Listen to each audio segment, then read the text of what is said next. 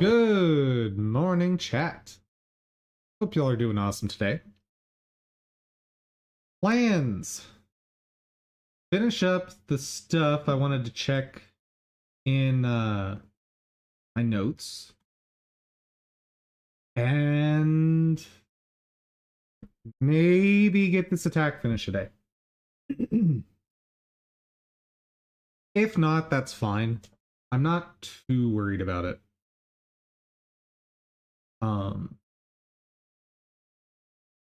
Because this is the last big mechanical piece of the combat in the game. So it taking a little while, I'm fine with. And if we look back at the average time to create these big components, it's between 1 and 2 weeks. So I shouldn't try to rush this. Plus, a lot of this has been experimenting with particle emitters, sub-viewports, and all that fun stuff. Why do you care about audio devices? You don't have any audio to put in a device. Okay. But before we jump into all that, let's do our startup.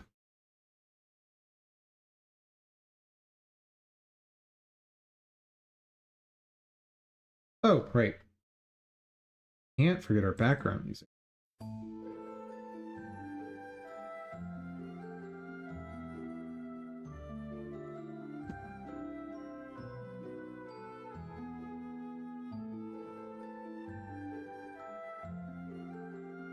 That's a fun track.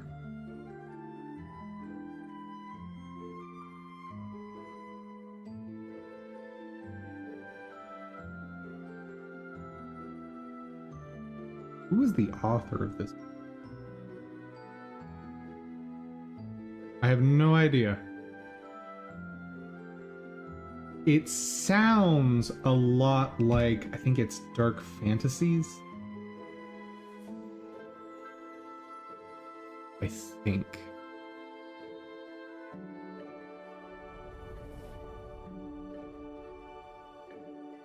But it is not. This is from the Game Dev Market Pack.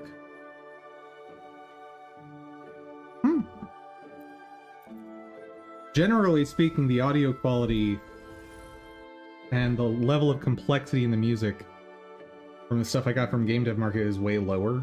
This one's pretty solid.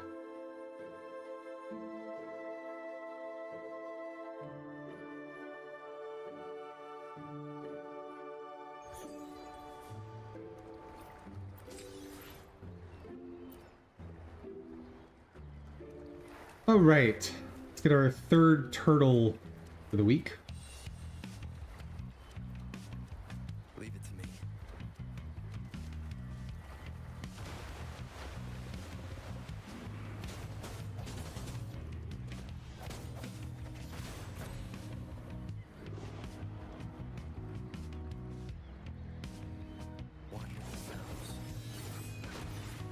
What? I call shenanigans.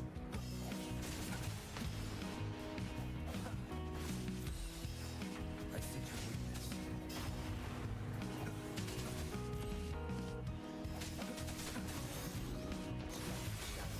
The hour is upon us.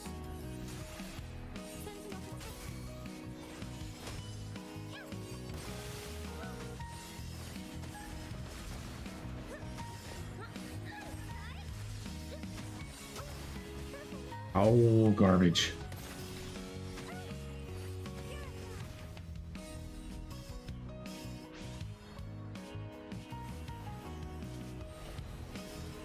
I have mixed feelings about falling animations having hitboxes. On one level, it definitely feels more organic, because if a giant monster falls on you, you should get hit. But at the same time, no, I just staggered that enemy. It should be helpless now. Conception. Appear.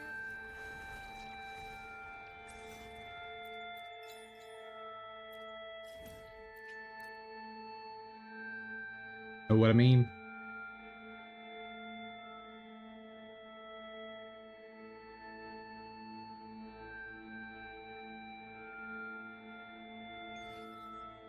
Hold on just 1 second.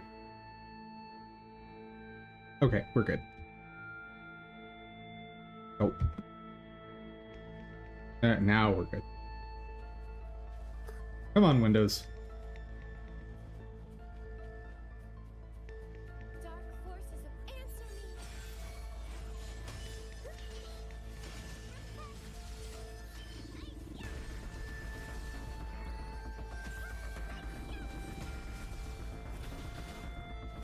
Rude, sir.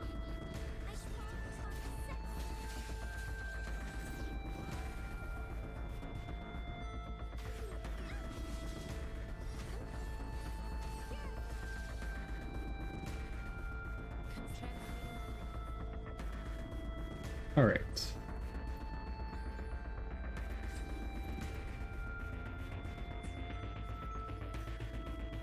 Today will be a fine day.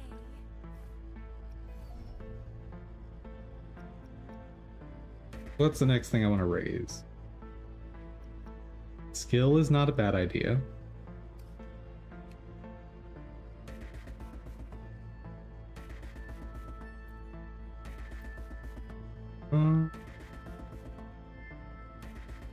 Resonance Liberation first.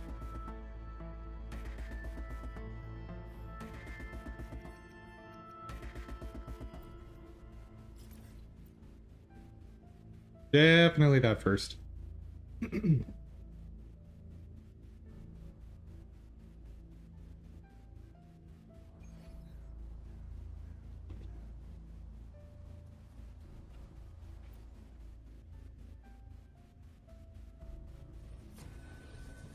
But should be my best bet for clearing this stuff now.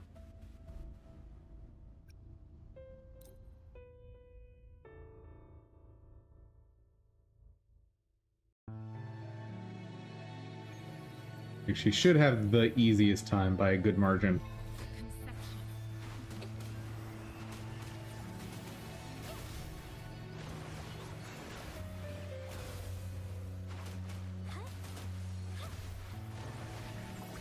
Good morning, still needs work. How's it going?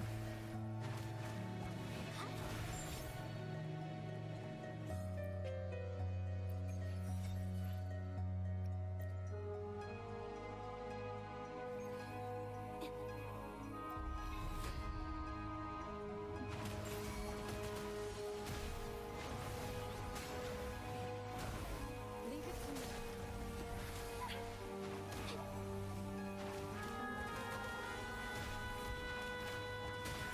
Classes are done? Awesome.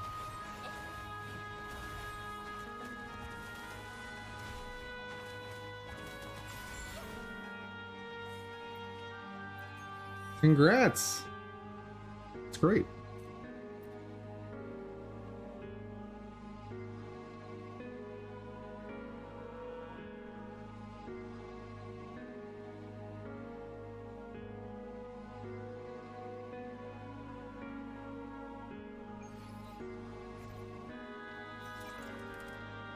Oh, right.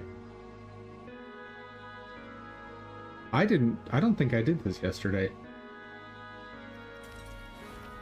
So make sure I claim that.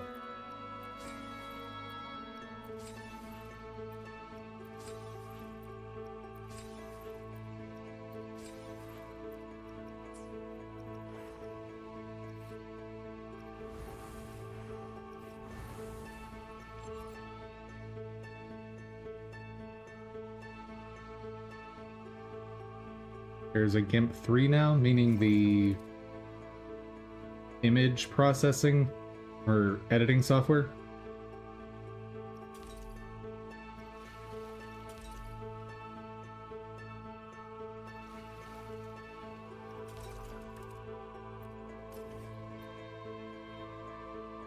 Cool.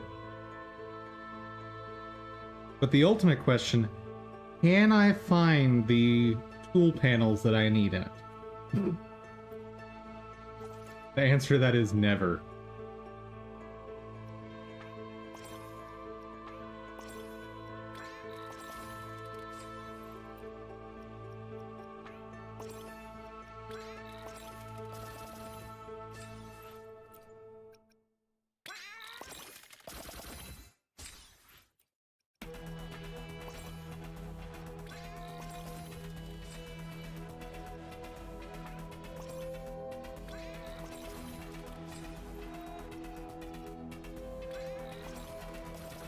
Nice. If I get a few more lucky hits, like that one, I will clear this today. Nice. Event complete. Why hesitate if you know?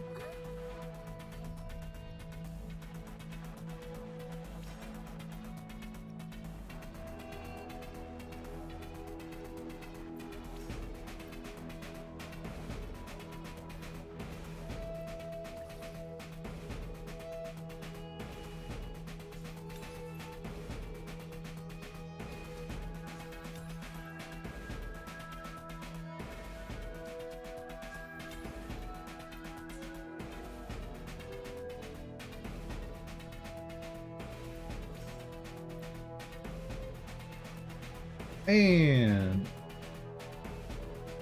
finish with that upgrade. Cool.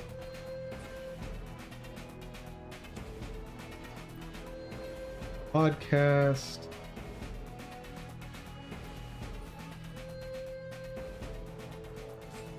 Oh. I guess I'm done. But, alright. Cool.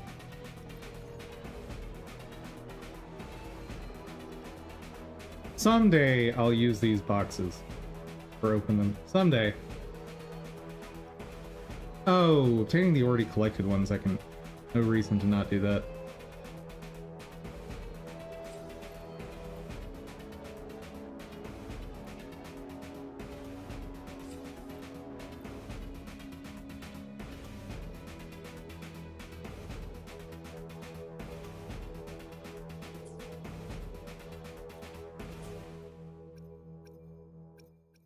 Now, the of your choice, those I definitely want to save for specific characters. Let's see. We got a little time. Let's see if there's anyone worth focusing on.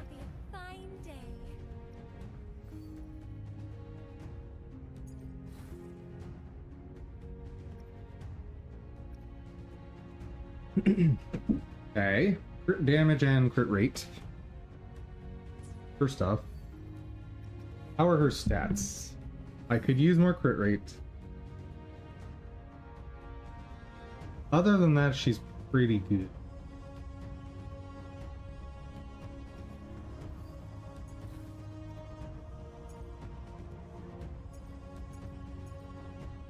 I already have crit rate on everything. So the best play would be switching her to a crit rate forecast.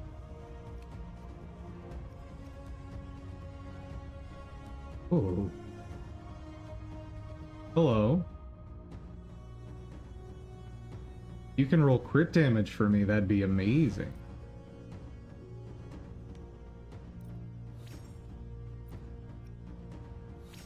Oh!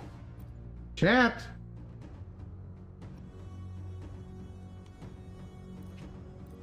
Okay. Heavy attack damage. Is it gonna happen? It did not happen. But that's fine. I think this one might still be better. Let's see.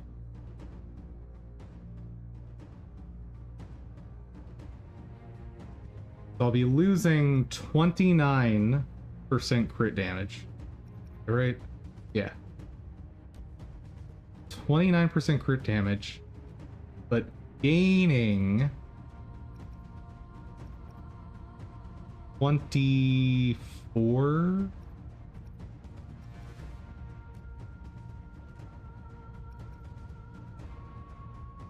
A little over 24% crit rate. That's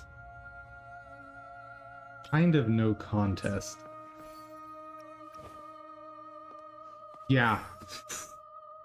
99% crit rate is real nice.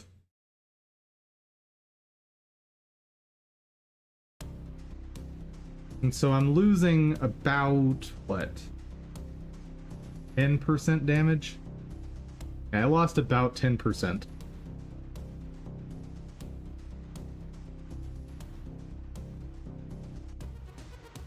But a quarter of my attacks are now doing over double. So 50%. So a quarter of the attacks doing double means that's a 50% boost and a 10% reduction. Let's call it a 35% overall increase in damage. Cool. I like it. Now, is there any more fine-tuning I can do?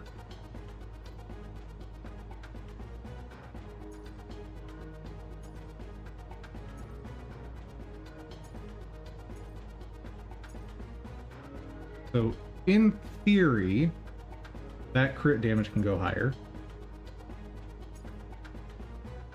So can that one. What's the highest crit rate?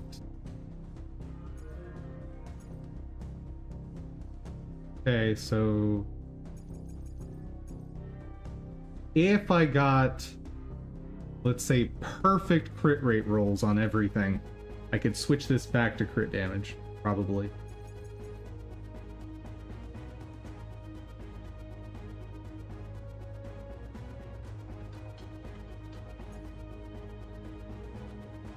This probably the best 8.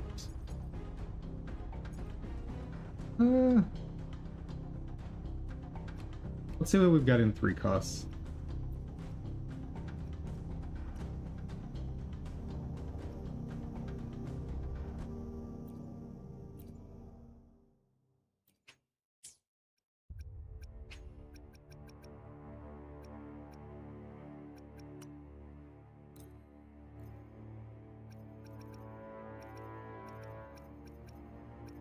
Only 2.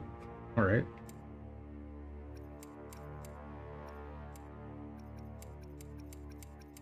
All of these get to go.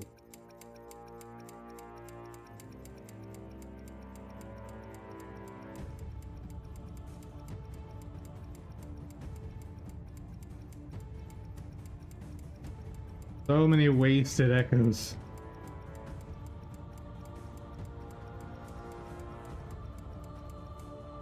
Oh, whoops.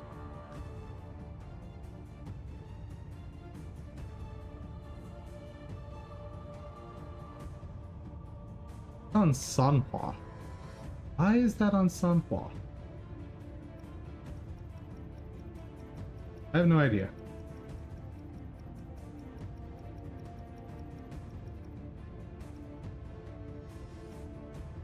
Okay, so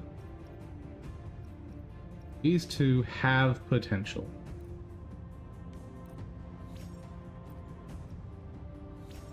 Garbage. And this one. Garbage! I'll give him one more chance. Nope, you're out. Goodbye.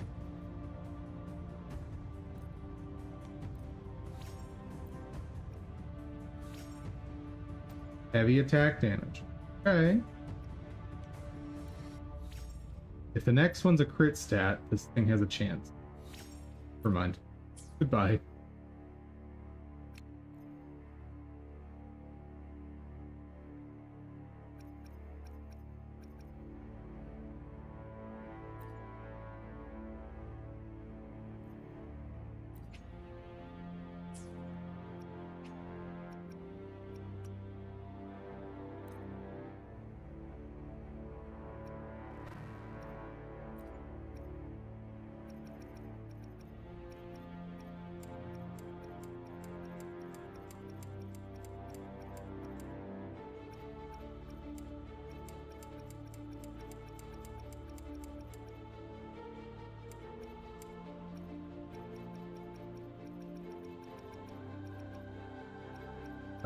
Any good one.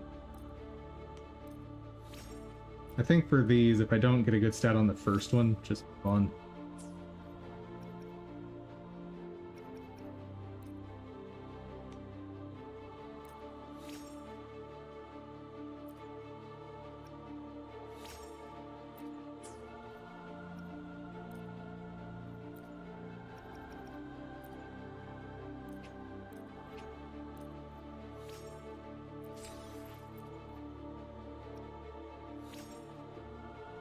Attack percent is not the worst.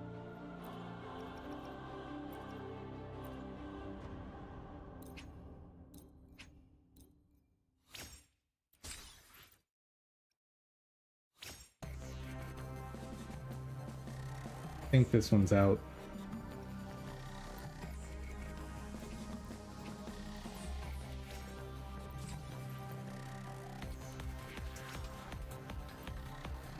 Well, if it rolls literally perfectly, then this one's worth it. I'm gonna risk it.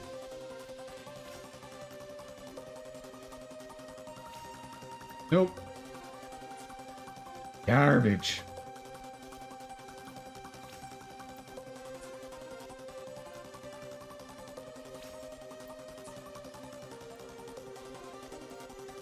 Got greedy.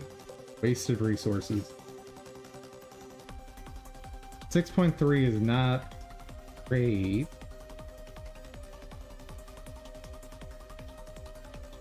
I've got a 7.5 on that one anyway.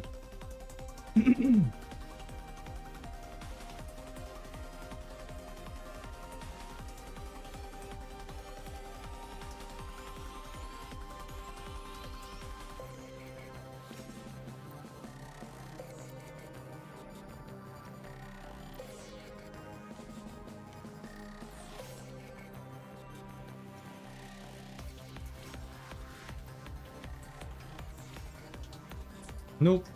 Nope, nope.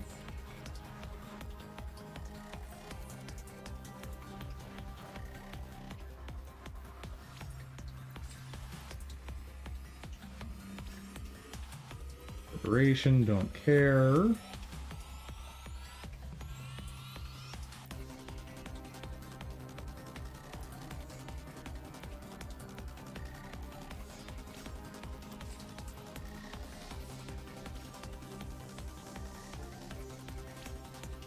Flat attack, garbage.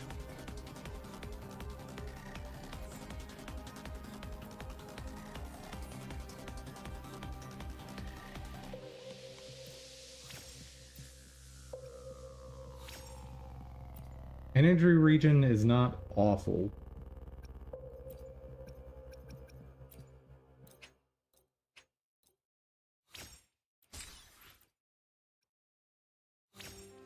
.5% crit rate. Oh, 18.6. Chat. We got something going.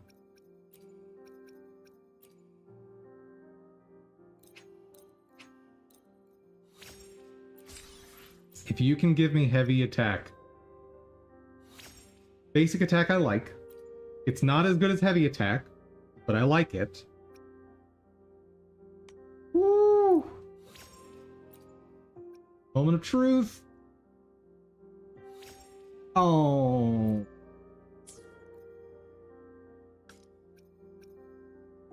But I think that's just better, what I've got.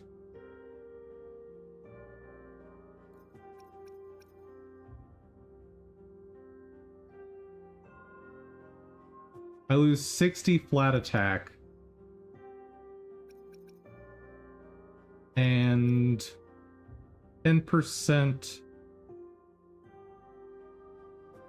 resonance liberation, or 5% resonance liberation damage because I'm getting it back in the form of crit damage.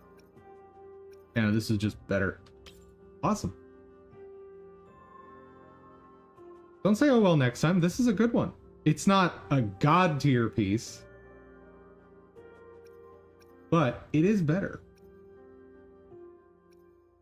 And I've actually got 2 more chances at something amazing happening. Well, on the first try, something amazing did not happen.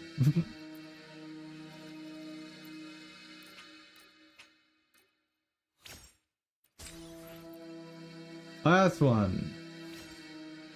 Oh, that's a really low crit damage. But... eh.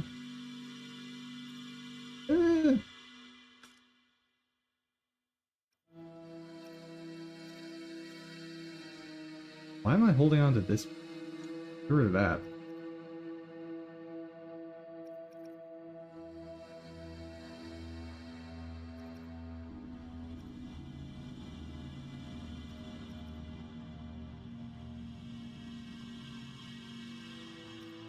Wait, crit rate can roll as high as 10%? I had no idea. Noted. Okay.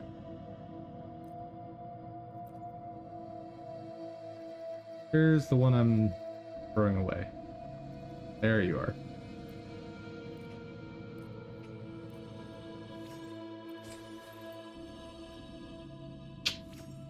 Attack percent. Basic attack. Oh, if you give me crit rate right now. That's not crit rate. I'm risking it. This is probably a bad idea.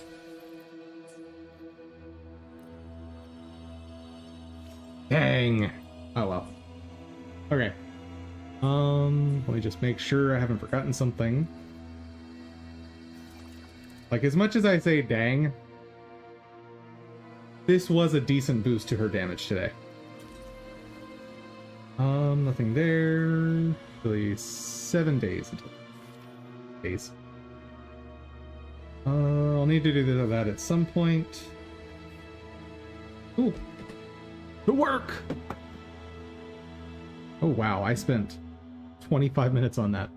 Oops. Alright. My notes. Double check shadow offset for slime ball.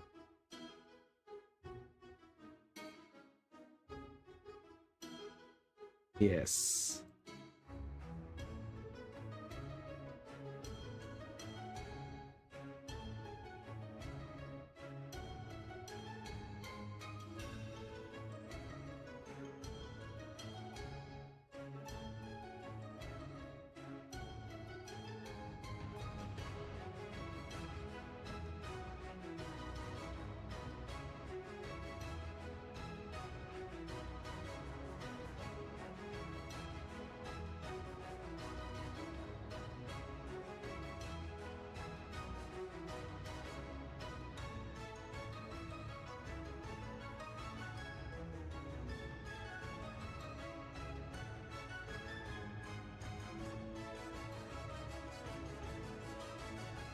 I'm gonna need to record a video.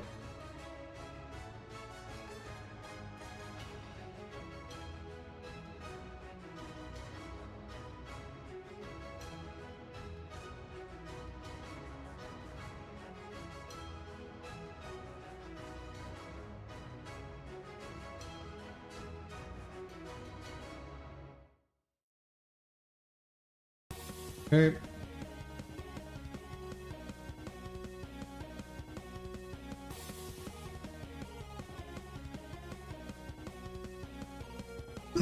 Woo.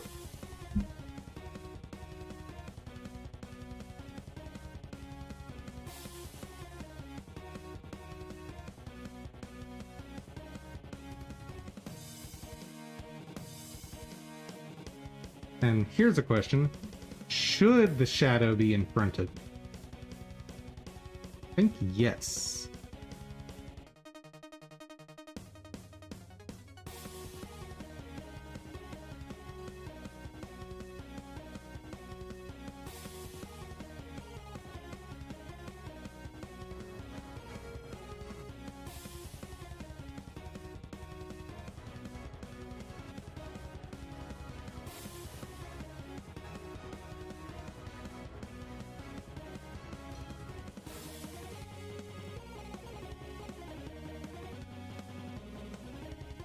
Wish I could slow it down.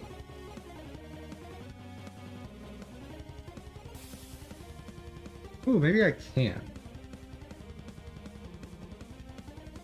No, not in this tool. Or that. This tool will be very good at seeing what I want to see.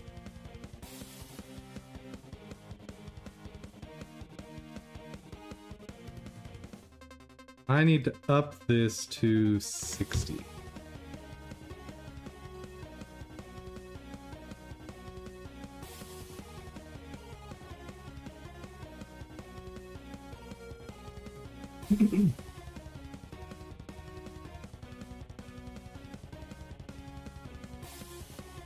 I need to be careful to not have this go very long, though. And let's limit the size.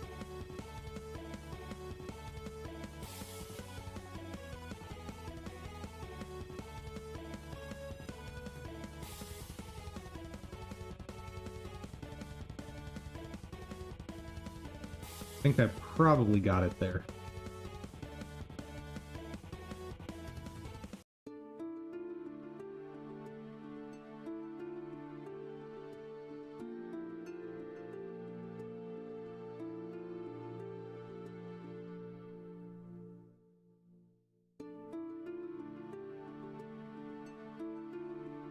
Looks good. Well, the thing I'm looking for is that shadow.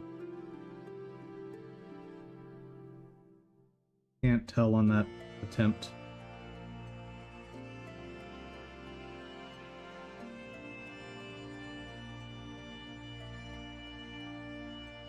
Okay, shadow is behind.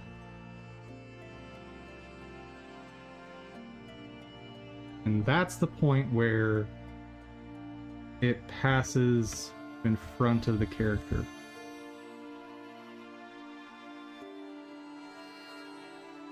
I think that's right. Good. And if it's not right, it's close enough that I'm not going to be able to tell. Okay, next thing to test.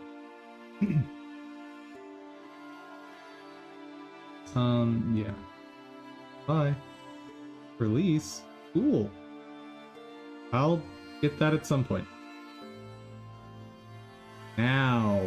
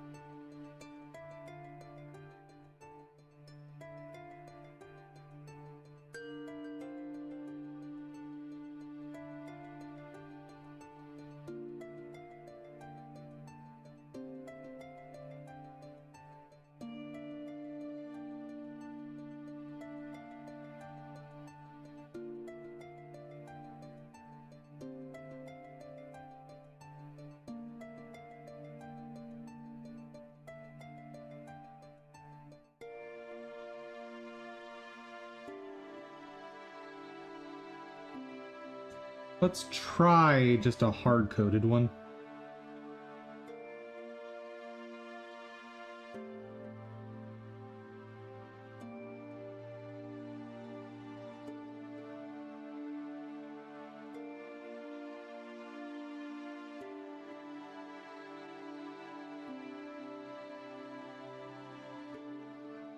I'm not really sure how this is going to work.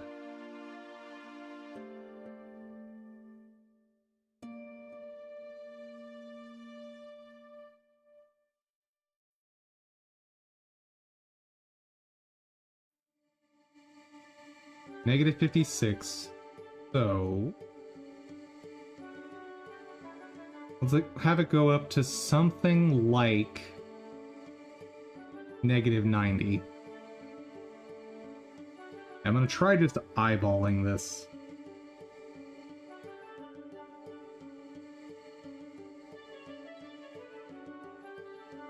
Wait.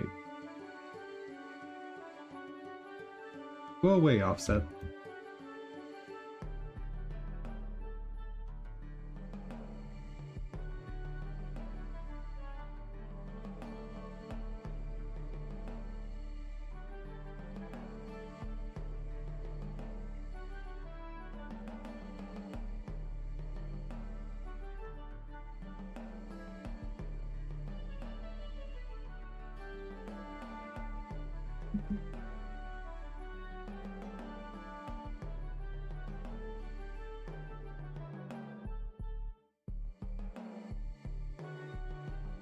So at the end of the 2 seconds, want it to end up there. And let's say halfway through, go to -90.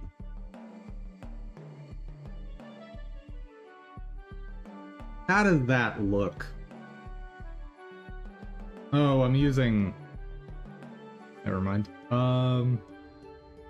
This is not gonna look great, but let's see it anyway.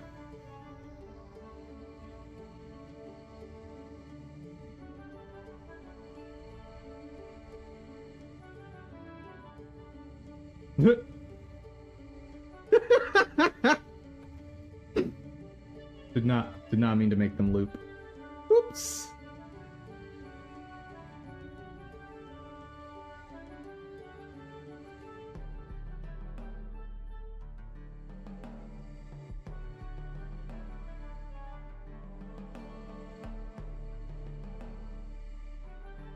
Whoops, whoops, whoops.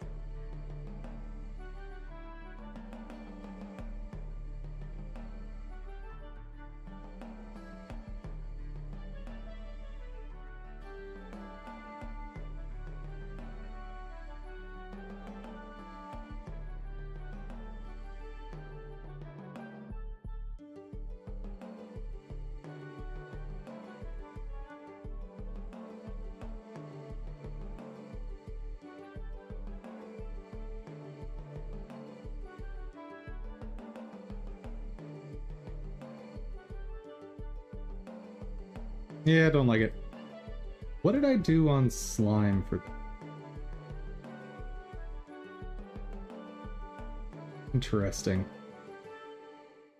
I guess because there's some motion built into this animation itself, like the sprite sheet animation, it's less noticeable that I'm using linear.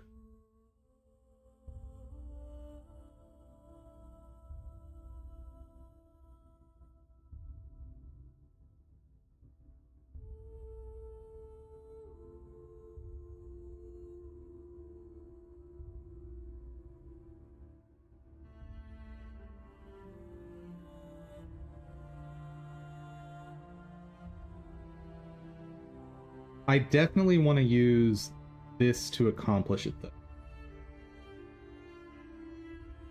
Because it simplifies everything.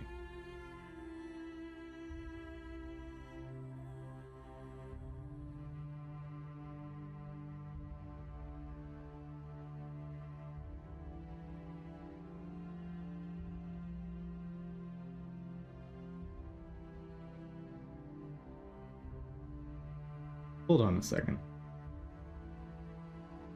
Maybe not.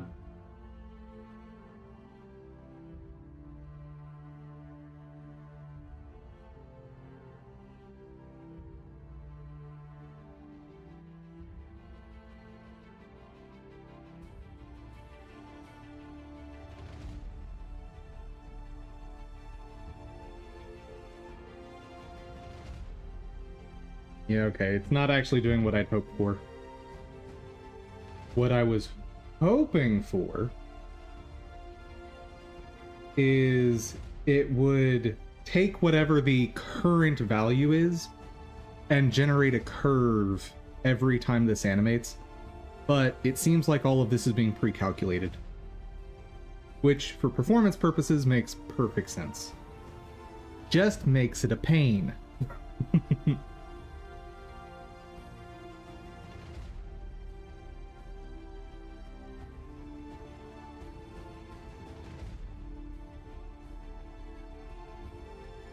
Okay.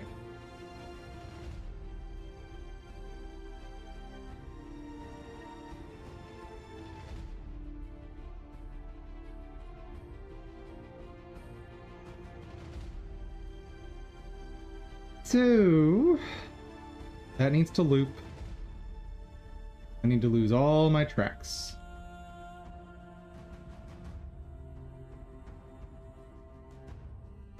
Uh-oh.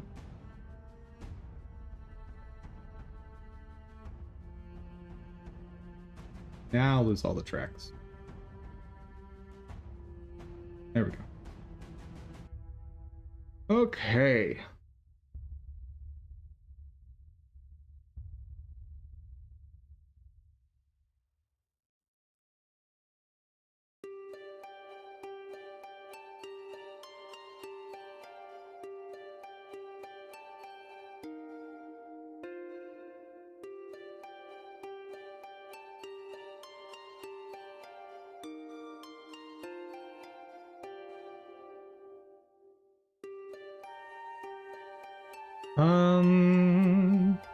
Ballistic motion.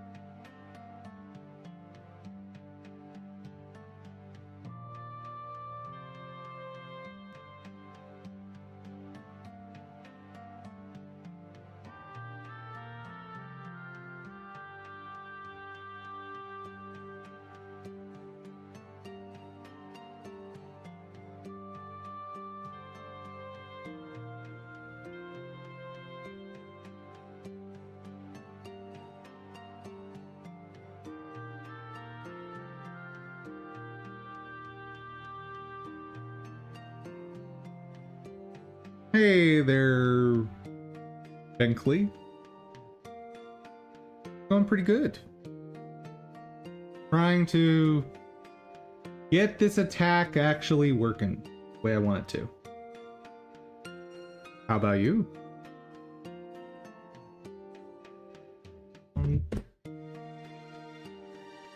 Physics process. Cooper.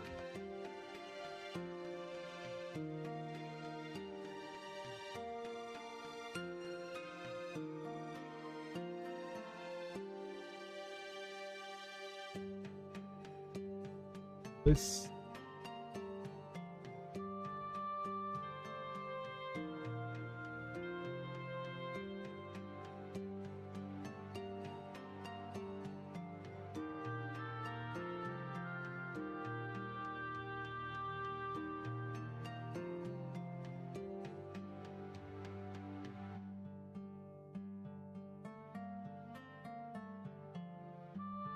There we go.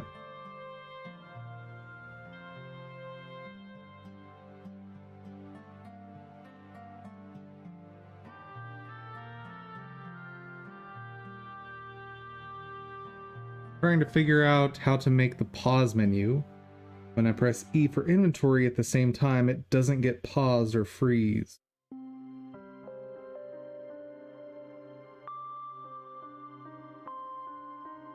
Well, if you're sending two inputs that cancel each other out, shouldn't it not freeze?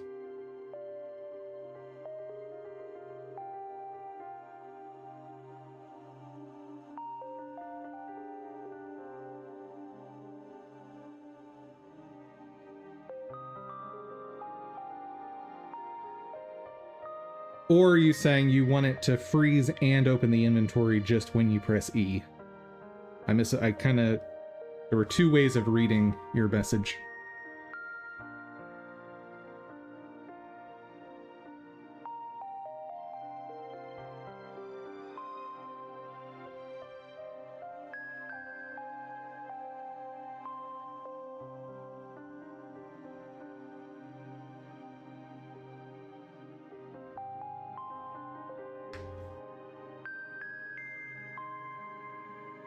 So first off, I need to figure out a launch angle.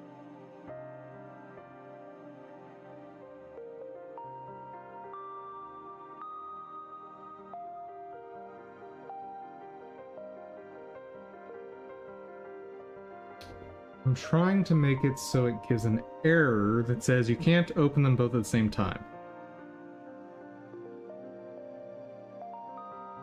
Well, generally, you should not be generating errors. Like, you should not be displaying errors to the user, generally speaking. Unless this is just an interim change.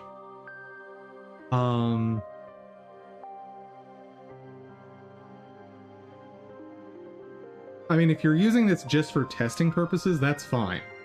But any professional product should almost never present an error to the user.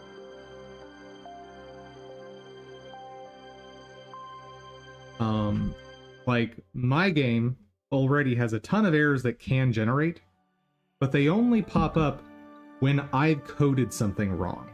It's never because of behavior in the game. How do I make it so I can't open them both at the same time, only one at a time?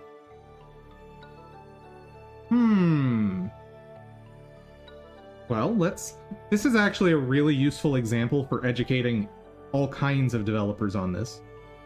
You have two things. Let's simplify this down, right? So right now you've got a pause menu and an inventory screen, and they're fighting each other.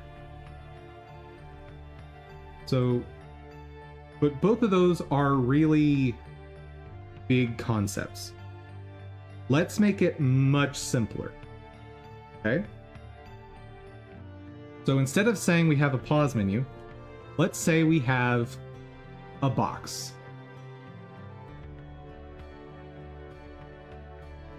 And we'll call it 1. And now instead of an inventory menu, let's say we have a box. We're going to call it 2. And you want it so that only one of these is shown at any given time, right? How do we do that?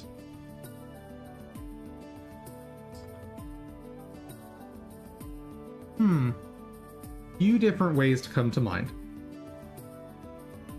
One is to have a state machine. So we could have some machine here that has a list of possible states. And we've got something like 0, 1, 2. Okay, so, and the way you implement this is going to be with a setter. And I can show you how to do that. I've got an example in my code. And so what you do for this case, so in each of these cases, whenever it becomes the 0 state, or not paused or inventory, what you'd say is something like hide 1, hide 2. And that is whatever code you need in there for disabling these two things. Okay? Let me grab that.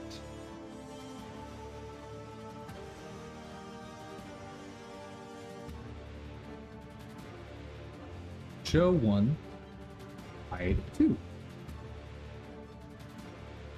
Finally, hide 1, show 2. So this way, as long as you're only controlling these things from this state machine, from the rest of your code, all you have to do is access this state machine. And it's worth noting, inside each of these state changes, you could say something like you can put any sort of complex logic in here you want. One such example might be, if 2, do nothing. Like, you might include this as part of transitioning to state 1.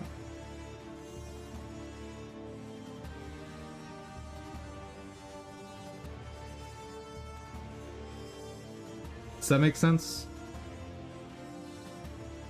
So this is one option for how to do this. And generally, I think this is one of the better approaches.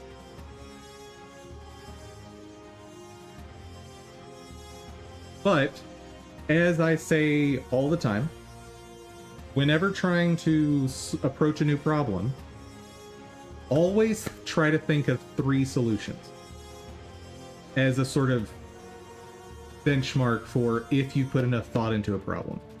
So, what is another way to do this? Okay. Well, one way is creating signals. Let's expand this.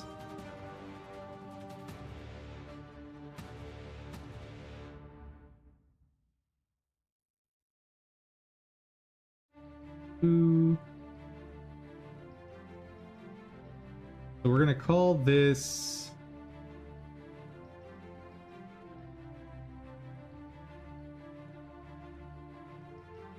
don't know, you're so brain dead? That's fine. So let's call this option A. And I'll show you what my state machine looks like for enemy behavior, and it might give you a better idea of what this looks like in code. So another option would be a signal approach. So we've got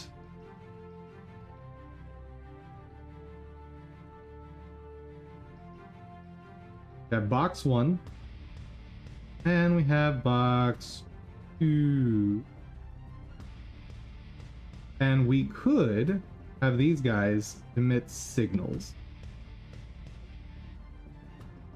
Pardon the symbology here. Now, what would these signals do? So, if I am currently trying to pause,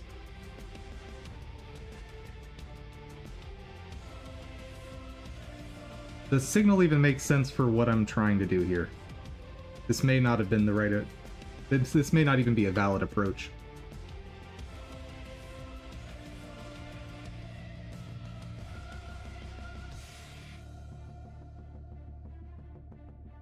So, yes, signals can work here.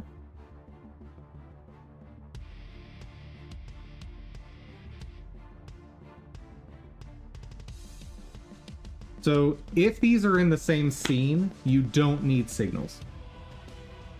At all.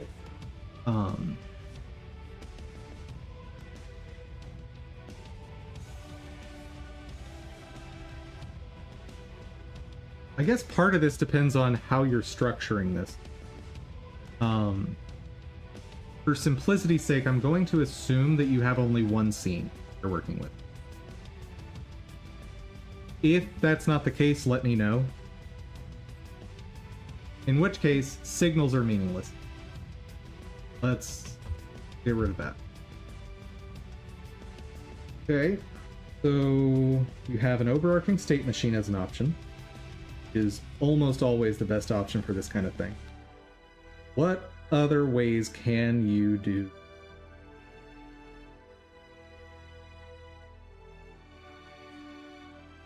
You could create just functions for this that would operate basically like the state machine. So you would have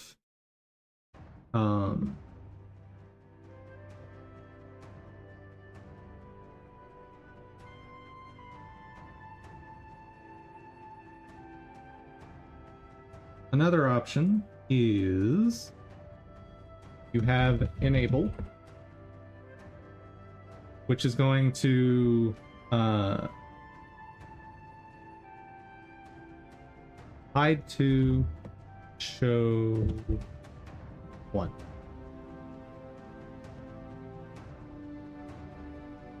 Actually,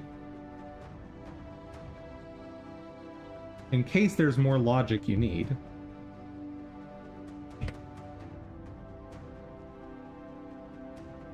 I'm going to call this that. So, disable 2.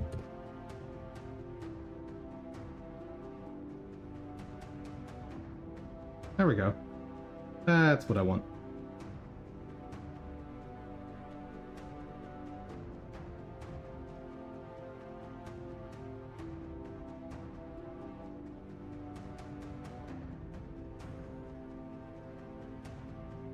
So another option here is you build out enable and disable functions for each of these.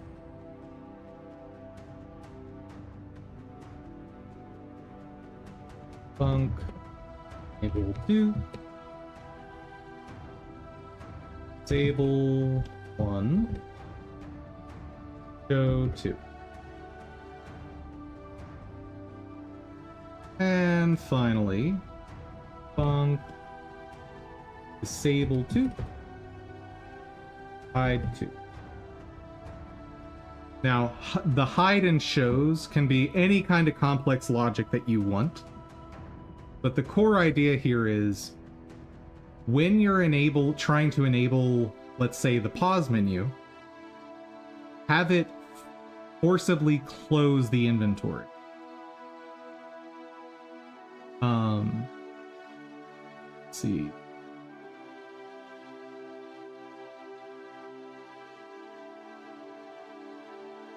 E for inventory time, it doesn't get paused or freed. Can't open them both at the same time. So either one of these approaches, you can program these as one of them disables the other, or you can say if the other one is currently enabled, just don't do anything.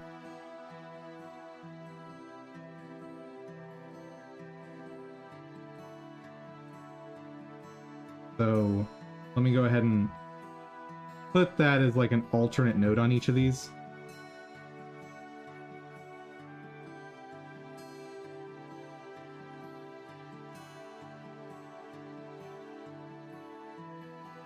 You're gonna do some research? All right. Instead of forcibly disabling, if X is currently enabled, do nothing.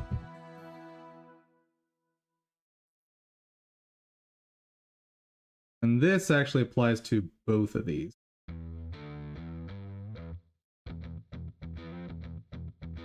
So here is approach B.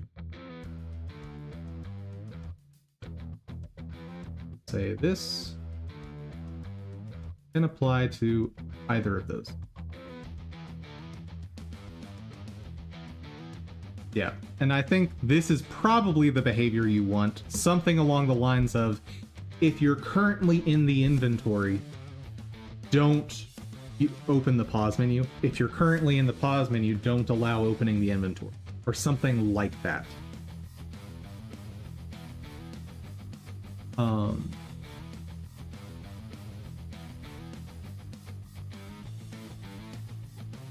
But I can quickly show you my purely code-based state machine. I think Godot has something like state machine structures somewhere, but I personally found this to be very easy to work with. There we go. And I actually changed this up a little bit from how I was doing it before. Like, I could be using a setter here instead of this, but having a function instead of a setter, they're the same thing. And so I pass in some state, and this comes from an enumeration. And I say, hey, whenever this new state happens, handle, now this is actually a bit too complex as an example. I forgot that I have a whole queuing system for this state machine. That's not actually what I want to show you.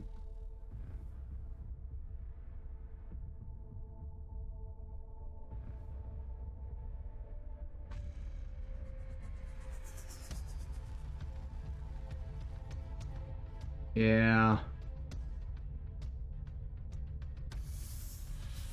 Unfortunately, this has become too complex of an example.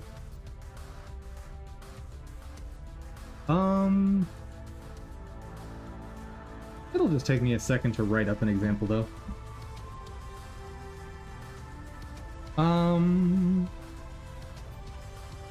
Var example state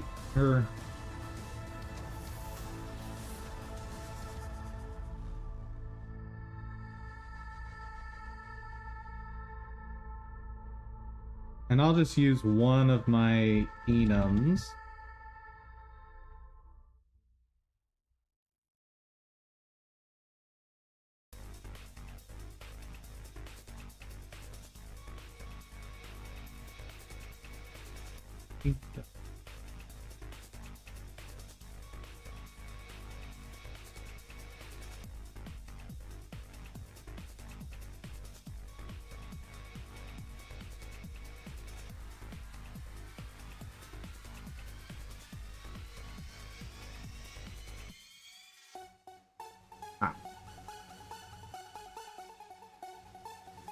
Go. So, I have an example state here, and all this is a regular variable right now. Or I shouldn't say variable. This is a property, and I've said, okay, it's of this type, and this is just an enum, a list of different possible states, and I'm creating a setter.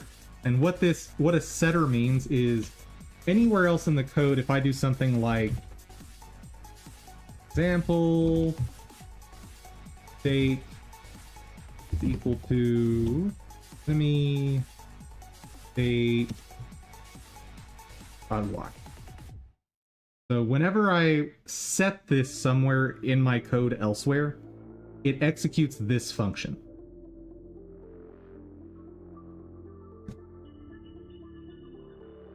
So inside this function, what you're probably going to want is something like this. Match value. And here you'll put your different cases. So enemy dot state dot. Oh right, IntelliSense is a little weird on this. That's spawn.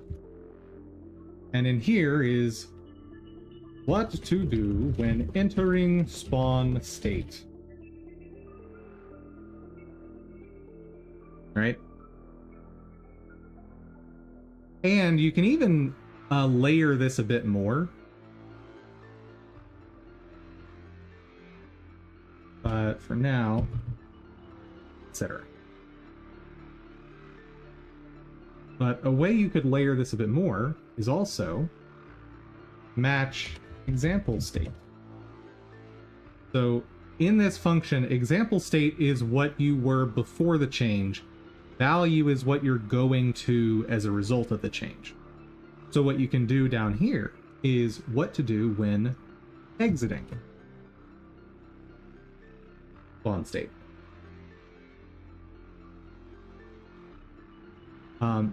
This is a super generic format for a state machine, and it's extremely reliable. So what this means is check the state that you're ending, and anything that's required for cleaning up that state when it's ending, do that here. Then, whatever the new value is, go ahead and do anything you need to set that up in here.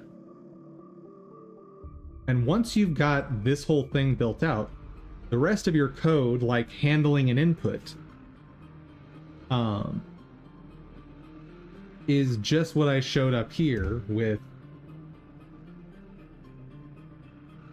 you would say example state equals, in your case, something like pause menu.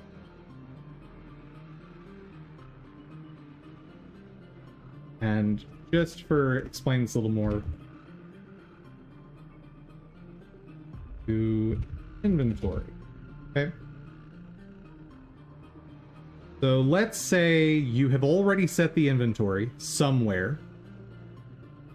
So that's already executed. We're going to comment that out because that's already happened. The inventory is currently open. And now you're doing something that you want to initiate the pause menu. Okay? Well, if you want to do inventory cleanup of some kind, you might do it here. Or you could say, hey, if, so match example state, I could do something like, oh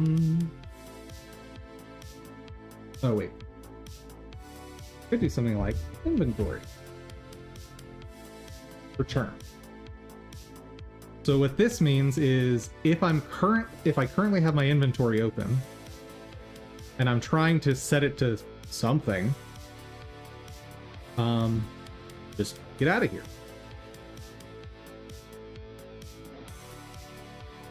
And you'd have to put some more logic in here, obviously, because otherwise you'd never be able to close the inventory. It would have to be something like, if value equals pause menu. Something like that.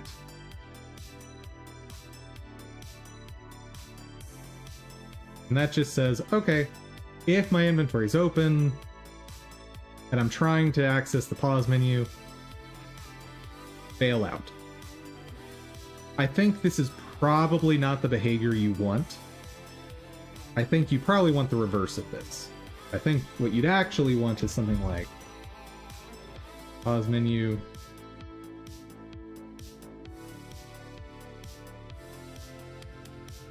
and in case there's other states, other menus, probably something along the lines of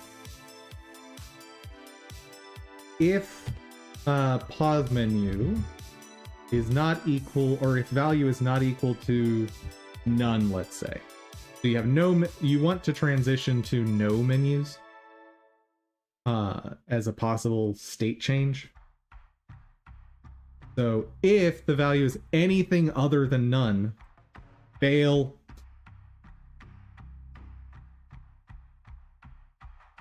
And then here would be something like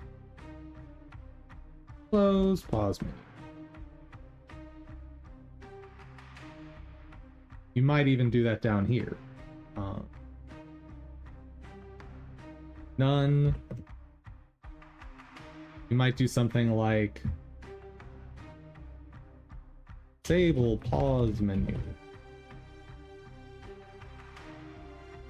Disable inventory. Right. So you could have one state that just, its job is just to clear the other, all the visuals, no matter what they are.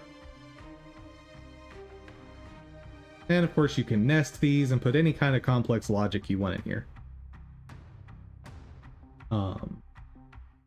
Like I think in one iteration of my code I had something like this.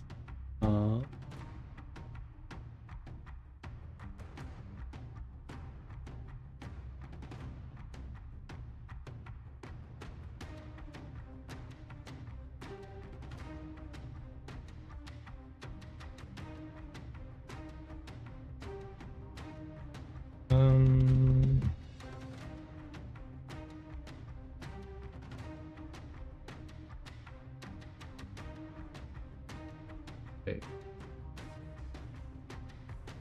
Oh, whoops.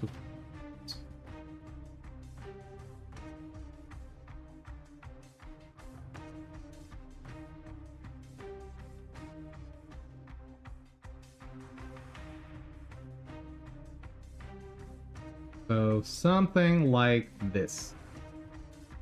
And what this would be, so you'd list out all of your possible states here and nest them in value as well.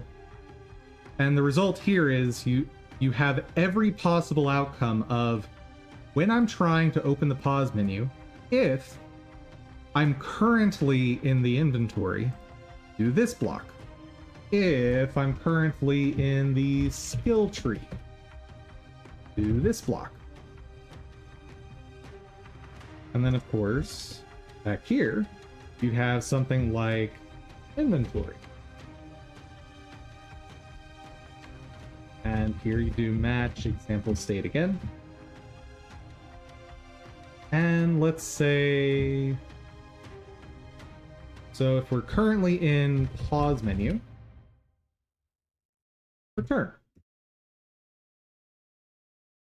If we're currently in skill tree, close skill tree.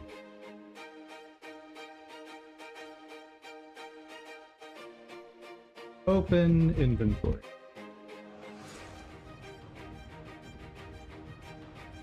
Here's another way to do that.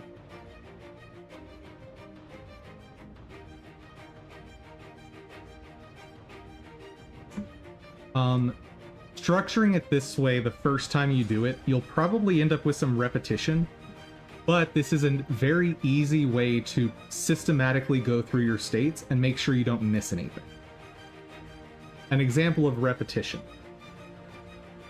If we're currently in the skill tree, all of these blocks are going to end up with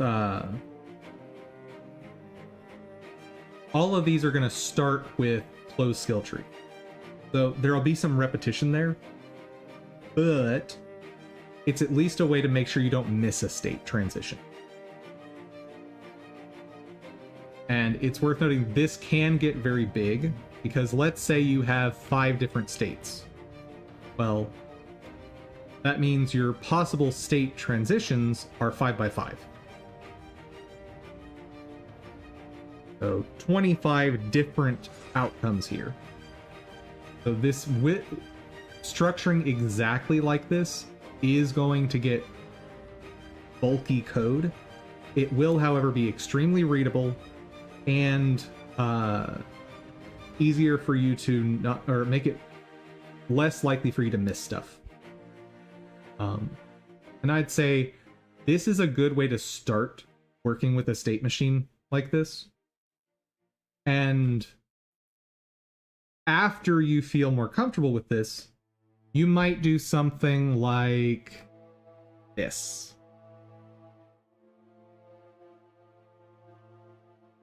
So wait, let me go ahead and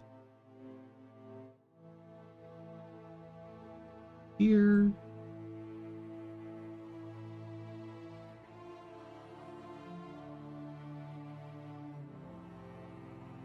So ignoring these others.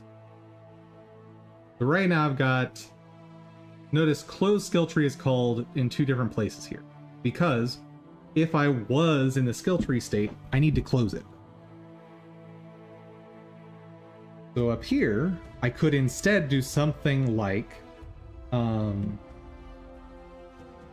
what I was showing you before.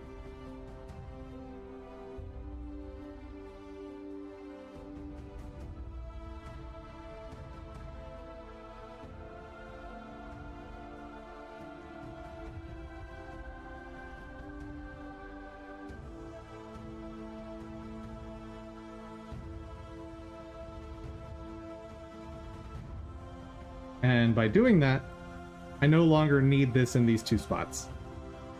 It can help you simplify some of your code. And when writing out a state machine like this, comment, comment, comment, comment, comment. So, clean up state we are exiting.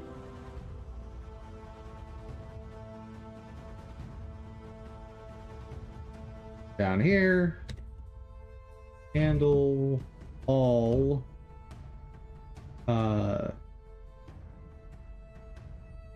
exit or enter times exit state combination. Stuff like that.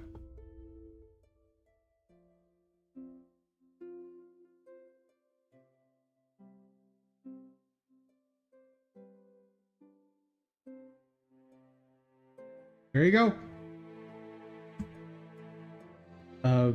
Pretty brief, but fairly comprehensive look at state machines. And if you need more detail, obviously ask. If I'm not streaming and you want more information, there's tons of literature out there and YouTube videos and all kinds of resources for learning more about state machine.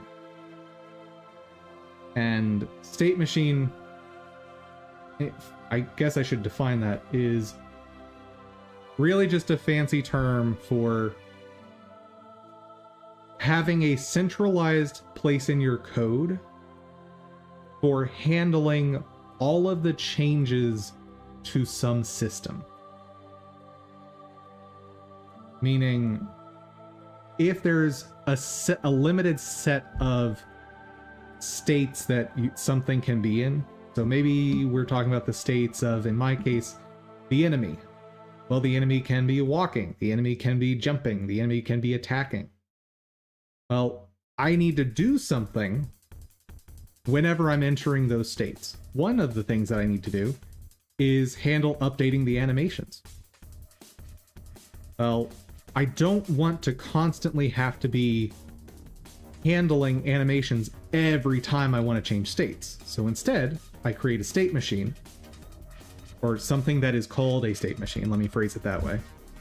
That is a centralized place in my code that handles all of the details of what needs to happen when I want to change state.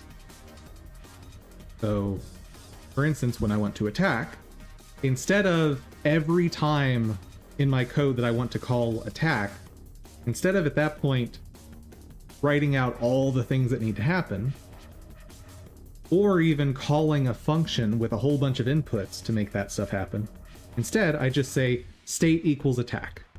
And then it goes into my setter, or in my case, I have a set function, which functions exactly like a setter. I do have an extra input here that I need for my code. You probably won't need that.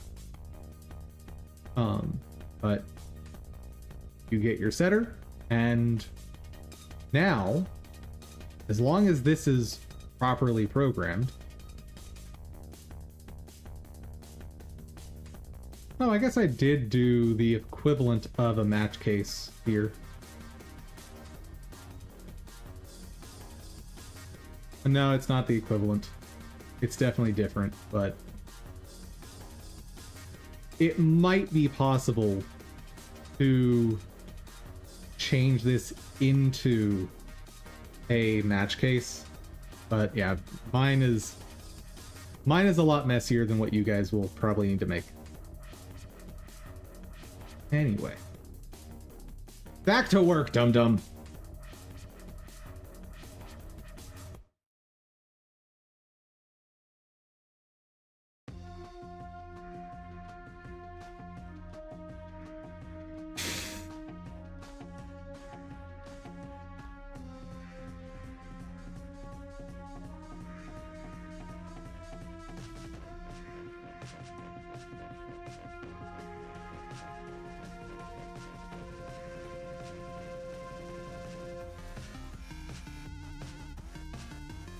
Hey there, Lizard.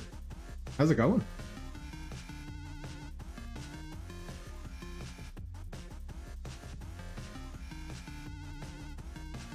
What's this? This my game! And you just missed a wonderful breakdown of state machines. If you'd like to check that out later, please hit up my YouTube. Like, subscribe, and comment below. Tell me how I'm wrong about everything.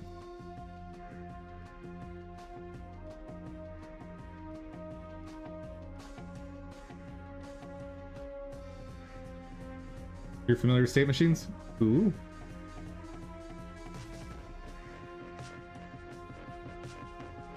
You're natural at the call to action? Dude, it feels so unnatural. It took me so long to figure out, like, I shouldn't say figure out. It took me so long to get used to saying my outro where I ask people to go to my Ko-fi page to help support the channel. Like it, oh, for the first month, the whole time I was like, oh, I don't like saying this. Please make it stop.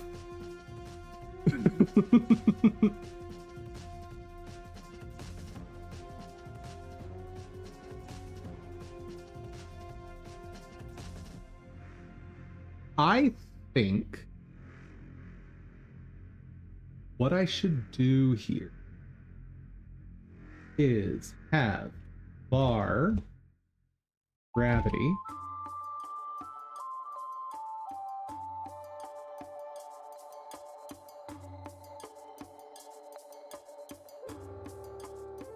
something like 9.8.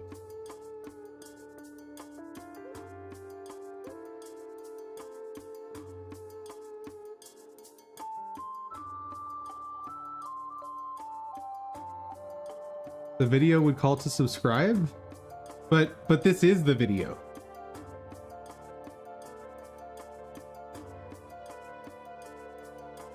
Like if you're on my YouTube channel, this is the same thing.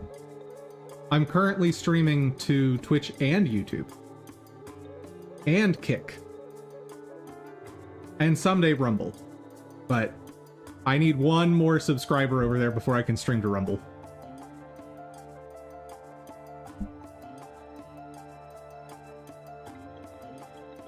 No editing? Nope. That's not what I do.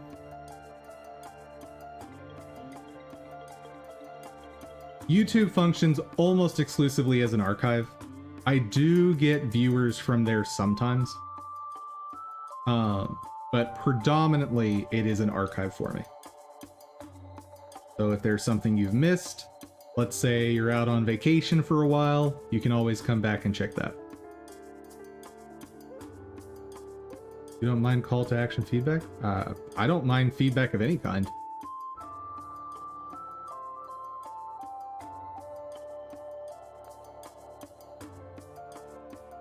Feedback at worst is useless. At very worst is useless. And by useless, I mean neutral. Right? And if I take feedback negatively, that's on me. So I can just choose not to do that to a certain extent, obviously. I mean, depends on how in control of your emotions you are, but yeah, feedback on anything is great because it's, at the very least, it's an additional perspective that I didn't have before.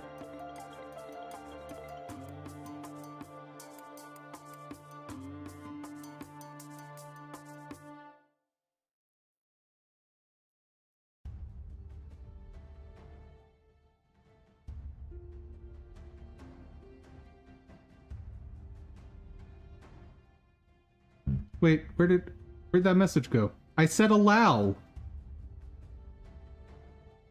You said one of the danger words. What? Which?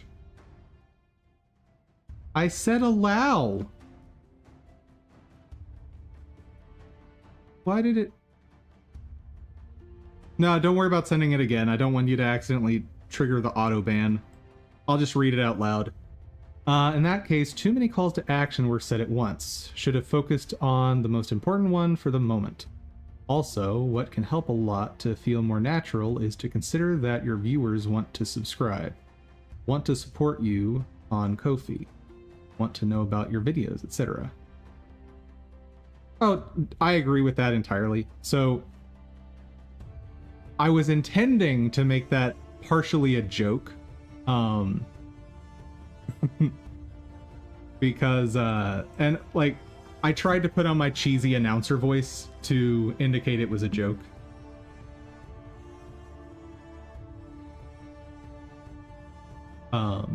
Whenever I put on this voice, you should not take anything I say seriously. Because I am obviously a fake person. Please consider me AI announcer.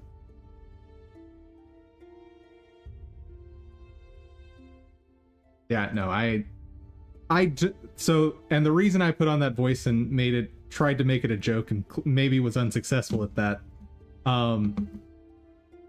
I don't like asking people to subscribe. I don't like asking people to comment, like any of that stuff.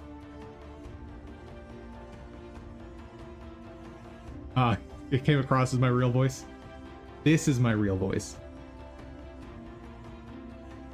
Anytime I put on another voice, it is probably for comedic effect. Probably.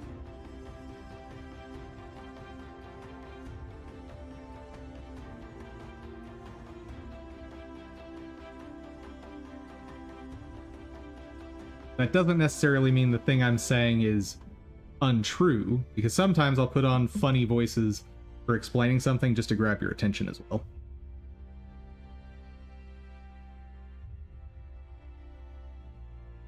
Leave your thoughts in the comments as an alternate phrase. Thing is, I don't want to tell people to go comment on YouTube. That feels weird to me. Like, you know there's a comment section. You don't need me to tell you, hey, go comment! Because me saying that is clearly just me begging for engagement so the algorithm will pick me up more. And that feels lame to me. I see it all the time in YouTube videos where a creator's like, hey chat, tell me if you agree in the comments. Yeah, they're gonna do that anyway. Why are you telling them?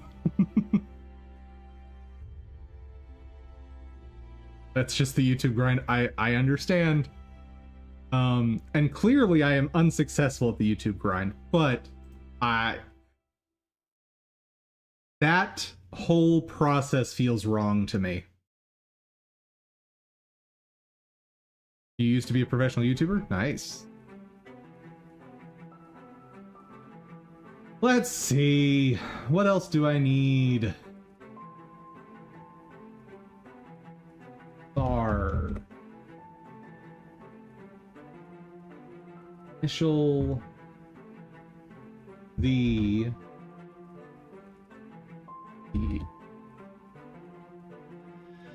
Float equals. Okay.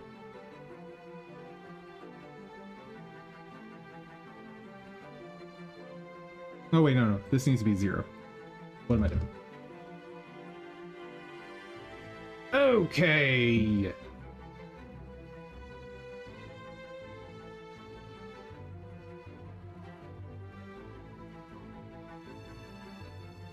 Actually, this should not be initial Z speed, this should just be Z speed. Because that's gonna change.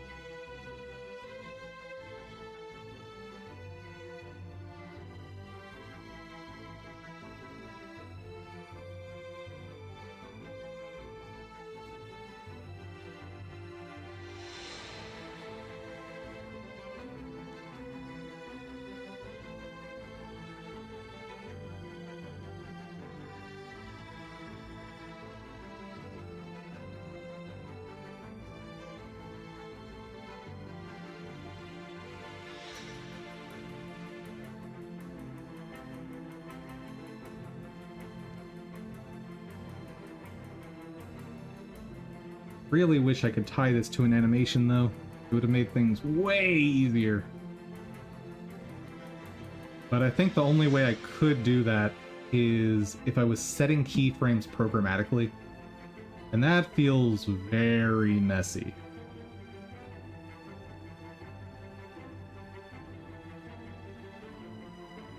Doing a launch video of AC Shadows and some of the enemies have...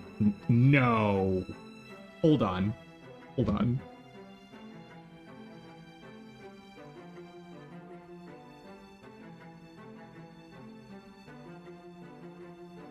No.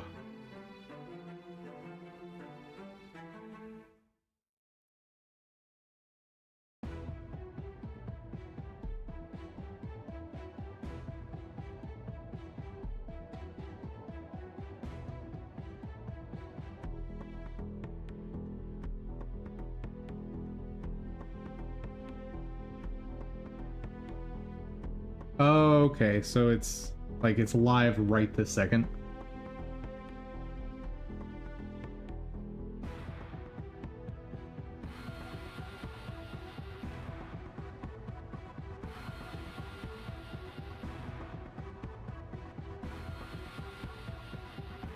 Is it this one?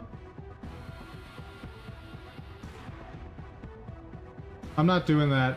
Sorry, chat. As much as I want to check that out, sorry.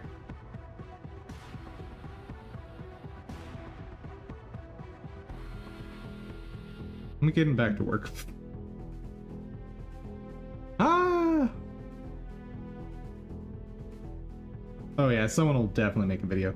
And if you can grab a screenshot and put it in the Discord, I'll pull it up.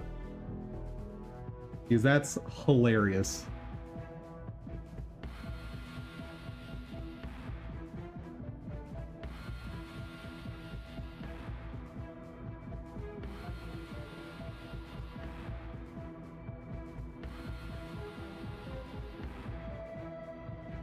Speed is equal to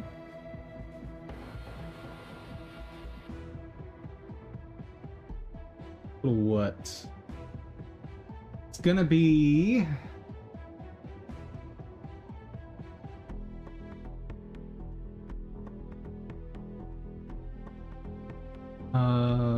Sokotoa. Opposite over adjacent. So adjacent times tangent theta.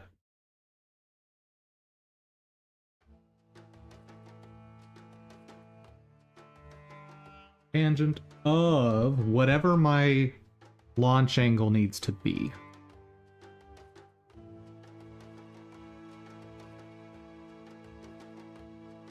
Ubisoft banging so hard on AC Shadows? I mean, yeah. You haven't heard that trig since high school? Sokotoa, man! It's useful! Alright.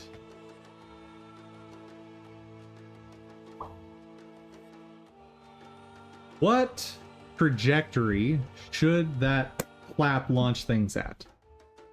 Probably just a bit above horizontal.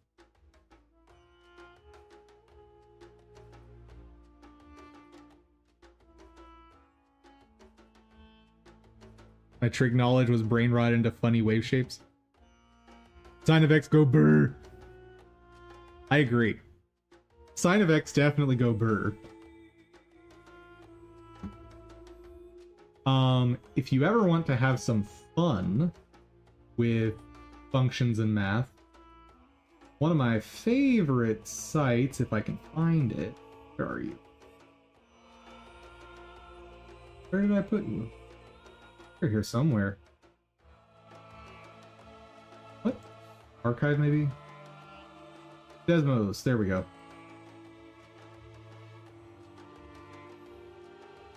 So, A times tangent of B x plus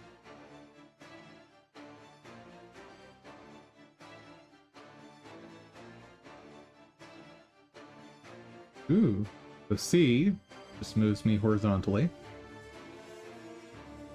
A is my angle here, roughly speaking.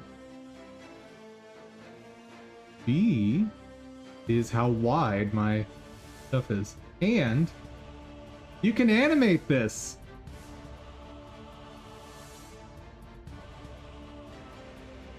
How cool is this?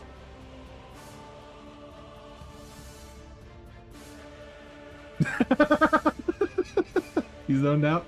I mean, this is moderately hypnotic. I'm just showing off Desmos, that it's a really cool app for visualizing math.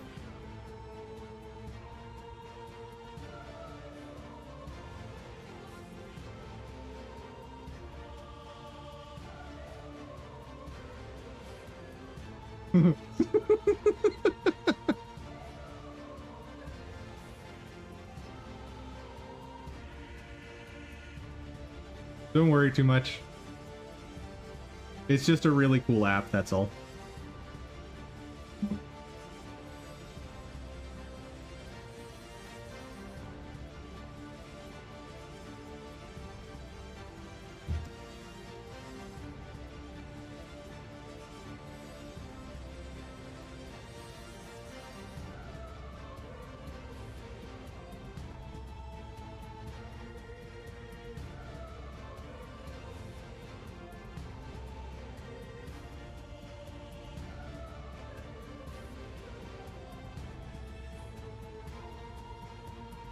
Anywho.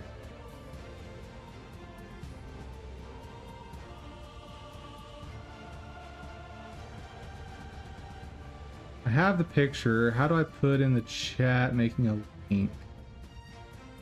Oh, right. Because I don't let you upload files. Here's what I'll do.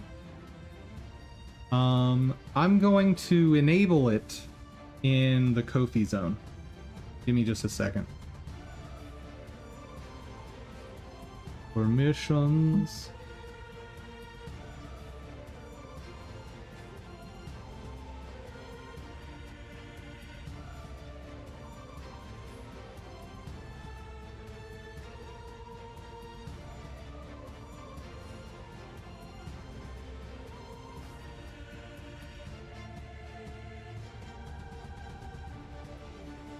Where's the attach files thingamabob?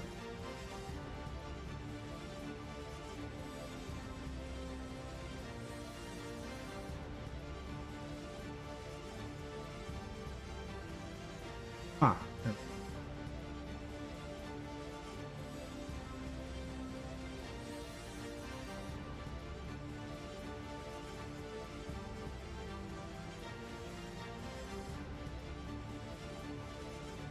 Let me double check something.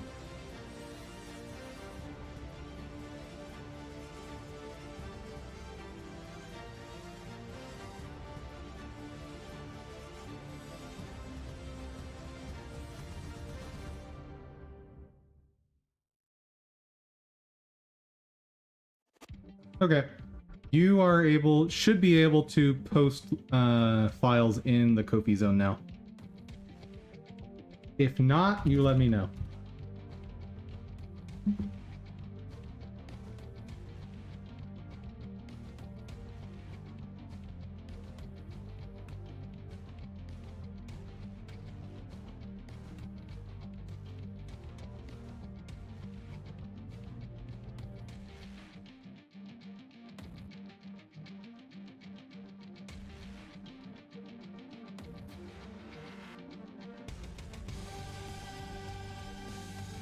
I think the launch angle I want is something like 15 degrees.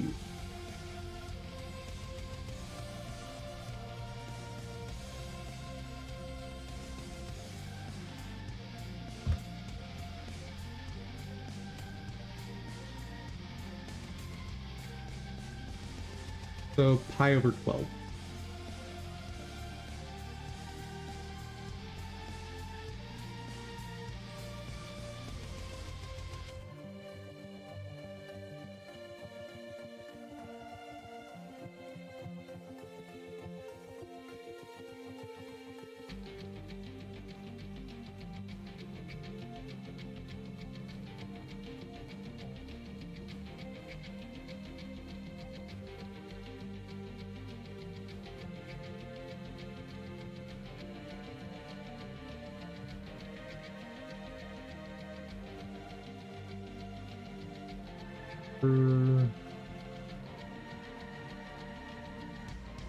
Okay.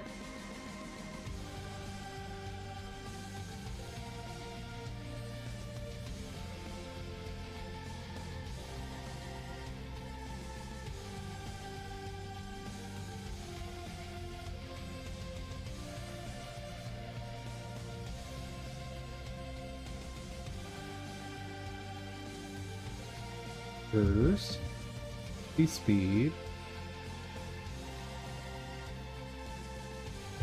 minus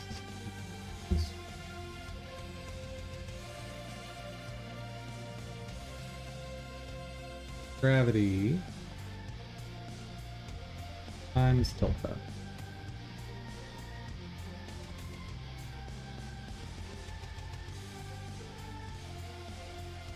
Our new speed is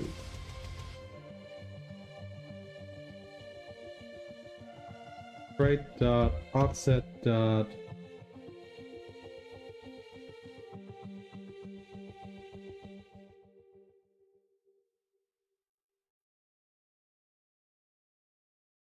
minus v speed times delta.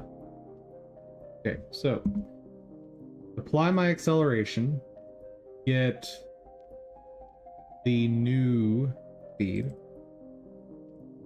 apply my speed to my offset, get the new z.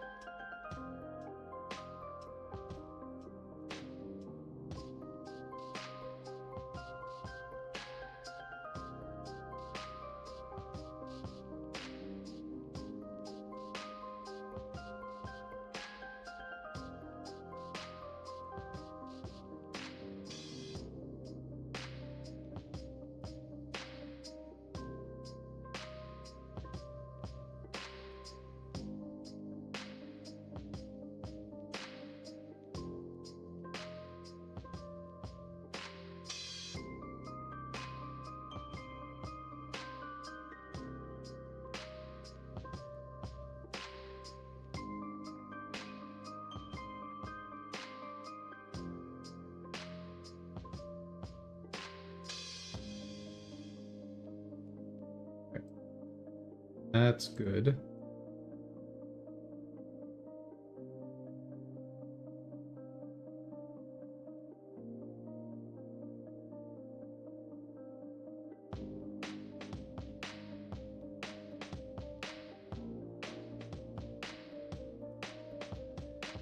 How long have I been working on this game?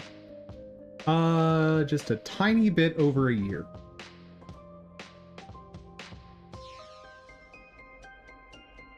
Just a tiny bit. I definitely underestimated how long everything takes when you're doing everything on your own. And it's worth noting, it's been a year of building out channels. Comment. Hold, please.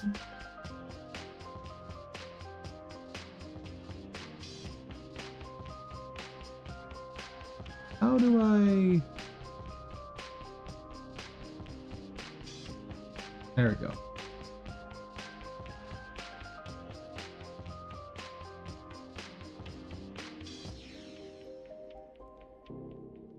Oof. Well, I'm glad that looks like modern gaming graphics, don't you?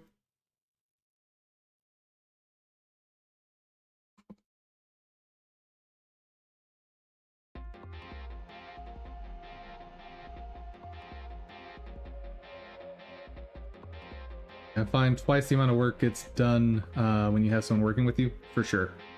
I would say more than twice as much, because if I had someone working with me on this that could prioritize the work I'm bad at, it would be way, way, way more efficient than me trying to do it, obviously.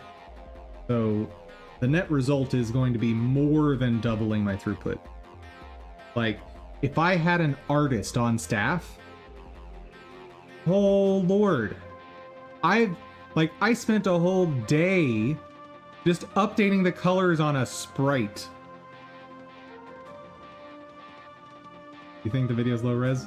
Don't care. Ubisoft bad.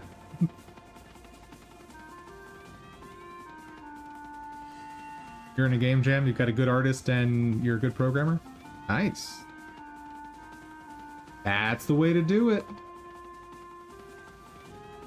But I have no artist. And considering I have no artist, I have no game design expert to work with, like it's just me, I'm pretty satisfied with what I've come up with.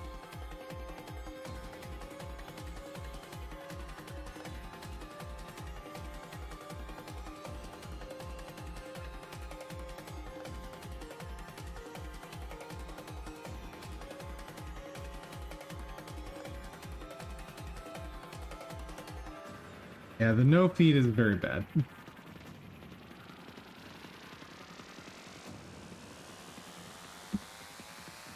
I miss something? No. Okay. Oh. How'd they get past quality control? Well, the question is, like, the answer to that is there's a lot of possible ways it gets past quality control. First off, it could be that someone higher up in the development group, or depending on how they're organized, maybe even low in the development group, could have pushed a change to the build they were going to demo last night. And maybe they thought it was a really minor change, like changing the opacity in a shader. Maybe that's all they did. And they didn't realize that that was going to cause a rounding error that then causes feet to not render. Maybe that's what happened, right? It could literally be as simple as there's a developer that was working on something late last night.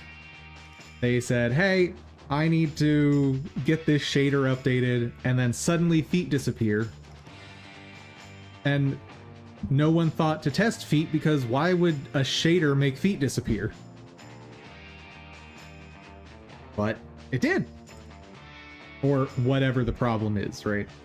That was just a random example of an off-the-wall thing. Okay.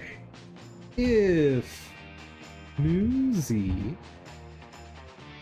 is less than, greater than, equal to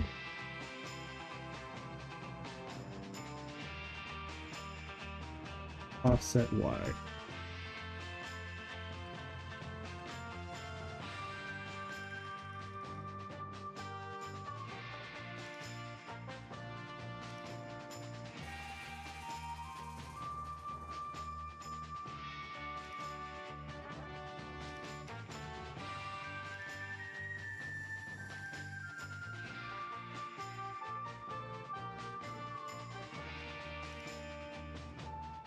So whenever it hits the ground, just hit.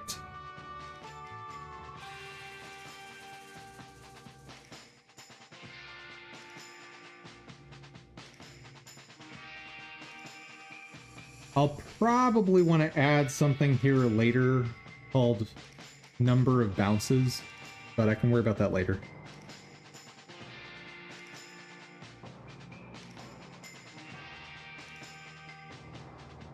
So far the game seems boring, where you assassinate people and get good from inside the buildings. Not like you get drops or anything. Alright.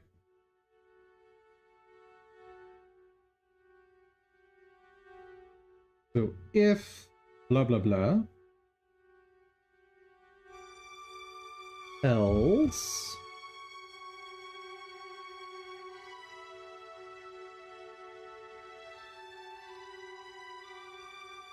Newsy.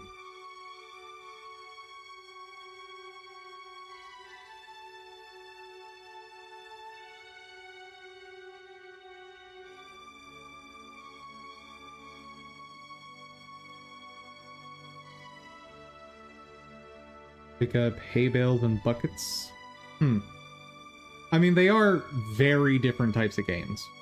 Like, I don't think Assassin's Creed would work with randomized loot drops like Neo has. It wouldn't even work with fixed drops like Dark Souls has. Because in a game like Assassin's Creed, if you were to have scaling stuff like that, you'd be heavily restricted from going to higher level areas. Or you'd end up in a situation where a couple hours into the game, you're one-shotting everything. Like, I don't think that style system could work in Assassin's Creed. I mean, I shouldn't say that. A smart enough person, much smarter than me, could possibly come up with a way to put those together. You already one-shot things? But not in, like, melee combat, I'm assuming, right? Like, only if you're, pulling off assassinations. I'm assuming if you're doing, like, regular sword fighting, you don't just one-shot everything.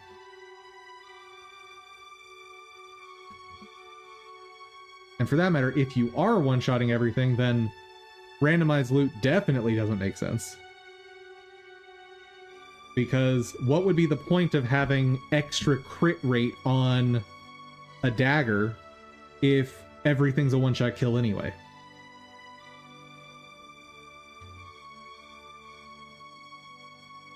A game like Assassin's Creed, the type of drops you should be having is things like consumables, in my mind. So something like a smoke bomb could be a drop in Assassin's Creed.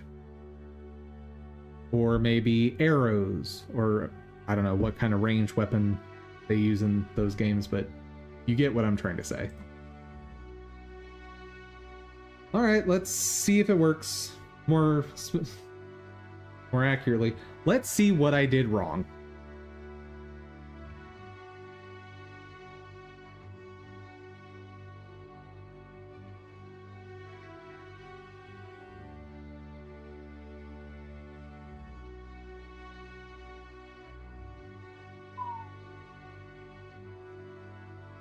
Yeah, that gravity is way too small.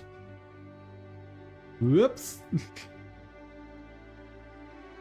So, one thing I know I'm gonna need in here is globals.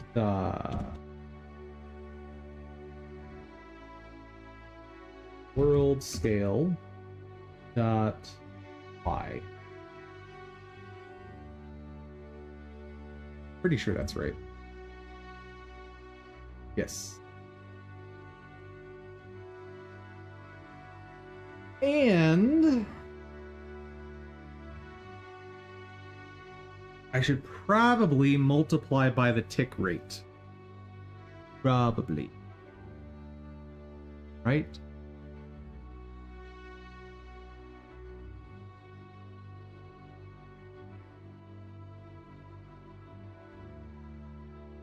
I think this is right. So this should give me something akin to real-world gravity. I think.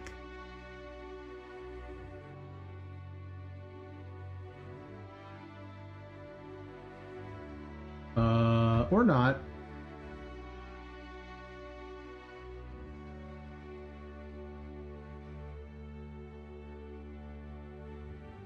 Actually, I think that probably is similar to real-world gravity.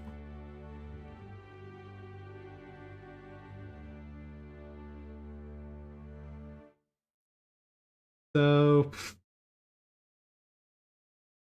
we're just gonna have to test different accelerations.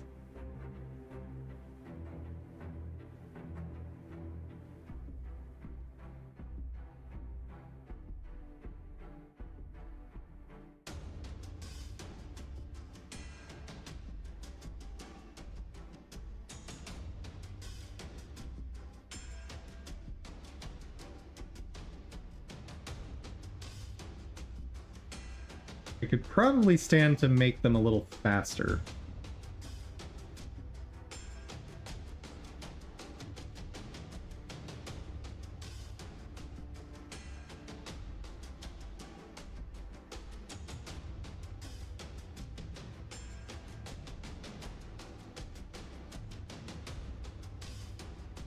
Yeah, let's make them a bit faster.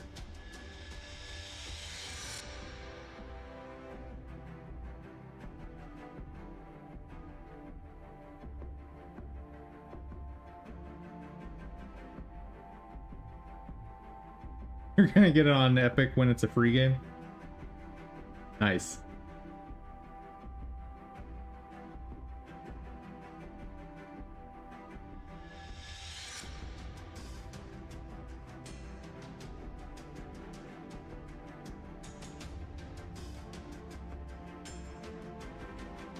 It's a little too floaty for my taste.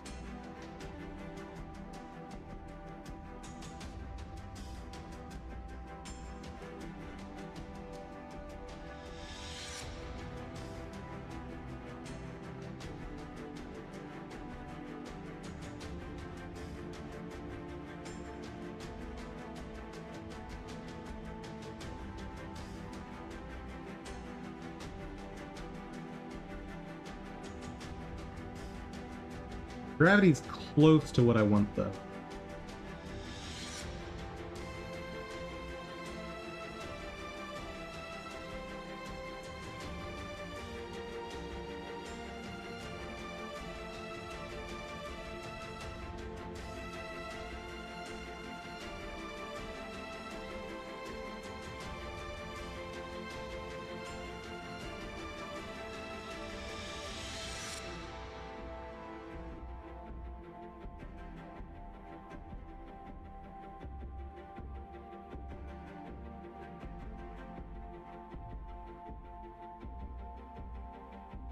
That feels more natural. That feels a lot more natural.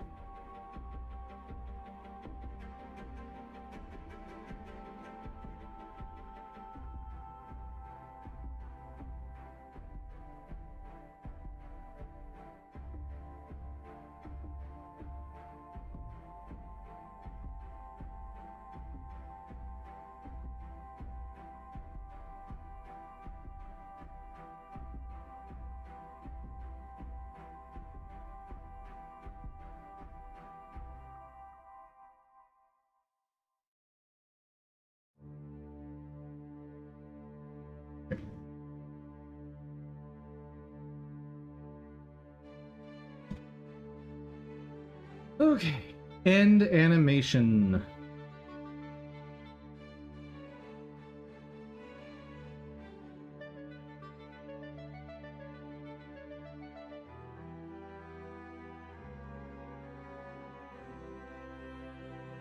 Whatever it is, it's got to be very fast.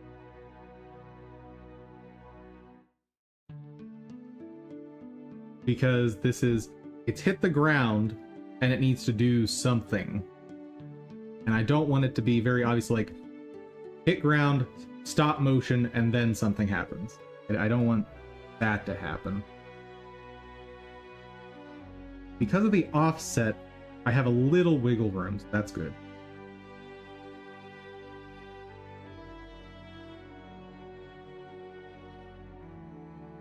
I think what I want is something like in 0.2 seconds.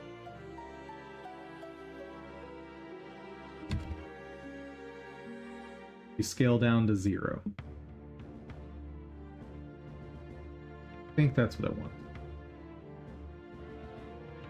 That'll work.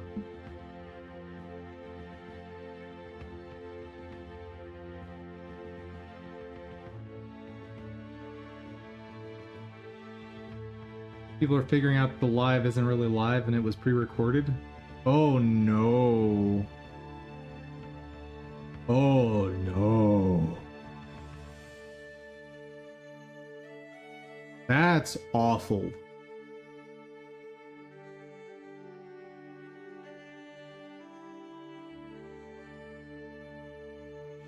Yeah, in that case, there's no excuse. You recorded this ahead of time. You saw there were no feet, and you said, yeah, let's put that out there anyway. I mean, that was a choice.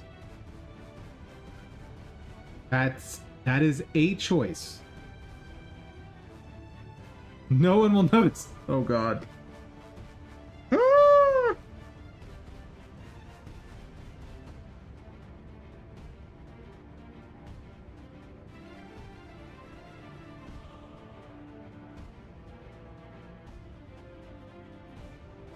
And I need a little more animation, people.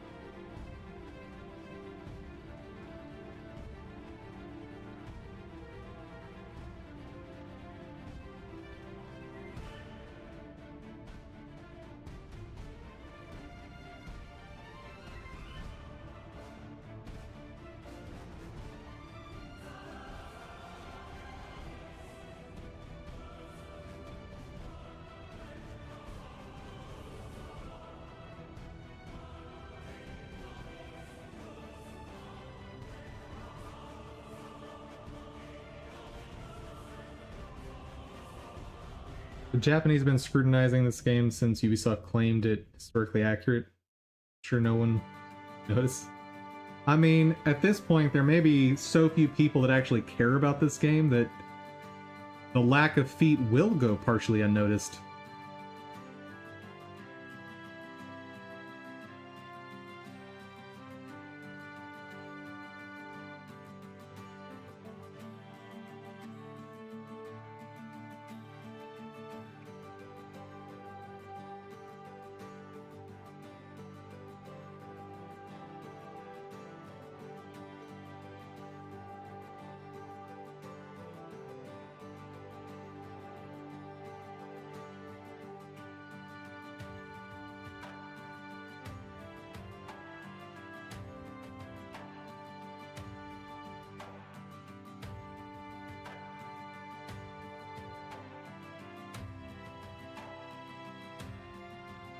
Or like 20 videos from music artists crashing the game.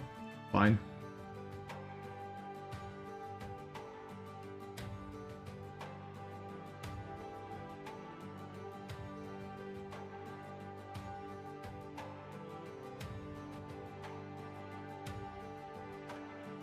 Pretty sure this is the one I want.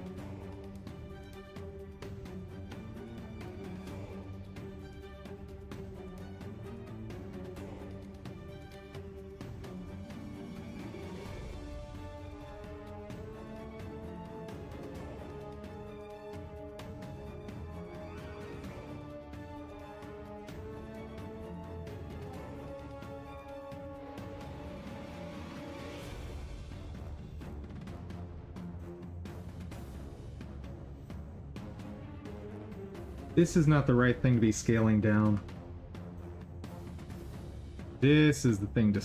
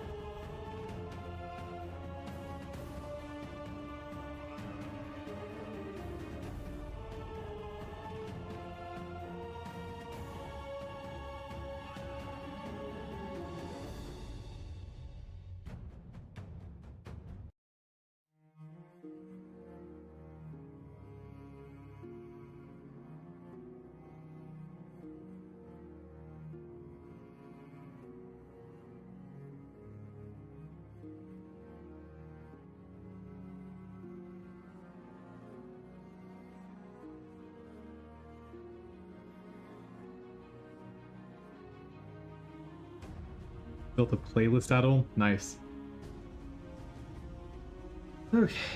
Now.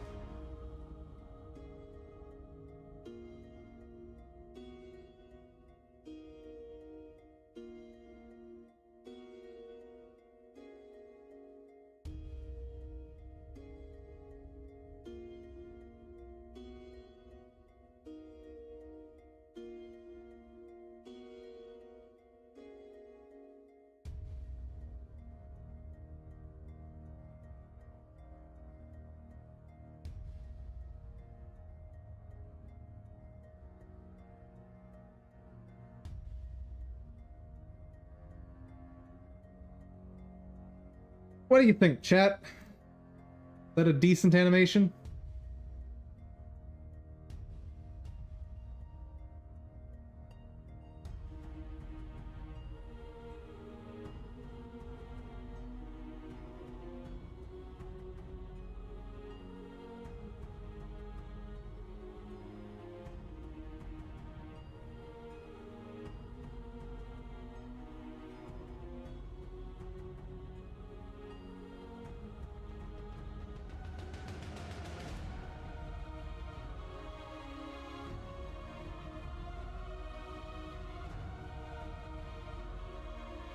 I think I should add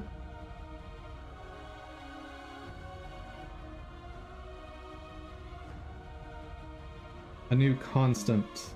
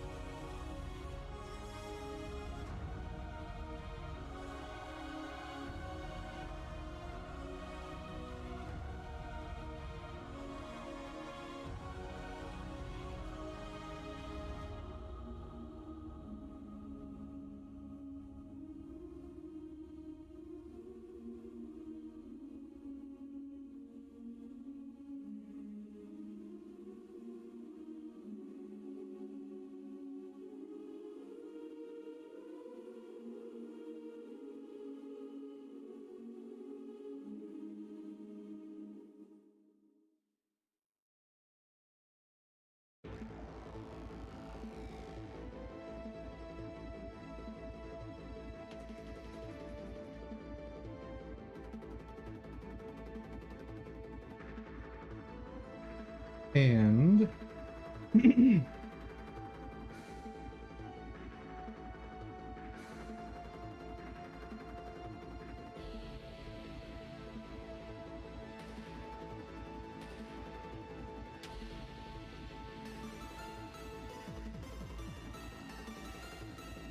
there's enemy bait.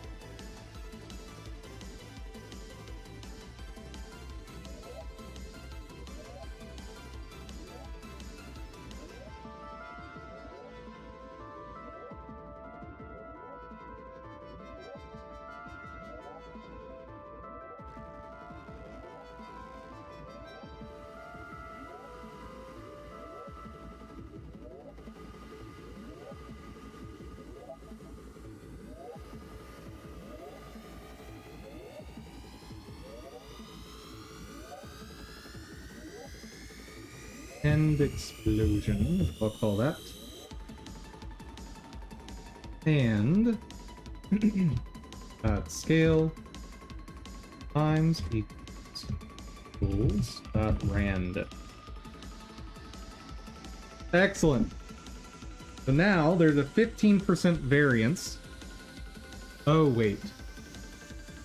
No. 1 plus that.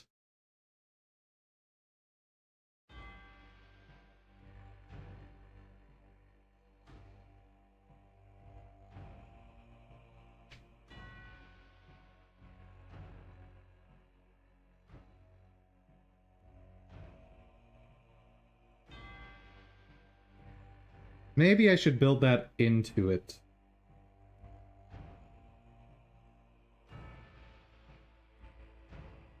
Enemy base. How is this getting used?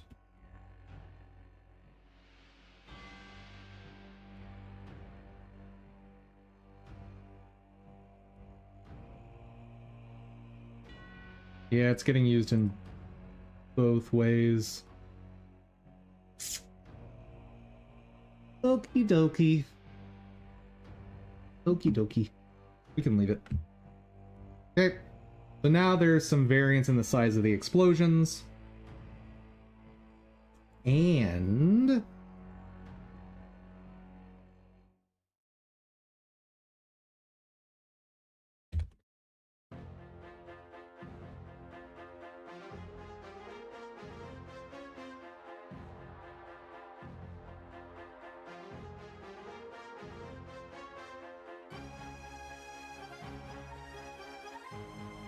this guy dot h flip h equal to that less than 0.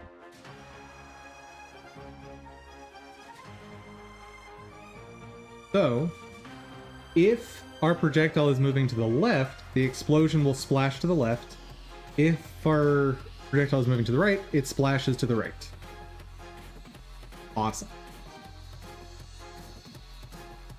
Let's see if that actually works.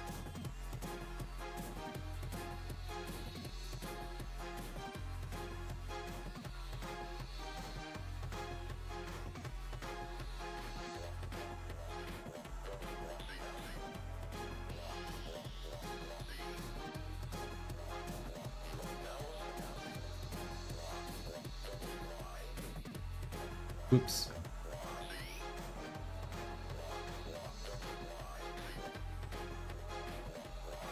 But it's kind of working.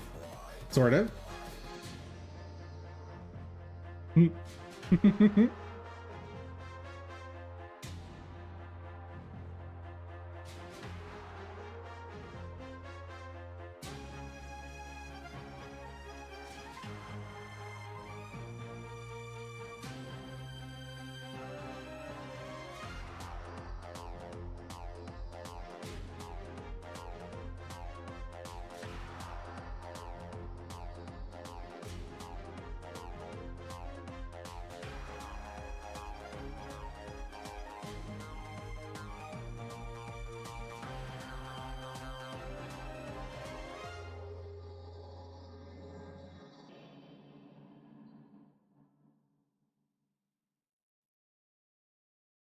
Okay.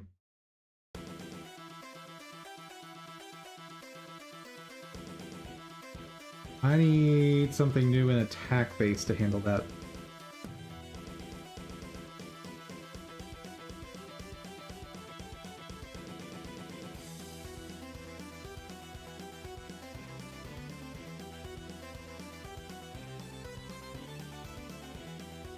I should organize this.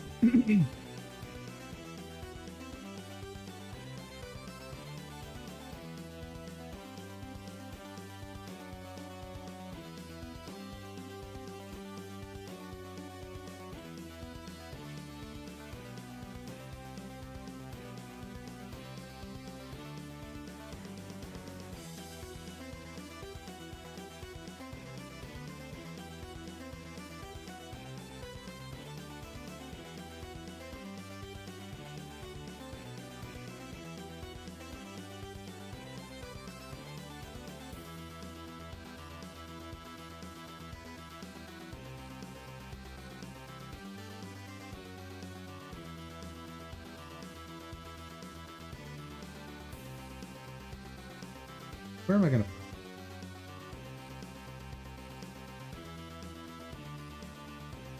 I don't really have a good spot for it.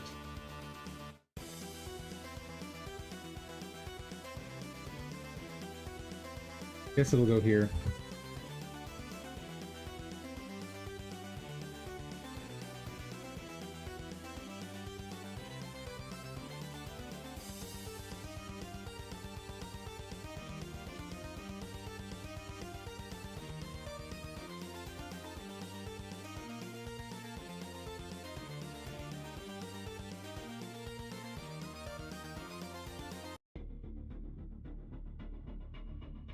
Okay.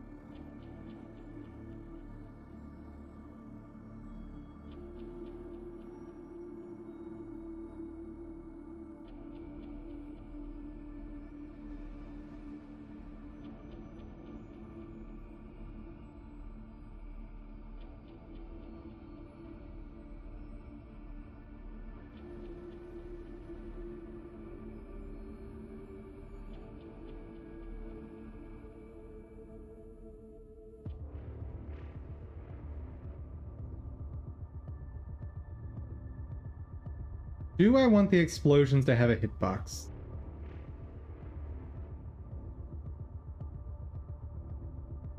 No, I don't think so.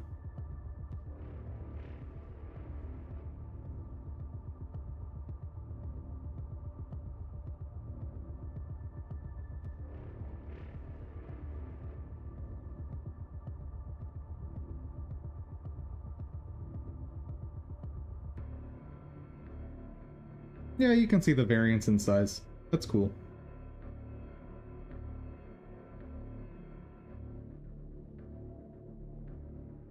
Oh, and let's test one other thing. Flashes to the left. Flashes to the right. Should have a combination here. Hard to tell.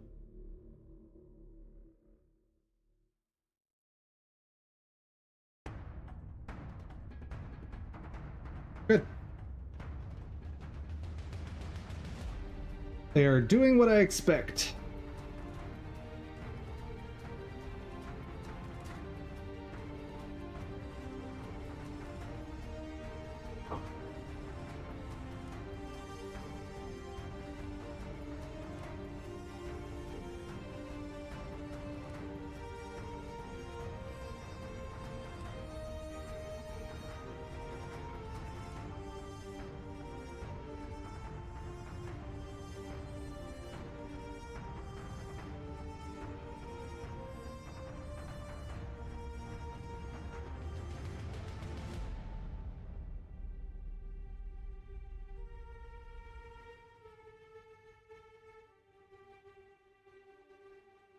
And time to add a totally new thing.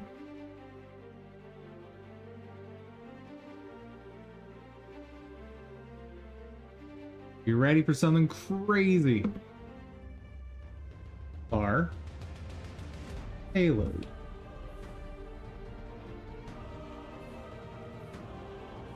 Character body 2D.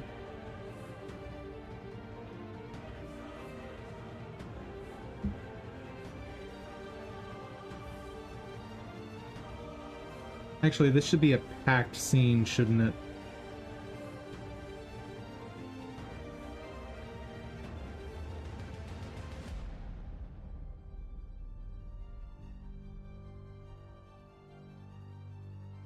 Yes.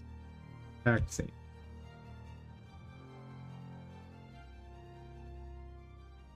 Is that valid? Well, I'll find out right now.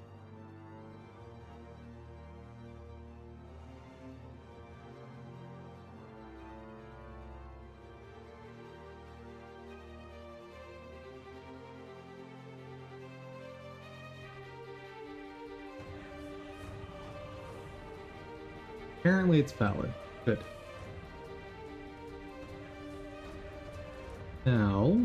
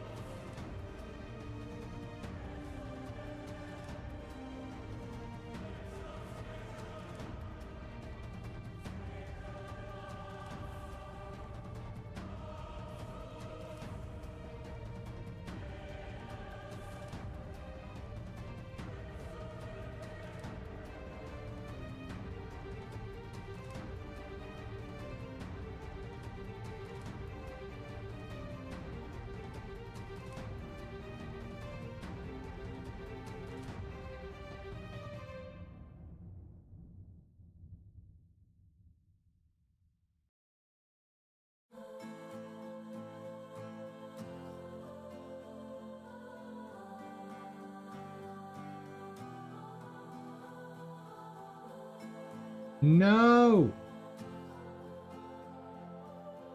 There's another way to do it, though.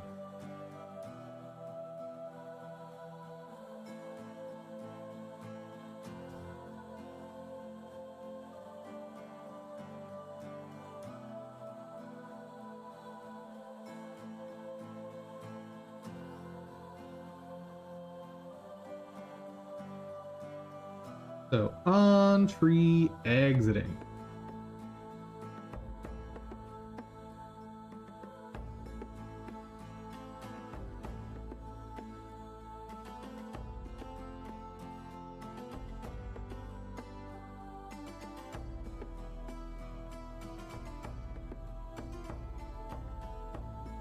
Payload. Oh, hold on.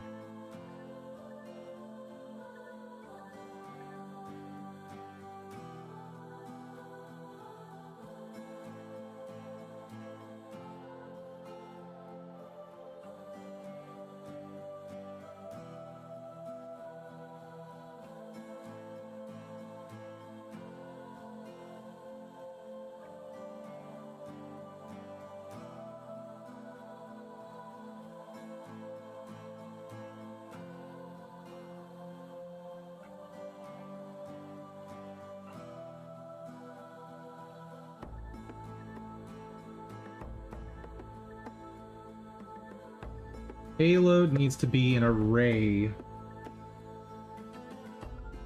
I think.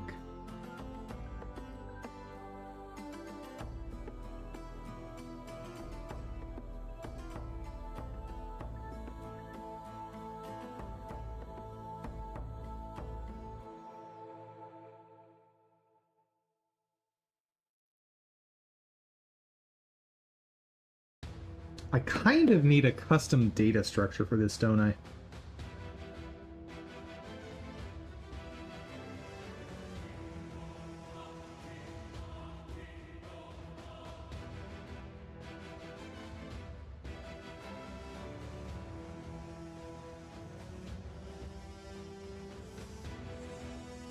For now, I'm going to keep it simple. But this is absolutely going to change.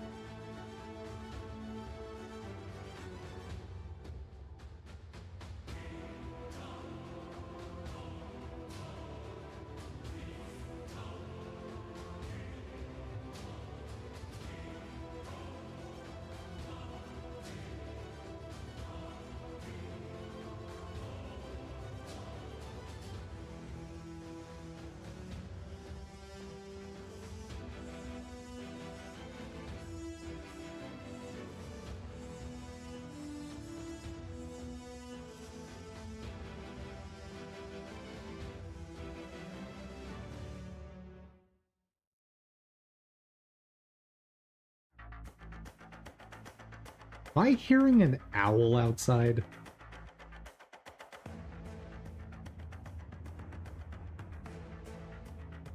No, it's just a dog in the far distance that's echoing, so it's like rounding out the sound.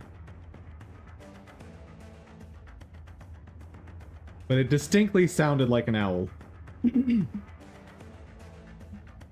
Okay. Globals dot current world dot add child entity.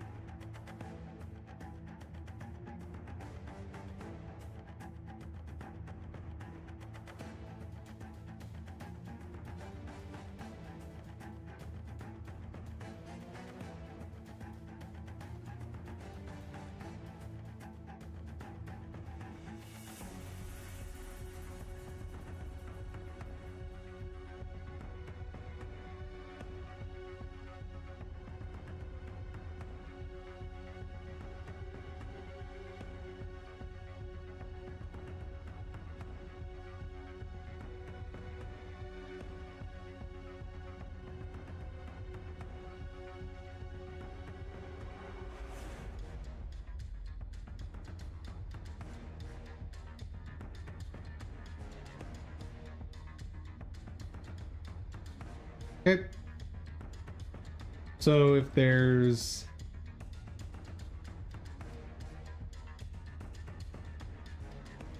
if there is a creature payload template when we're exiting, go ahead and deploy it. Let's test that here.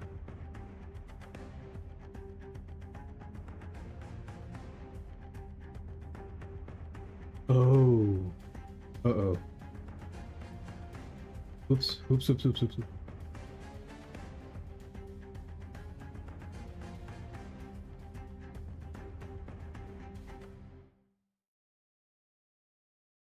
That's not going to work.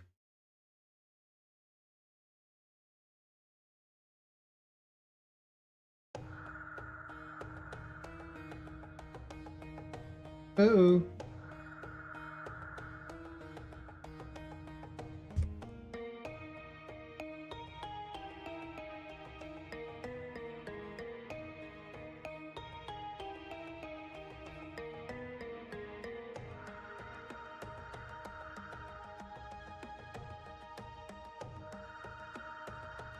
That should be okay. I think.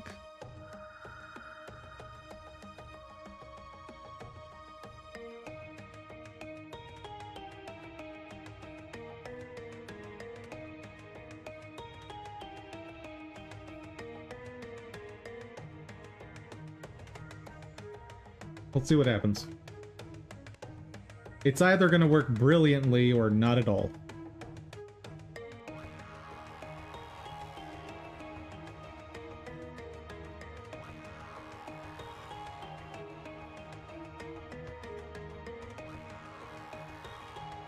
And not at all it is. Oh. A Durdur.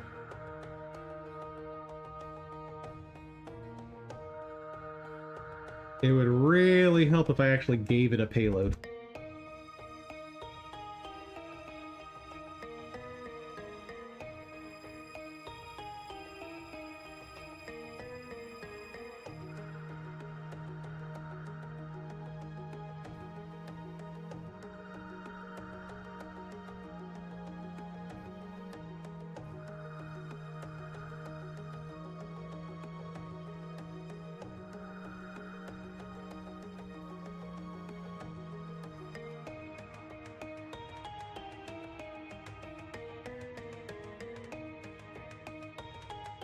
Dude, it's working.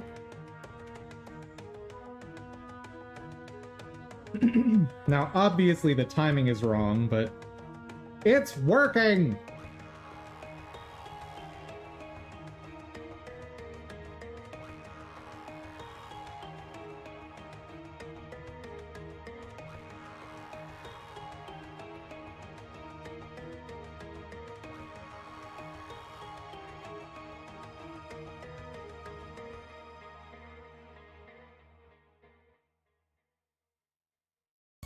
All right.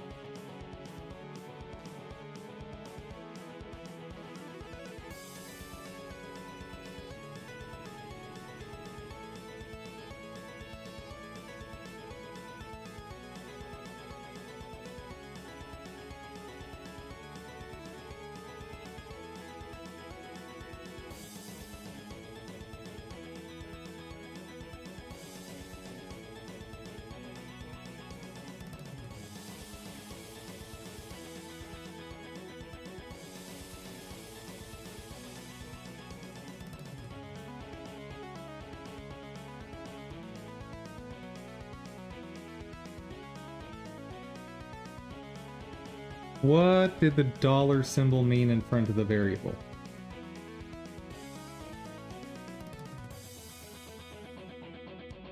Do you mean this? Because these are not variables. If you're talking about this, this is referencing names in the scene tree here. That's not a class either. It is just referencing nodes in the scene tree.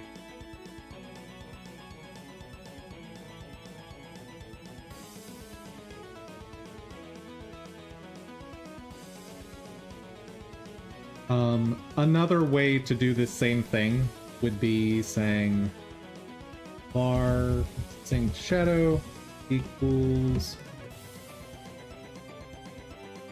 that, and then I would just do sync shadow dot texture equal that. Just a Godot thing. Yes, it is very much just a Godot thing. It's basically just a way of skipping setting a variable. In a lot of other frameworks, you'll have things like this, but you'll have to set them to a variable before you do anything to them. GDScript just gives you a shorthand. So like a jump. I don't know what a jump is.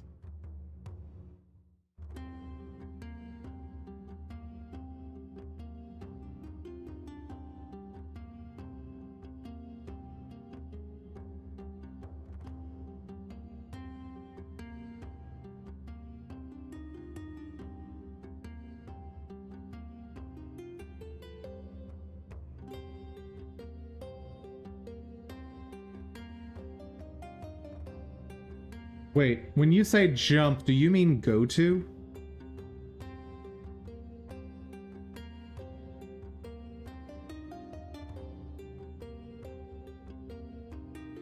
Yeah, this is nothing like a go to. Not like when I showed you the example with the var setting a variable or we'll call it a variable for now. When you saw me setting the variable, that's what's happening under the hood. This is a reference. Takes in the value then. I don't know how else to describe this. This is a variable. Like, it's just a reference to these nodes. It's nothing else.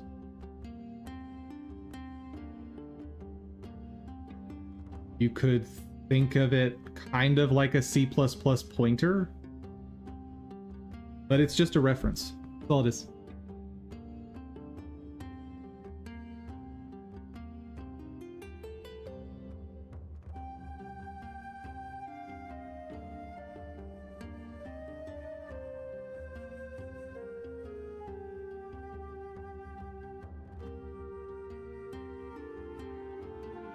A pointer isn't quite accurate for what that is. I mean, it's a variable. Like, it's the same as if I had said var enemy equals load slime dot instantiate. And then if I put that somewhere like self.add child enemy. So this is exactly the same as if I add the node in here. 100% exactly the same as if I had added the node in here directly, like through the UI.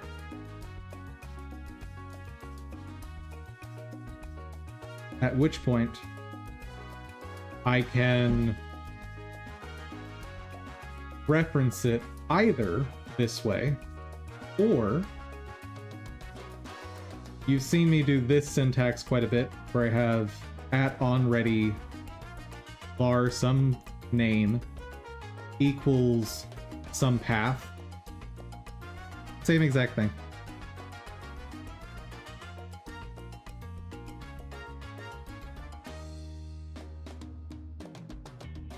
That should not have onReady.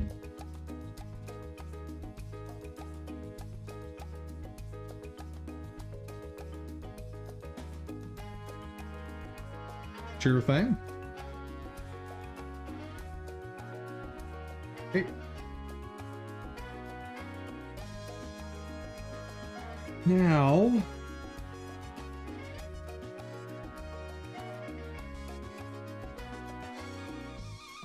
empty payload.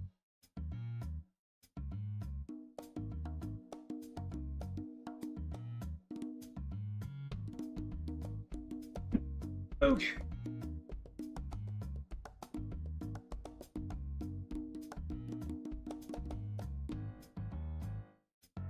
If empty payload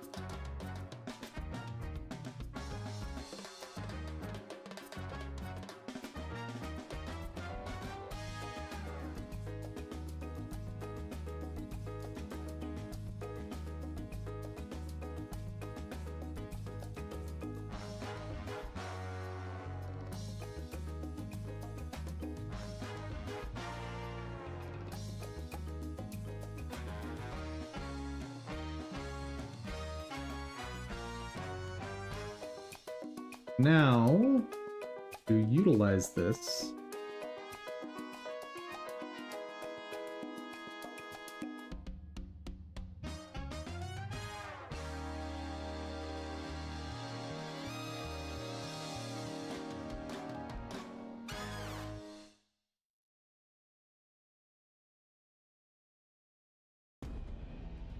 I need an enum.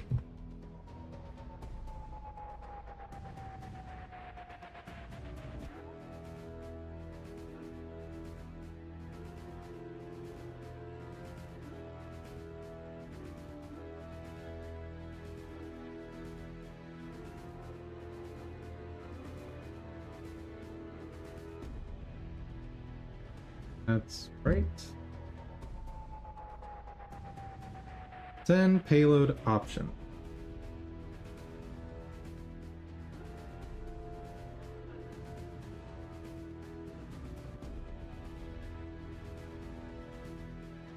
Yeah, the problem is I'm trying to squeeze all of this into an animation.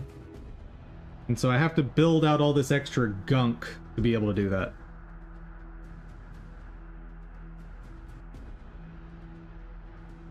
Oh, maybe I don't. No, you can't override a setter. Dang. Okay.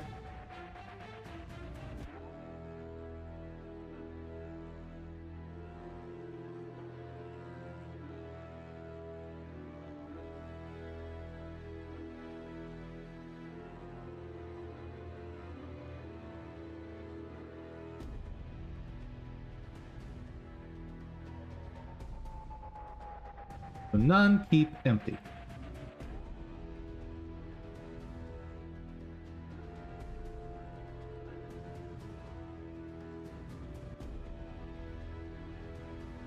We'll do none, keep, use. That makes sense. Now, var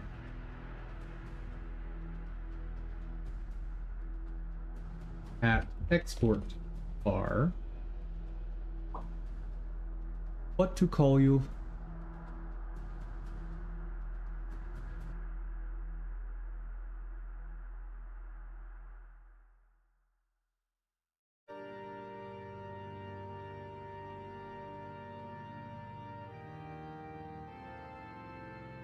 Sweet.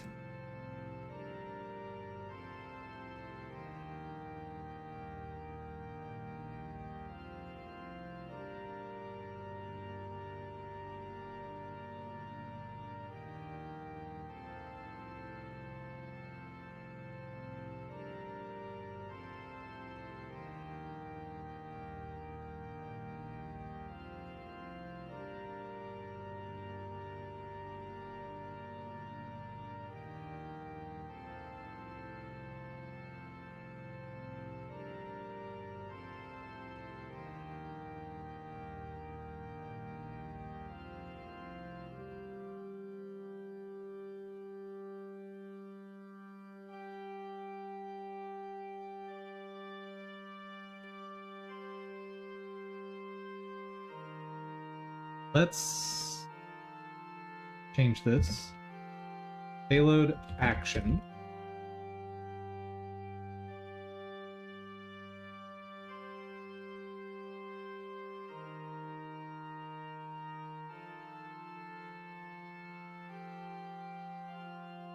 None.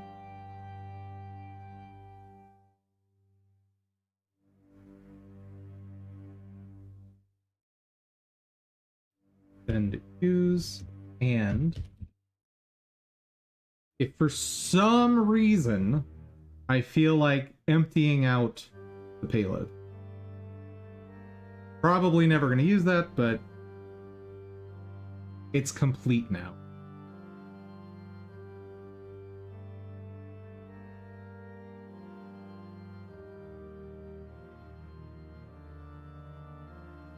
Payload, always this. Let's keep it that forever. Then match value, payload action,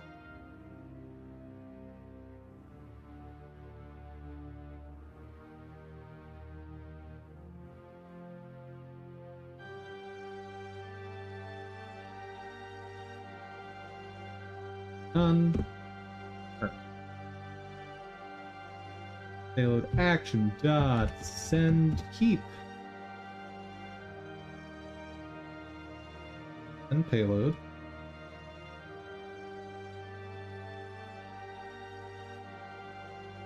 And use.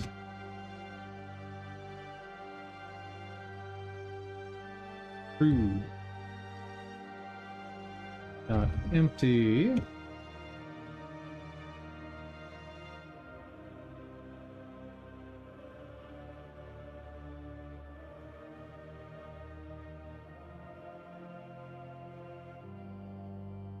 We go.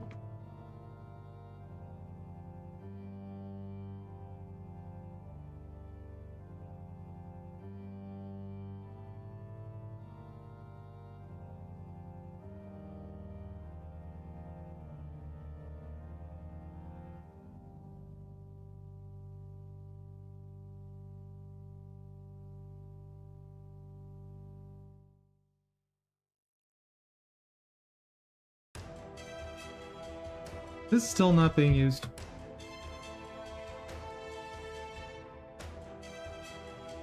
What happens?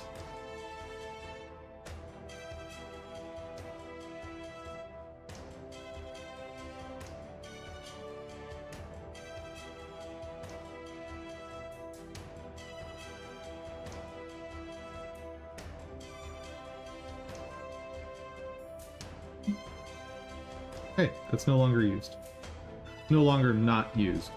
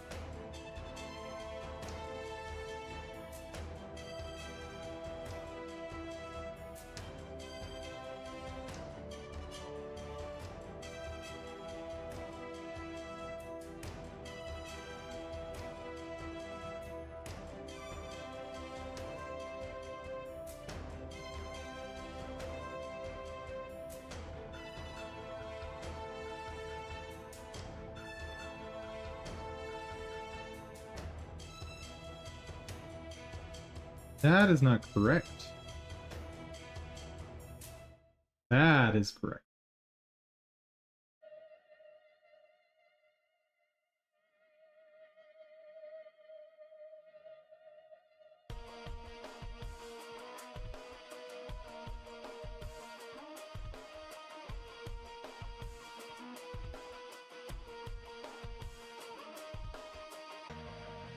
The comment there is going to be useless,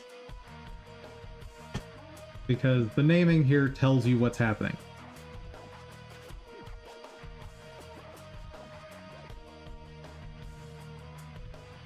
When the lifetime ends, destroy self.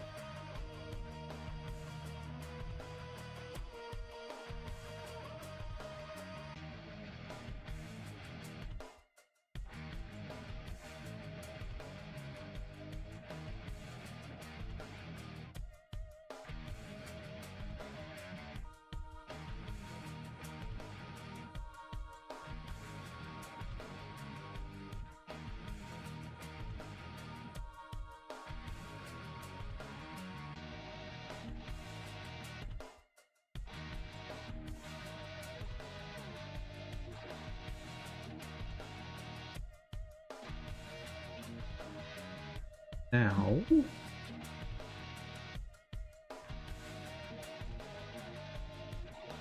animation player in.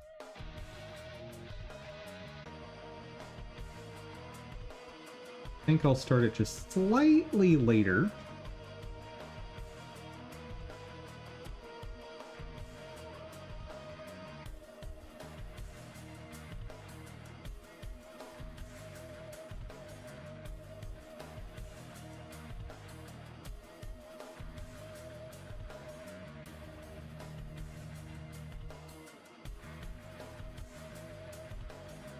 If I did this right, the slime should start spawning during the explosion, and it should not create a second slime set when the explosion ends.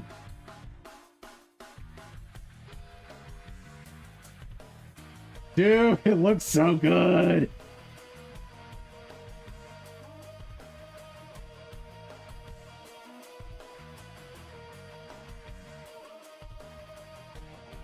I don't think I could be happier with this.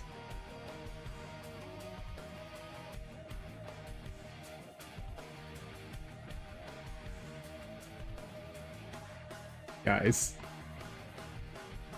this is really cool.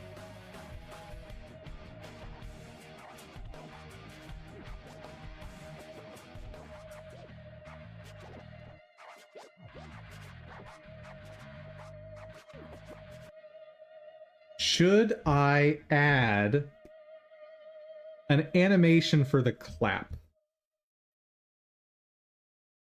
Also, one thing I need to test.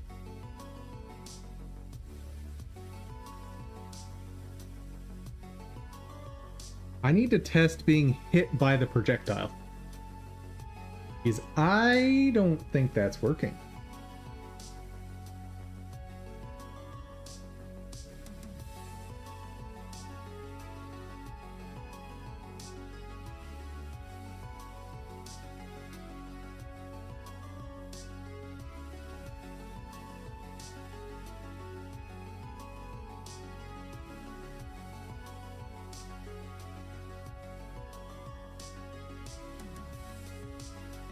That should have hit me. That should have definitely hit me.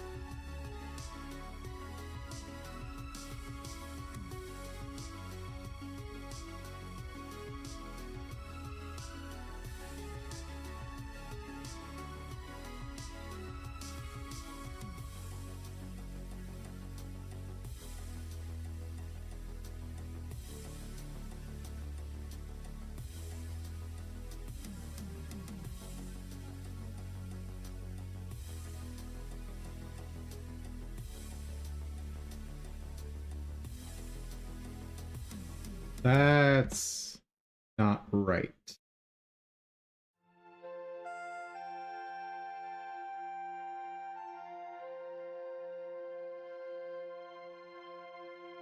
How does this thing know about...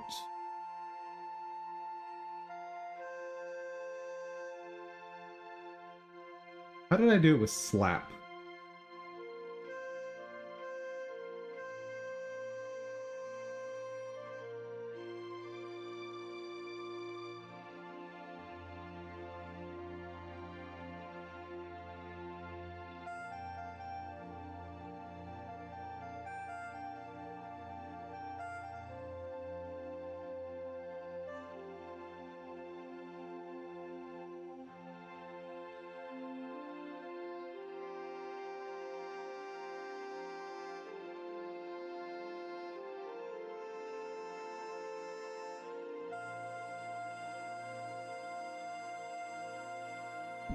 Hold on. Hold on.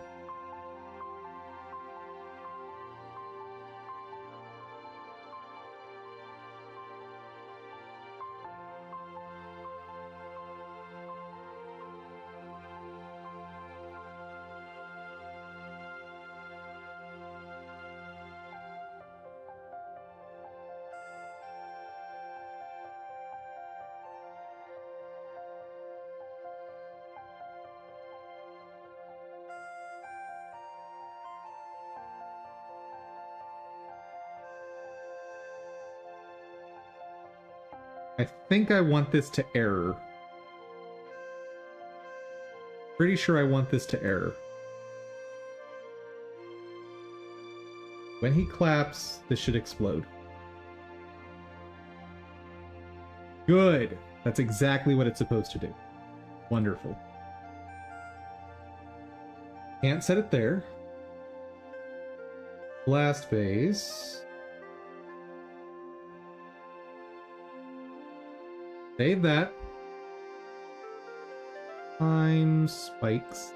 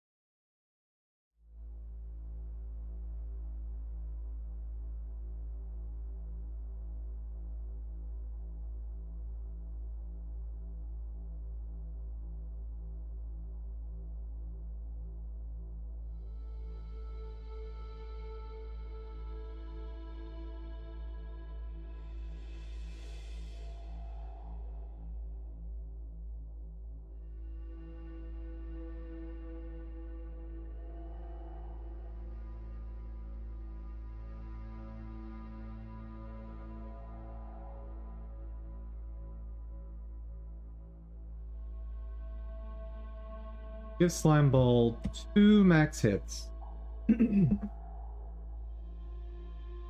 Now, if I did this right, it should start working again, and the projectile should be able to hit me.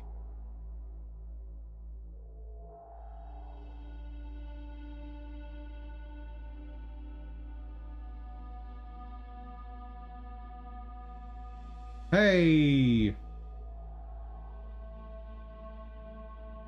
Oh, you missed. You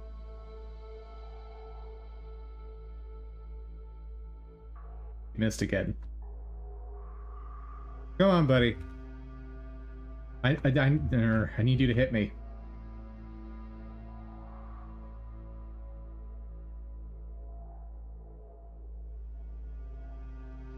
There we go.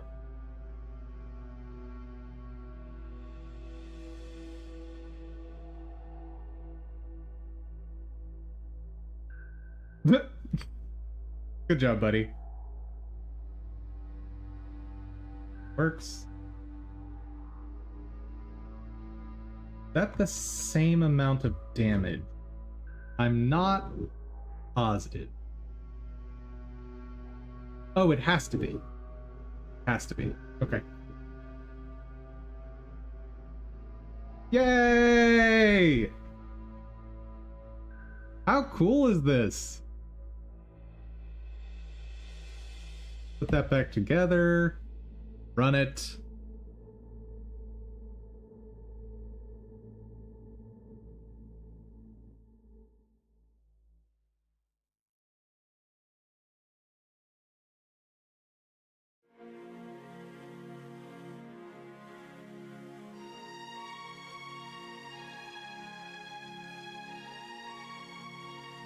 I'm so happy with the slimes and the... Oh my goodness.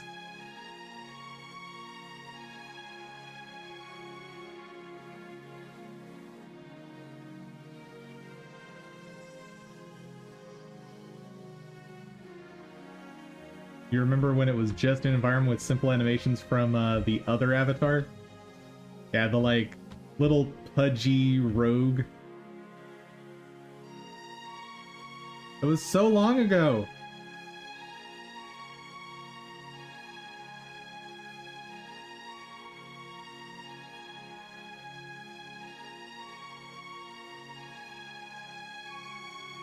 And one thing I want to do, so they're not just jumping in sets of 5 constantly.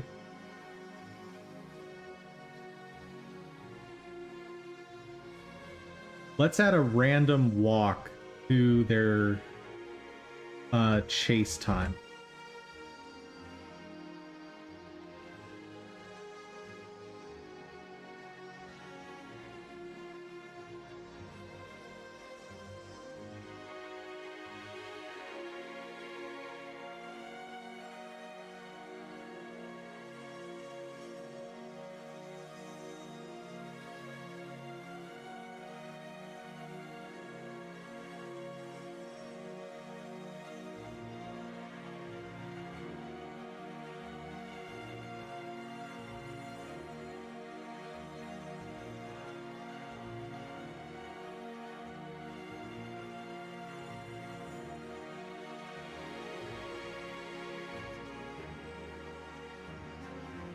I think this is actually wrong.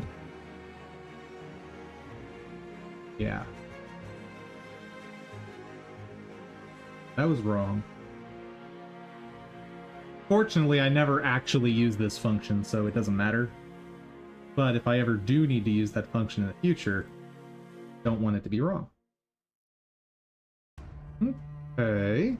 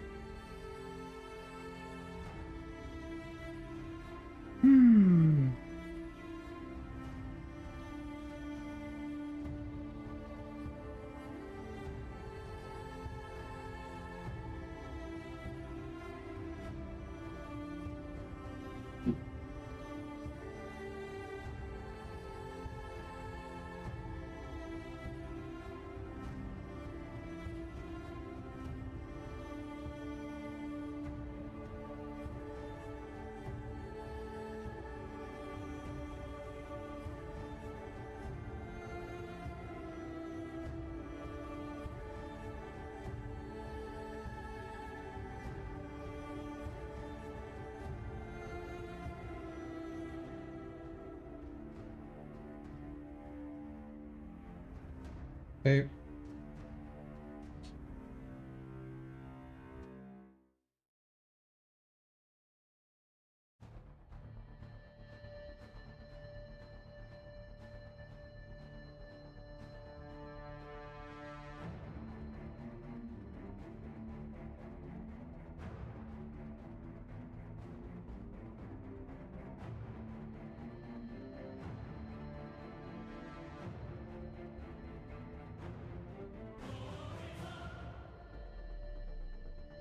Oh, wait.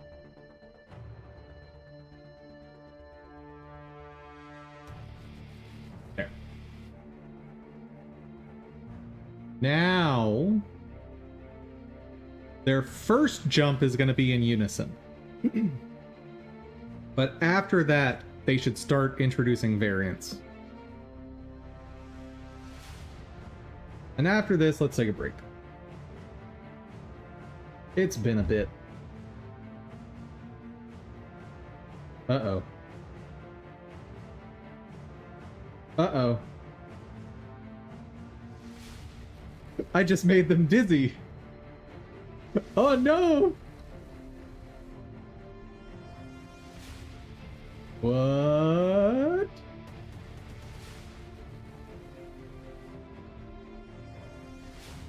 They are actually jumping, but why is it so long?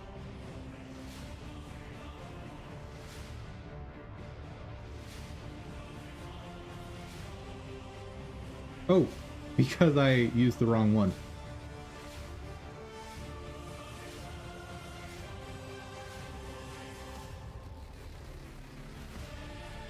That's why.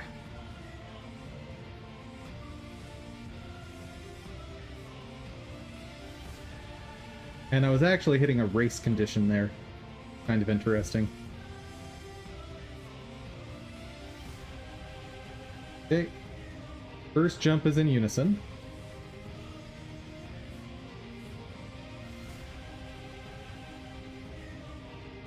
They should be getting some variance now.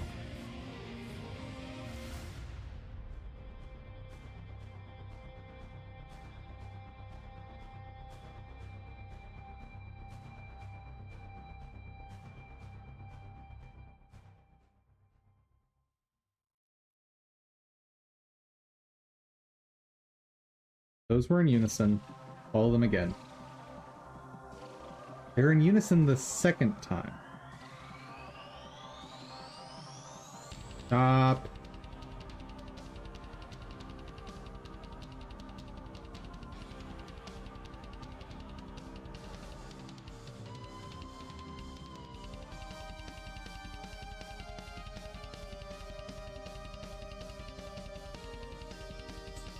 Let's add it here as well.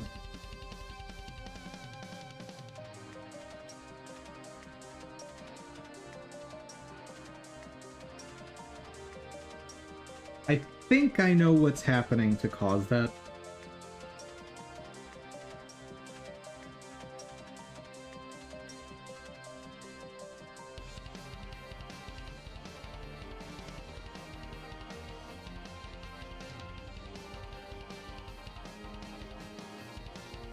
Okay, first one was definitely in unison.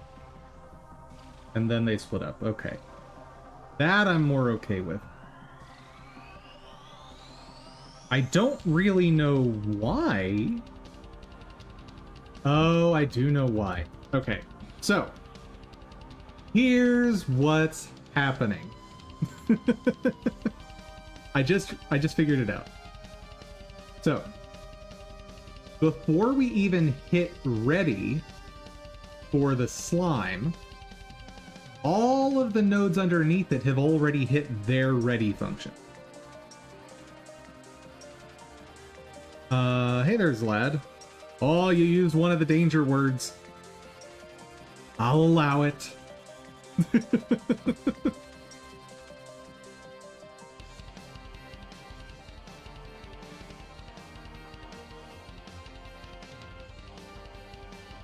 You used the V word. We're not allowed to use the V word because all the bots use the V word. You're not allowed to say viewers. I know it's stupid. I know it's ridiculously stupid.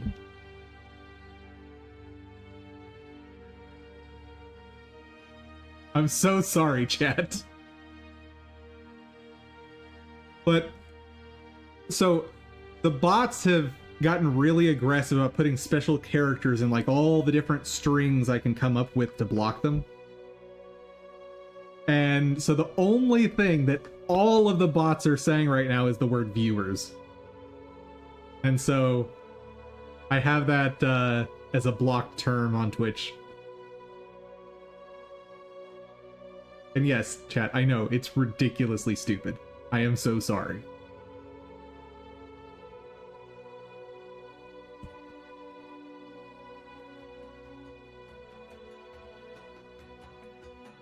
Welcome back. Alright, so I was breaking down what's happening. We're hitting ready on all of these nodes down here before slime hits this ready function. So the timer has actually already started by the time this ready function executes. Now, it's only past like a nanosecond, but time has passed. So the wait time here, if you update it, does not affect the time remaining on a timer. So this guy is set to 4 seconds. Once we get here to set it, it's already running that 4-second timer. Now the next time that the timer restarts, because we have this timer on auto start, so the next time it restarts, it'll take this new value into account. But not until then. And so what's happening here is each of these sets of this wait time are effectively one iteration delayed when they actually occur.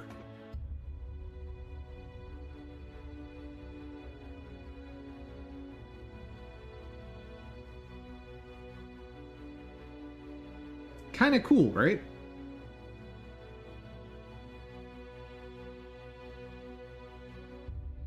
Now, if I wanted, and I don't want to do this because I want them jumping at the same time for their first jump.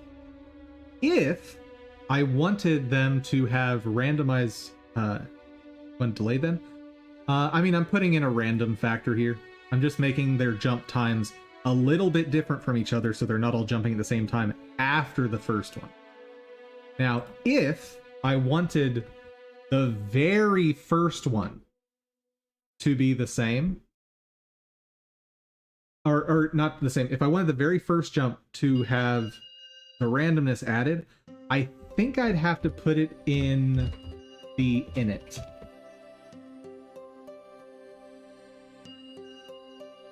I think that's where I'd have to do.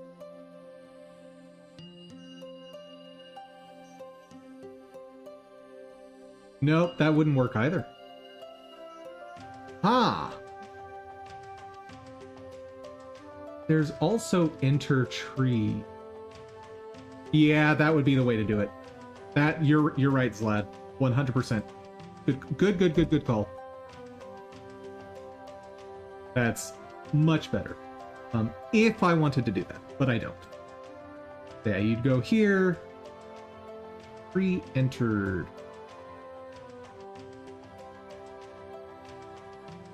The question is, does this execute before or after the ready function?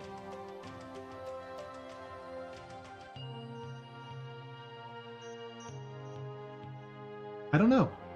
I'd have to test it, but again, this is working how I want it to work, so I'm happy.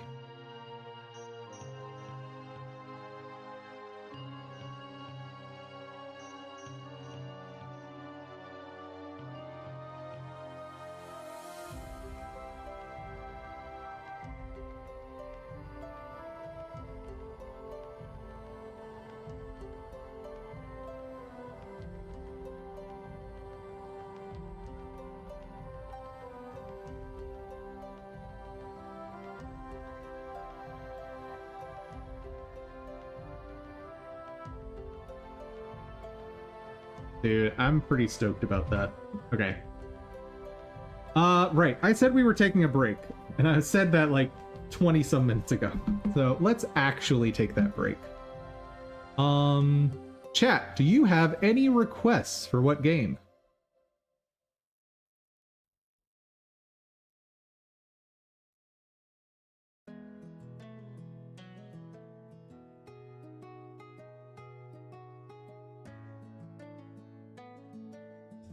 Taking all requests. Did I get a new game from the sale? No, I decided not to. Like, some of those games I mentioned, Helltaker. Heck is that?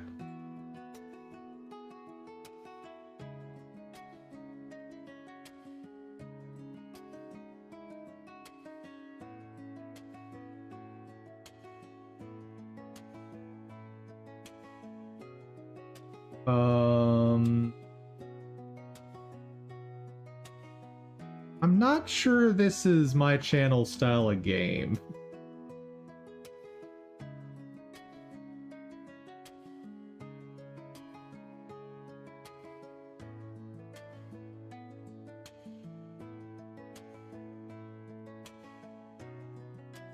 Yeah.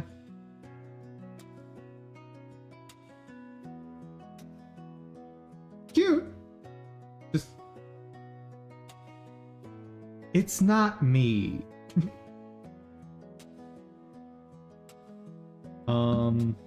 Let's go back to our basic list. Hey. Choices today. Dark Souls 3. Ender Lilies, Quietus of the Night. Grim Dawn. I guess we could do Hollow Knight as well. Neo. Terraria. And that's the list. Take your pick, chat. Dark Souls, Ender Lilies, Grim Dawn, Hollow Knight, Neo, or Terraria. I got one vote for Ender Lilies.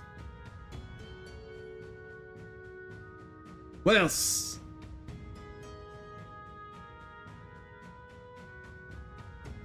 Yeah. I know there's at least one of you in there that has a vote here.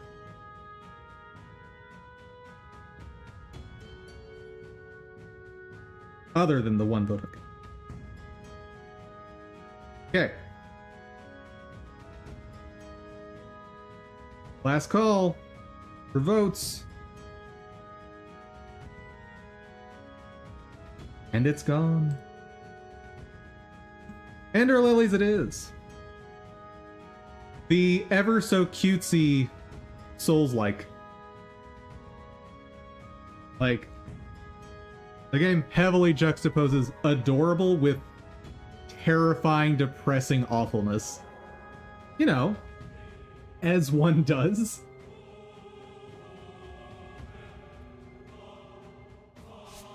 Let's see, what are we doing? This is going to be really confusing because I'm also playing through this game with a friend off stream, and we're at a completely different place. I mean, the Souls-like aspects are pretty on the nose. You rest here. You hear about fear and hunger. Don't know what that is. So you rest here, the same as a bonfire. That causes enemies to respawn. You get materials to upgrade and all that fun stuff. Let's see. We've got the upgraded thingamabob.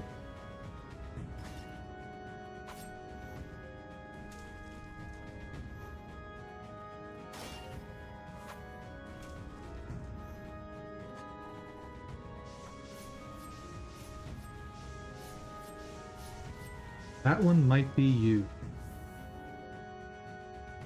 I chose that phrasing just to be silly. Yeah, this just isn't the kind of game I play. I don't enjoy it. Fear and Hunger. Survival game. Is this made with RPG Maker?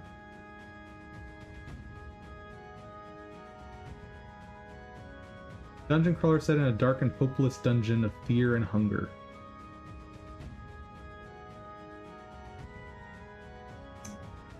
Oh, is this a mature game? If it's a mature game, I don't do it on stream. It is with RPG Maker, that's cool. Isn't every game a Steam game? Not every game, just almost every game. Yeah, Fear and Hunger is on Steam. It's just, it's a mature game, so no can-dos, Bill, baby doll.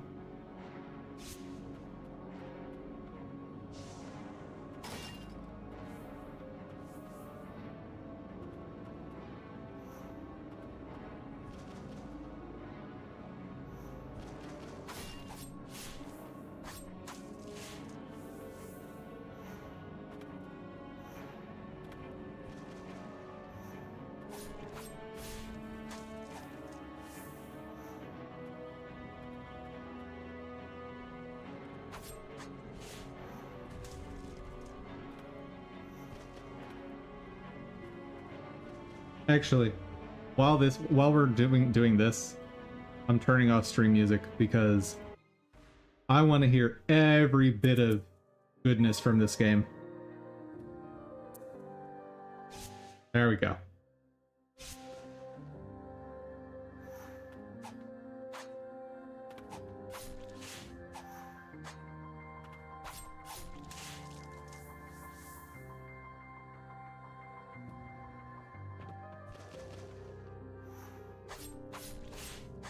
Ah! Well, I messed that up.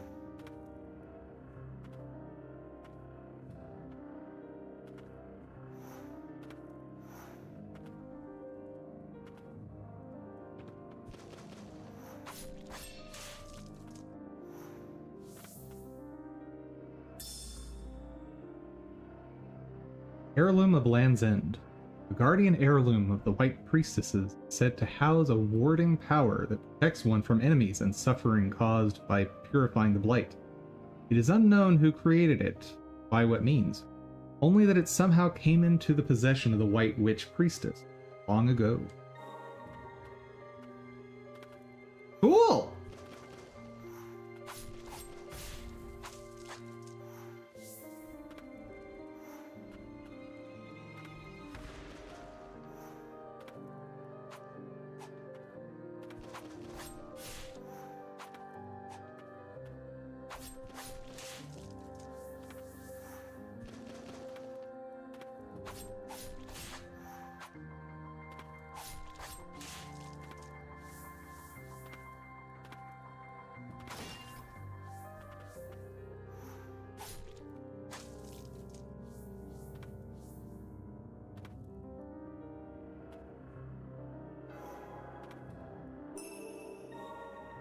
Gotcha.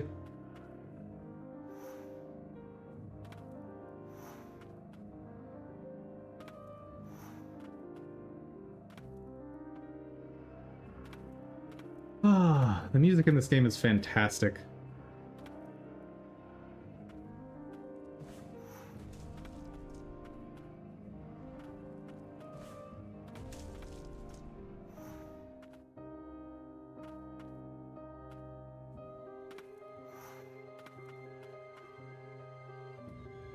Need to come back here.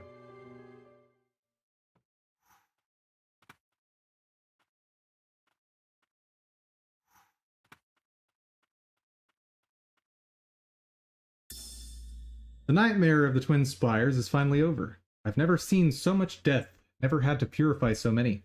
Unspeakable sights, I can't. Can anyone fathom the pain I bear? Lately, numbness infiltrates my body. A kind of feeling unrelated to the pains of the blight. Were it to reach my right hand, how could I draw him the picture I proposed?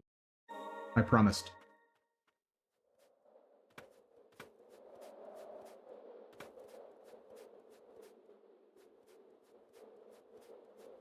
You haven't bought any new games this year? It is only March. You've got 3 more quarters to potentially buy games. And Titan Quest 2 comes out this year. At some point. Hold on. What? Can I really not reach that? Come on. Huh. Oh, there's a grappling point up there that I see it. Okay. I can go to the right now because I have the improved dodge.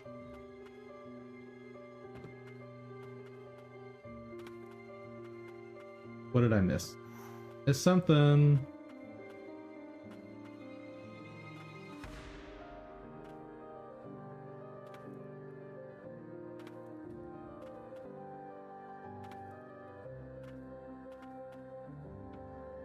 Oh, I bet I know where it is. Bet it's above me on the left.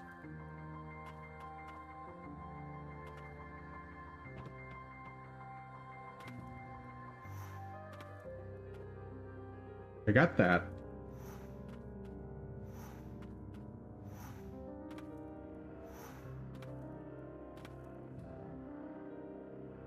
Could also be in that jar right there.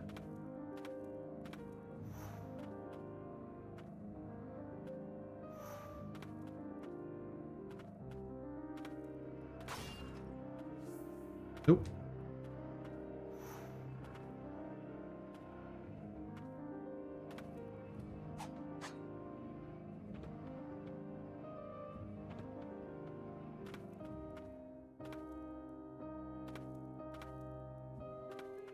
What the heck? What's the goal in this game? The goal is to explore and purify all of the blighted people. Which, primarily, your focus is kill bosses. It's a Dark Souls game. Ooh.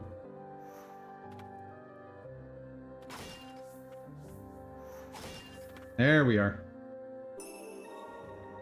Room complete.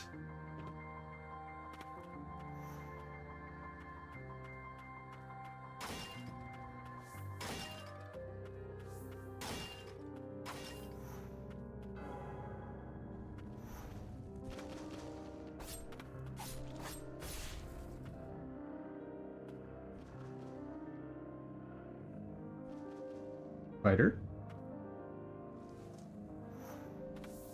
Oh. Fighter died.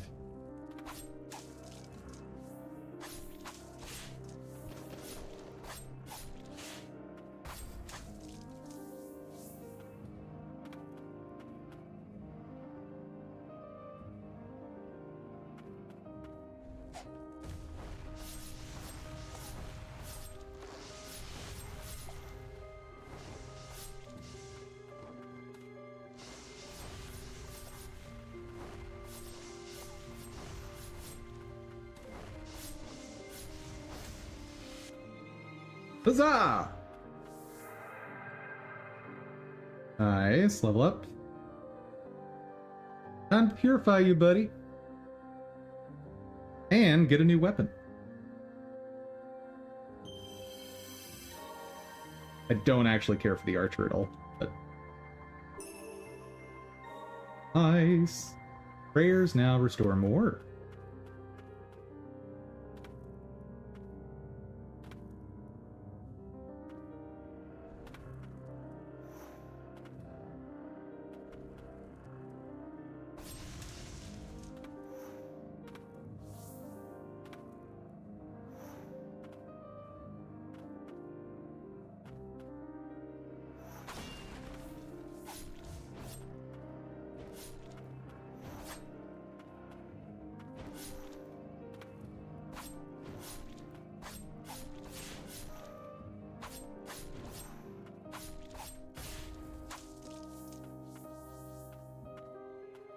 Go ahead and get rid of that, because it's gonna end up getting me killed if I don't.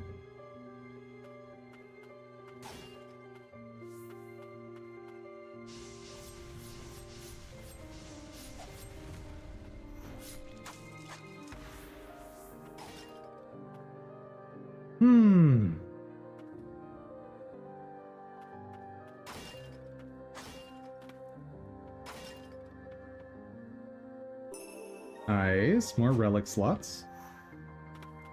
Oh, and the room is clear.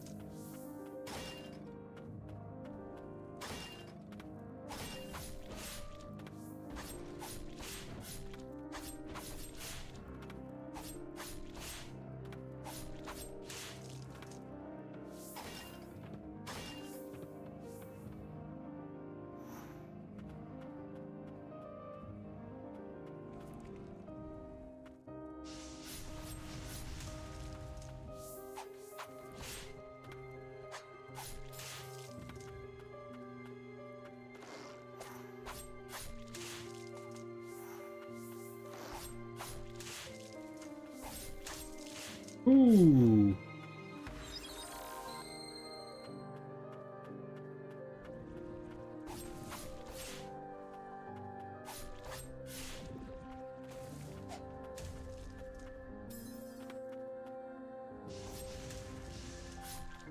Son of a gun.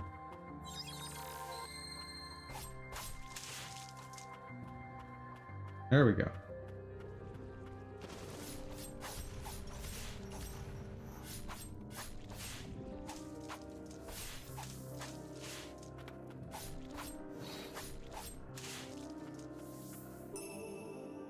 Increase the maximum number of uses for your healing prayer by 1.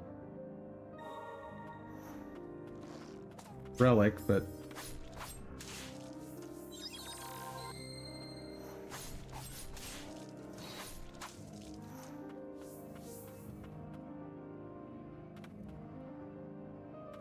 so you just can't eliminate the things that produce the flies in this room.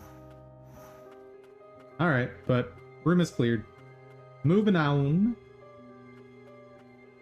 It is worth noting, unlike most Souls games, this one you lose nothing for dying. Oh, oh, oh, other way.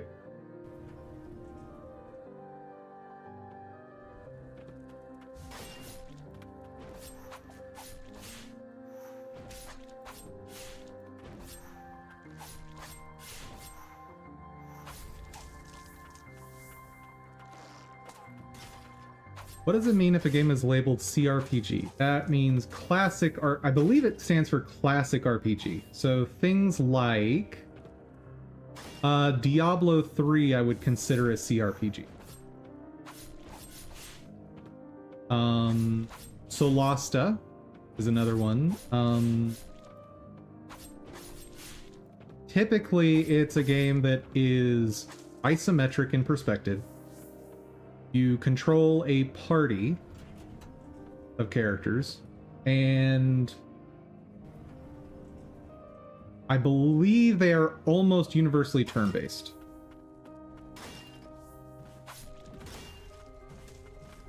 Woohoo! Easy, buddy. Easy.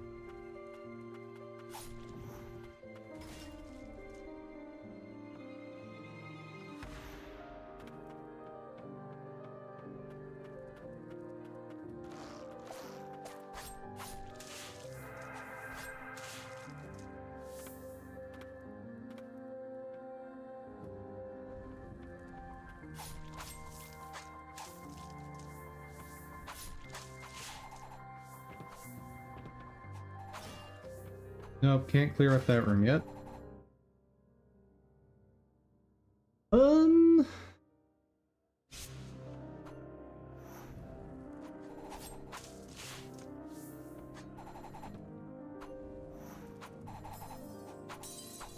That's fine.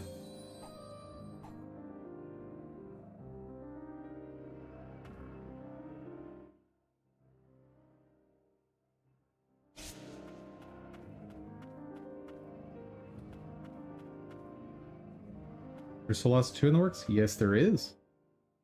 I'm somewhat interested to see what comes out of that.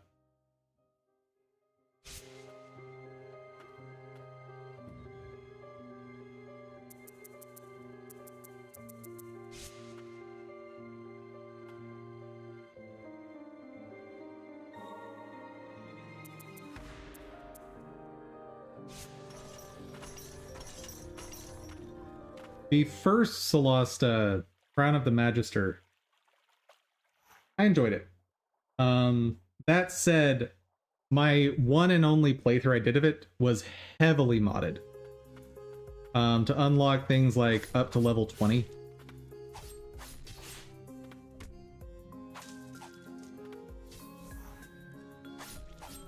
And obviously I had to scale up the difficulty as well, but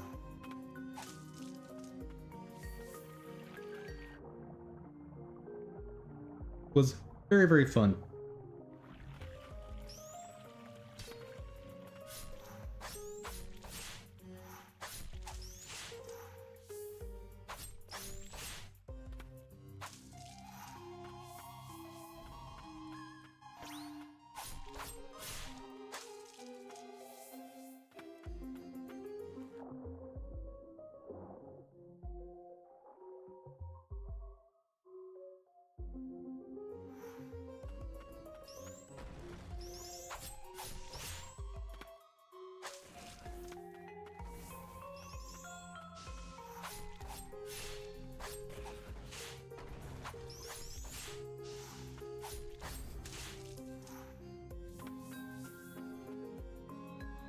Okay, no going that way yet.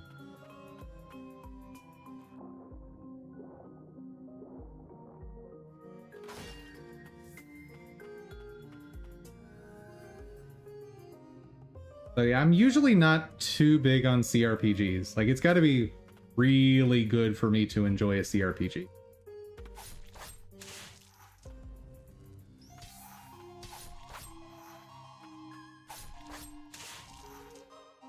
And we reach... Nope, cannot reach that yet. Oh, it's got to be to the left then.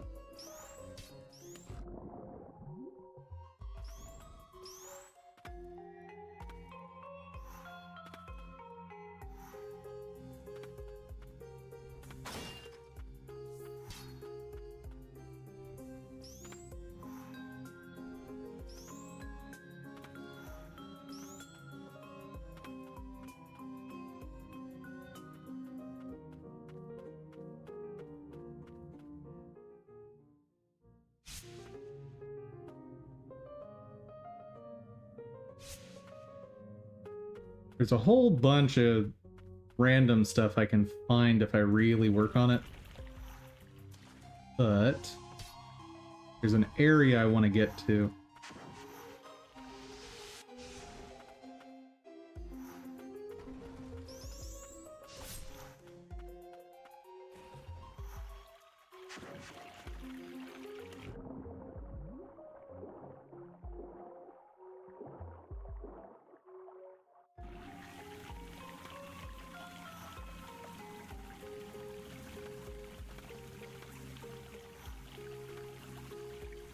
I just don't remember how to get there.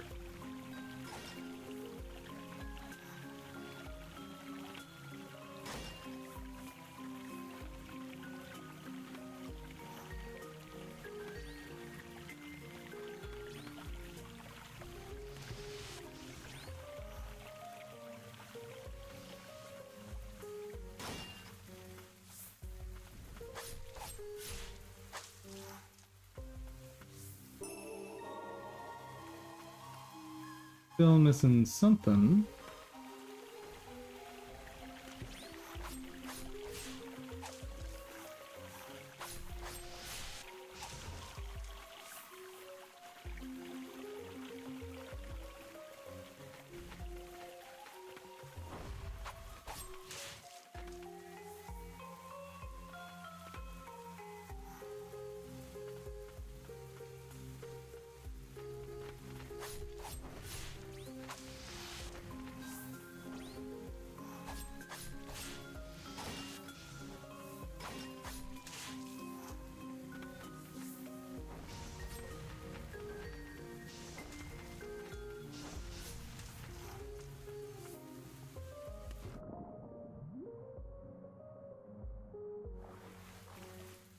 Yep, definitely something up there. Alright, once we get to the next respite, it's time to call it on this one.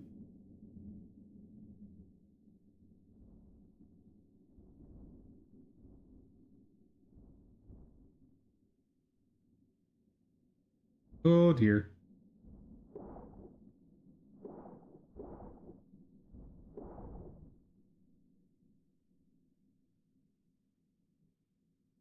Eek.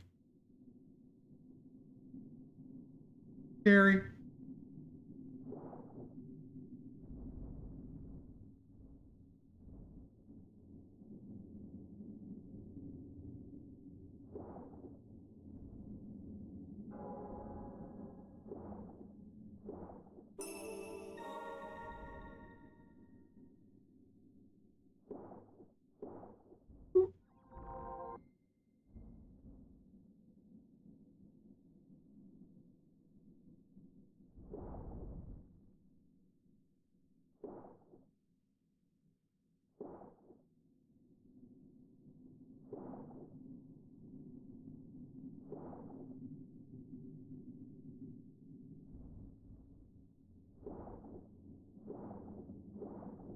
Why is everything so scary?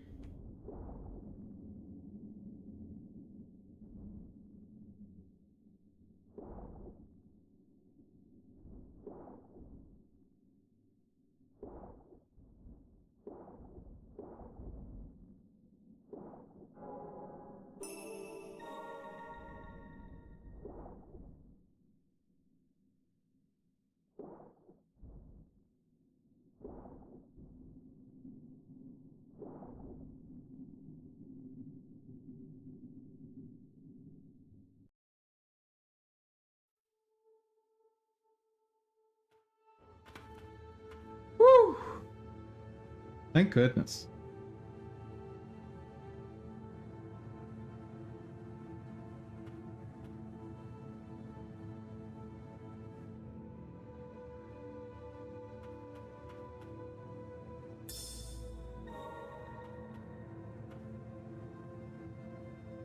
And actually, before we stop, there's one spot I want to check out.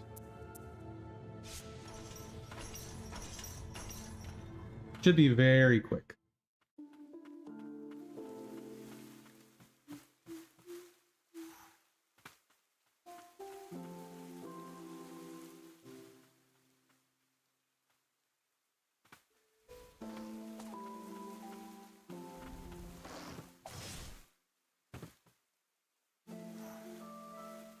Oh, I can reach that. I just have to make the jump perfectly.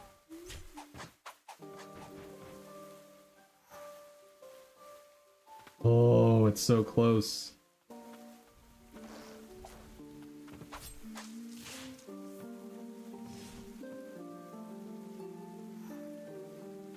Maybe I can't reach it. Oh, that'll be so sad. It's so close.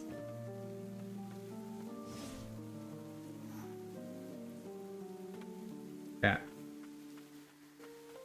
Wait, can I maybe reach it if I use different spirit? Oh, the movement in this game is ridiculously smooth. Oh, I think if I bring a different spirit, I should be able to make it. Because I think one of the melee weapons gives me a little bit of altitude, just a tiny bit.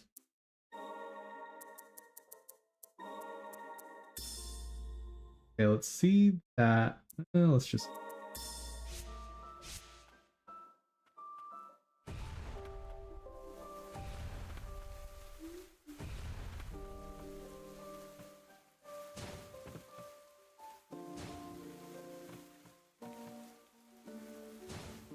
It also kills momentum, though.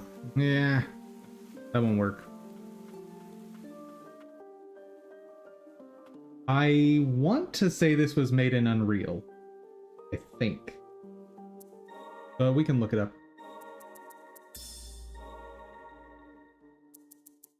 Anything that would give me just a tiny bit of altitude. No.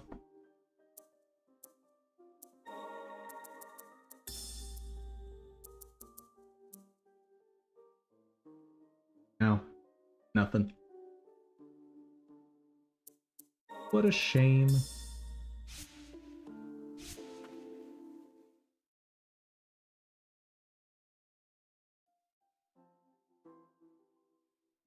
Maybe I already had the thing I was thinking of.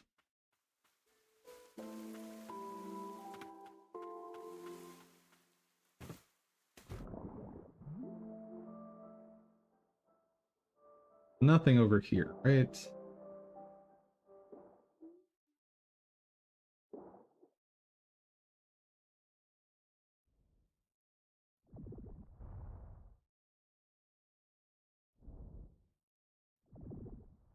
Yeah, it's sealed.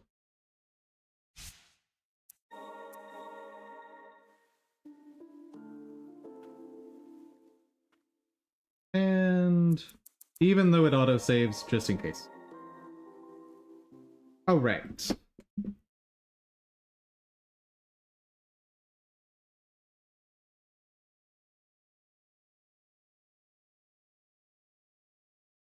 Unreal 4, there you go.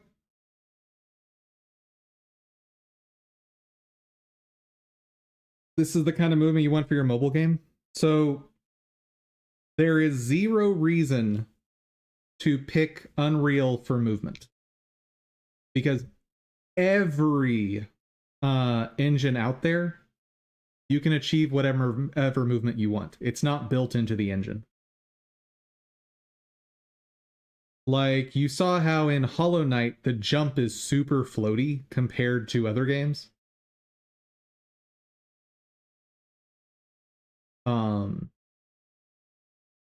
I mean, that was Unity, but the point stands. Side scrollers built in Unreal Engine.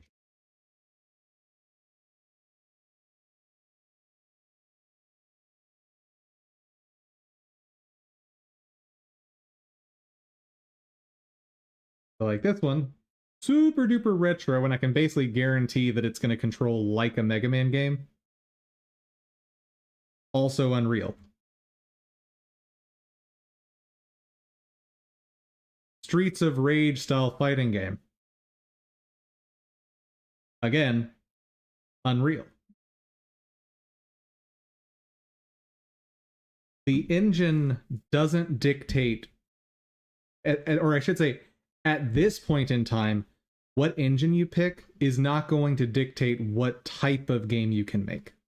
And it's not going to limit or enhance that to any noticeable degree.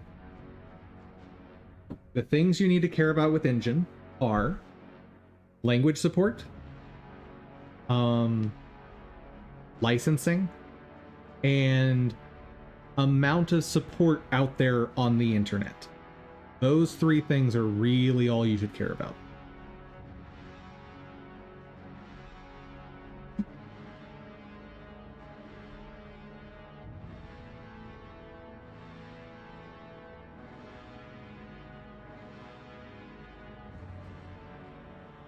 So, for example, if you want to just use store-bought assets and you don't care about having to share your profits with the licensing company, then go with Unity. Because when it comes to the Unity Asset Store, you're kind of golden. Now, Unity, as we've talked about ad nauseum on this channel, has pulled some shenanigans that makes me never want to use them. But if you are primarily looking to have a variety of assets you can just purchase and plug in your game, this is the way to go.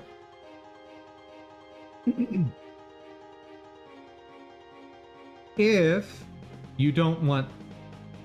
you want to trade some of that for a better license agreement, probably go with Unreal. If you're willing to put a lot more work in to get your assets together, but at the same time, like the trade-off being you get all of your profits, go with Godot. Now, if you want to maximize the amount of online support you're going to get, it's probably a toss-up between Unreal and Unity. Probably.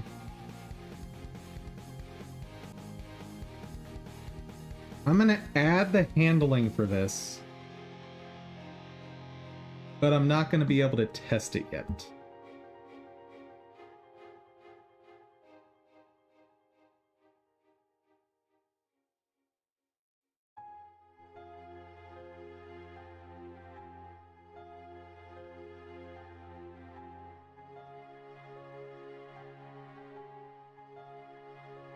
But I think that's fine.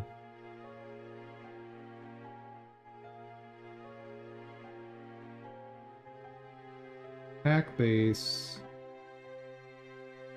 Damage. If damage is that, destroy.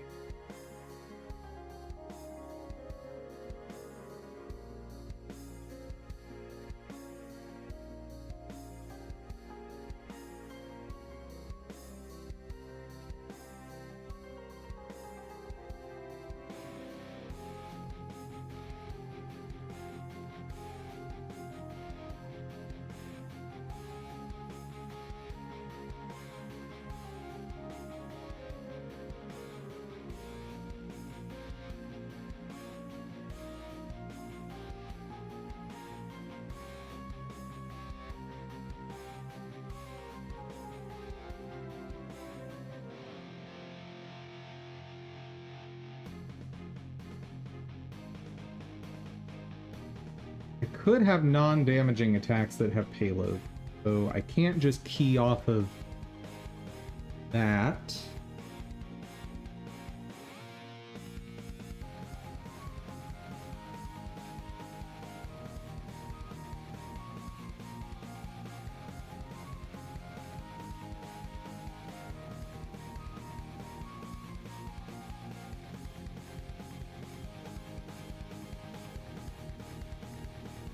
They got rid of a lot of their engine team and seem to be focusing on third party with AI.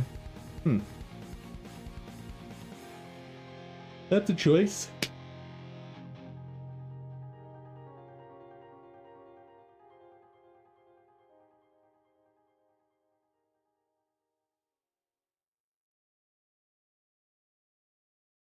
Yeah, I'd have to add some handling here for that anyway, so...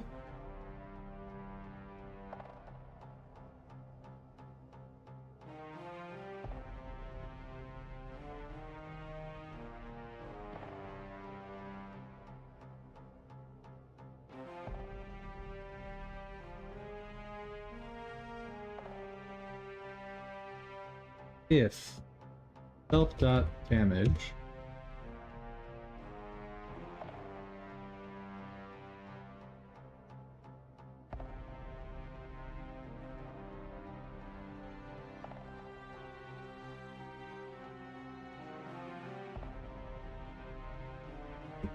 and entity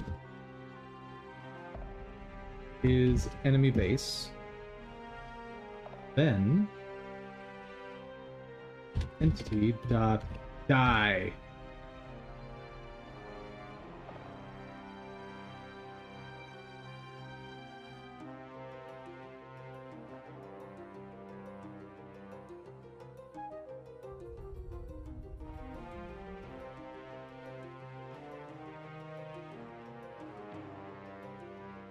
And for funsies, I guess I can test this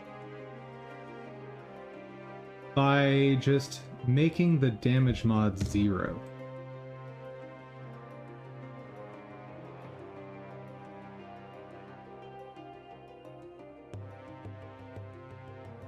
So if I've done this right,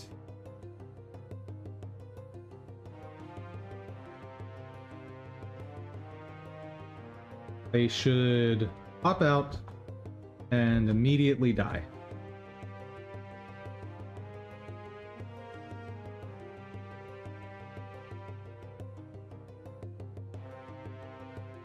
Huh?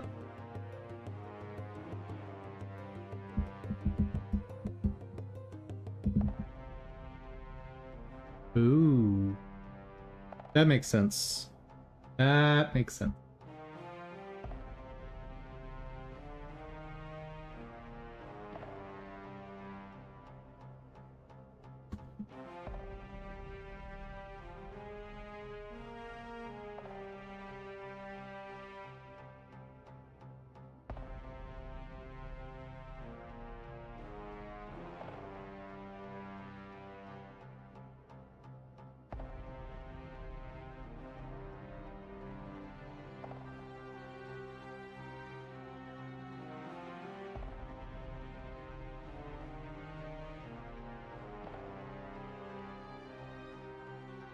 How to do this?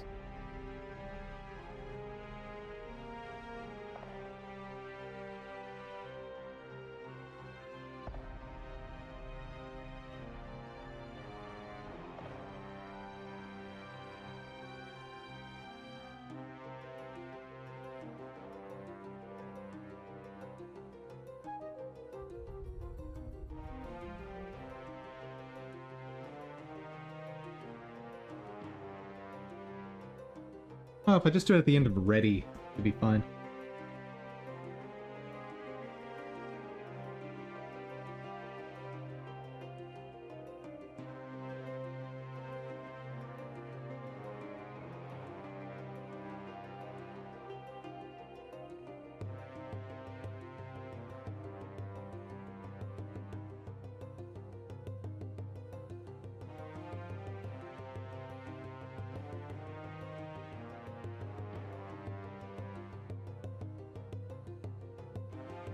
This should work.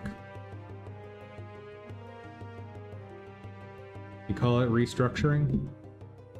I mean, that's sort of a generic term when people really mean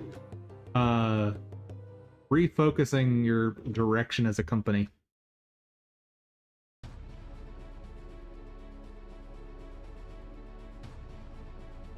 Well, that works.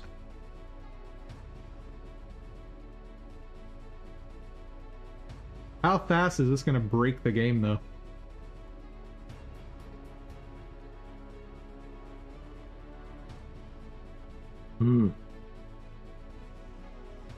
Lot of crystals.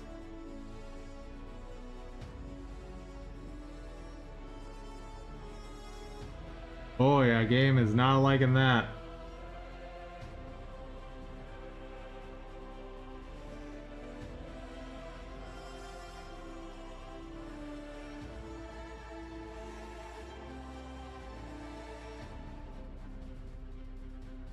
But yeah, one enemy I thought of creating that could be really fun is something that we might call, like, wouldn't want to call it a treasure goblin or a loot goblin like Diablo, but something like that. Not that drops loot, but that instead goes around picking up the crystals. And it goes around picking up the crystals, and once there's no crystals left on screen, it just charges around the player, waiting for crystals to pop up, which gives you the opportunity to try and kill it, at which point it'll drop all the crystals it's collected. But it will use the spawning algorithm to do that. So right now it just spawns 1 crystal per point. But eventually there's going to be crystals for 5, 10, 50, so forth points. And so that'll take away all of that load.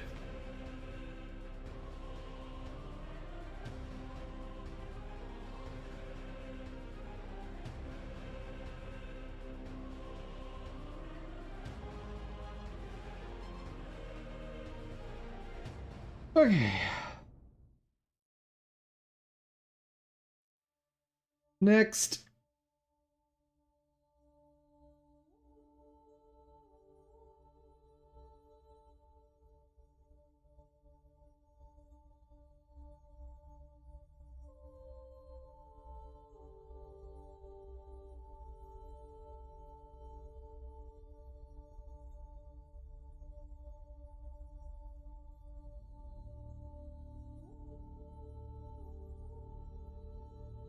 Get rid of that. We're not testing that anymore.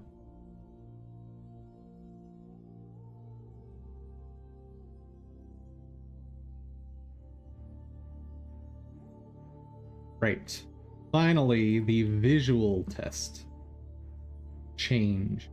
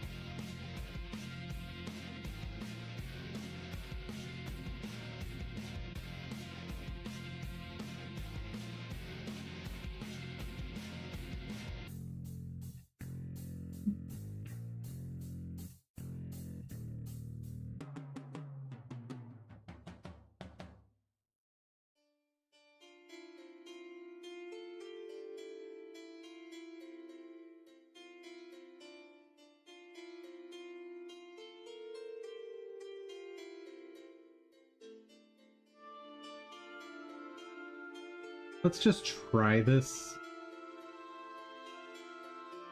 Don't know if it'll work the way I want, but we'll see.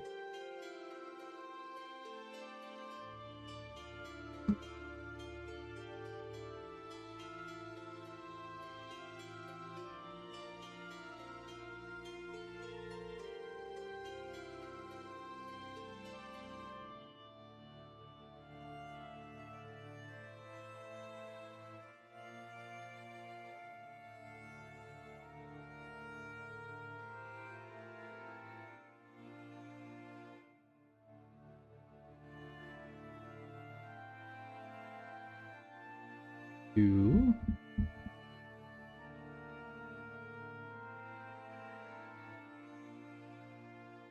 texture. Where is texture?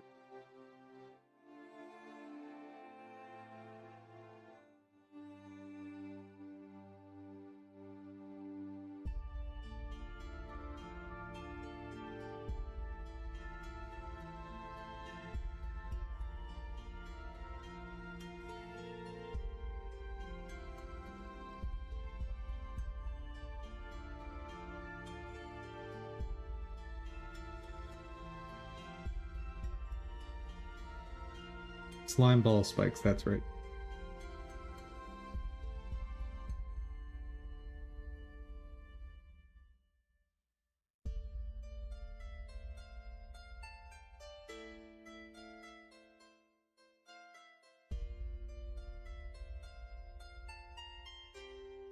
That's better.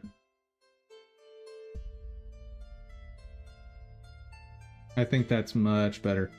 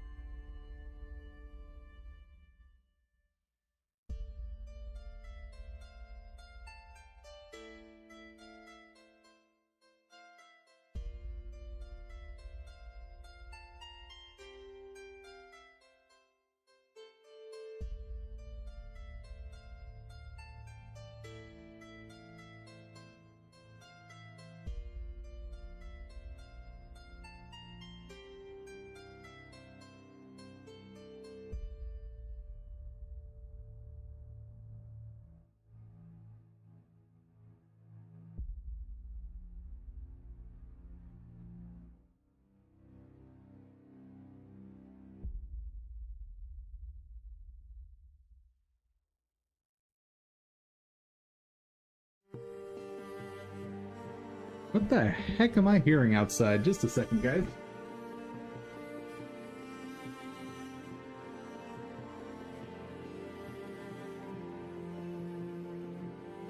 I have no idea what's going on, but it sounds crazy. I think that's better. They're a little less glowy now.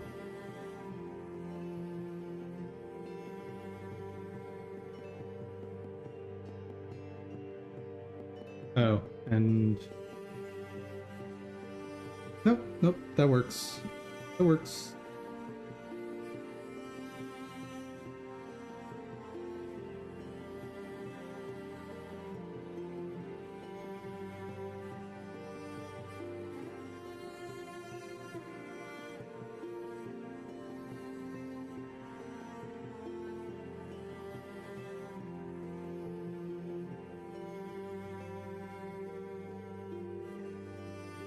Nope. If...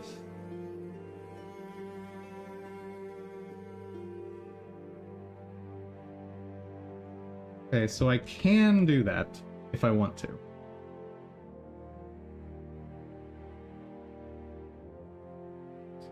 One, the particle effect I think is a bit much in that state.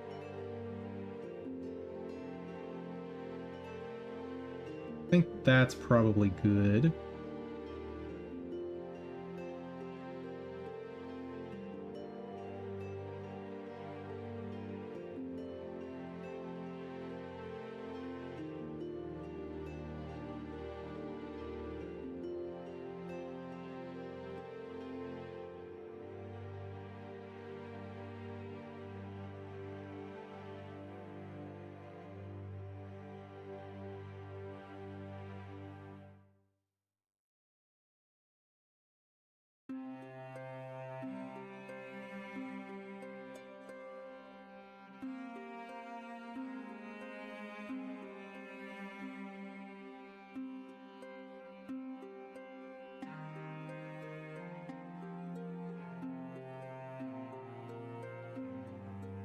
Let's see, over the course of 1 second, I want it to rotate at most half.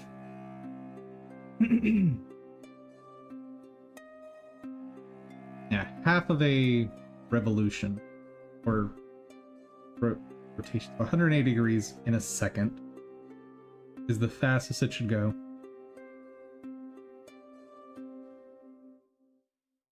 So what, that's just 180 times delta?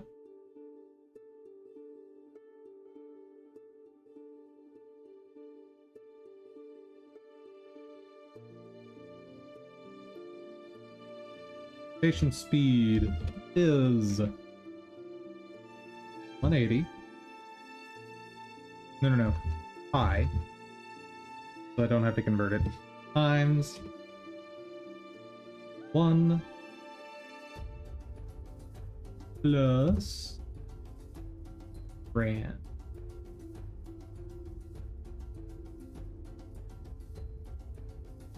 Oh. Nope.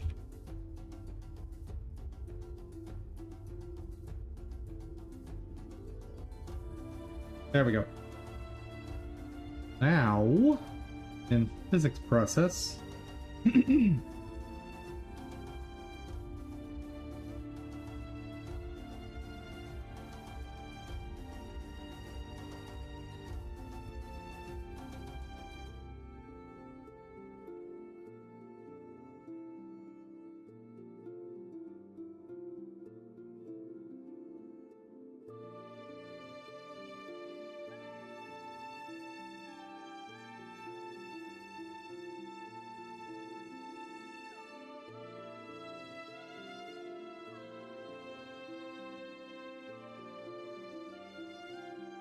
let's see if that does what I want. Maybe, maybe not.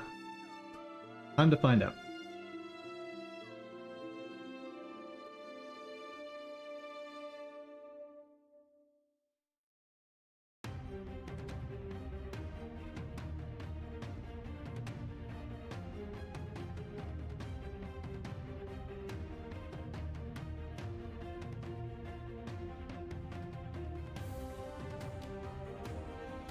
Oh, hold on.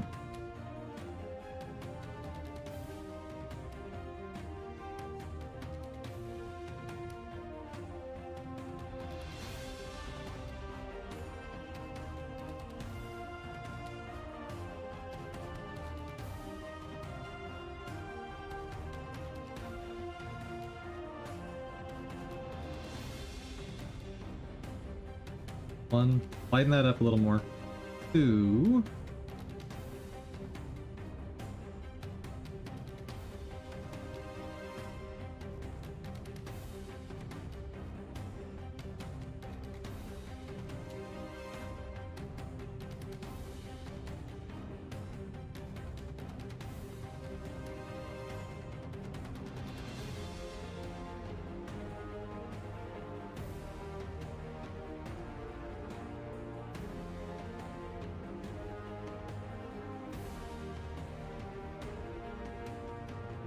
Hey there, Benkley.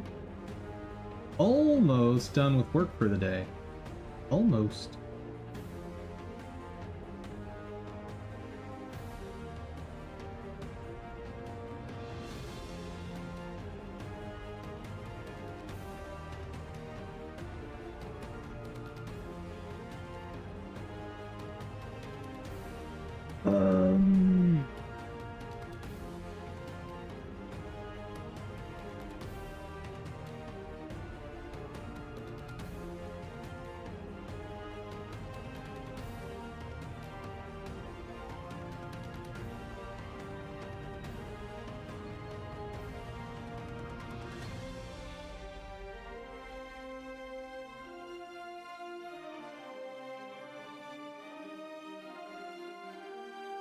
I could actually reference them.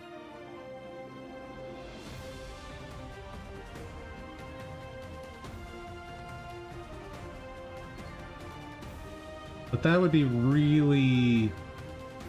Nah.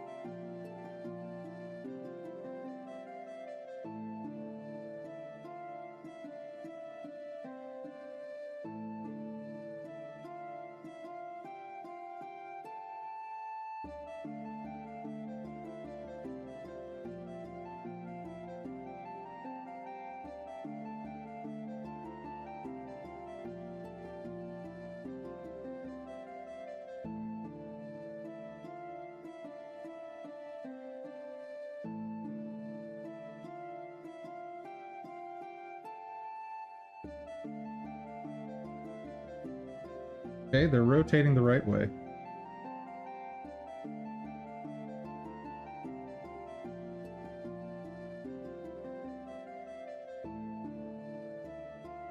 And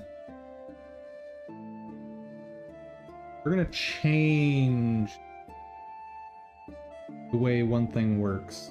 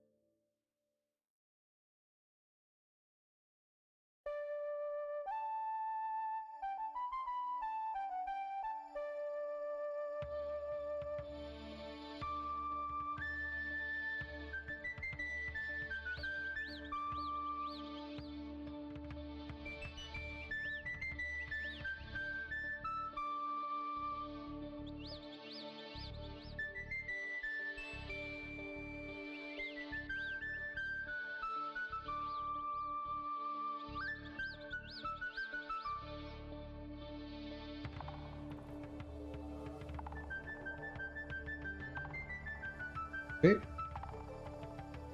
That's golden.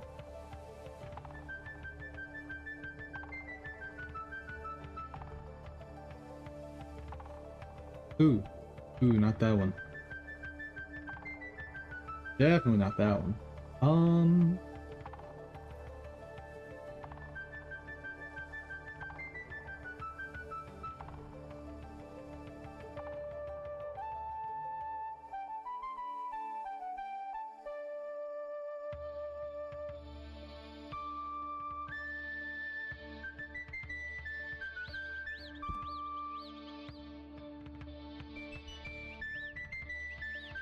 I think this will do what I want.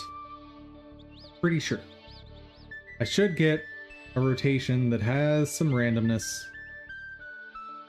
That in this case maxes out just over full rotation per second. Yeah. And we're missing one more aspect of the randomness we need. So the launch angle has some randomness. The next thing that we need some randomness on is the speed.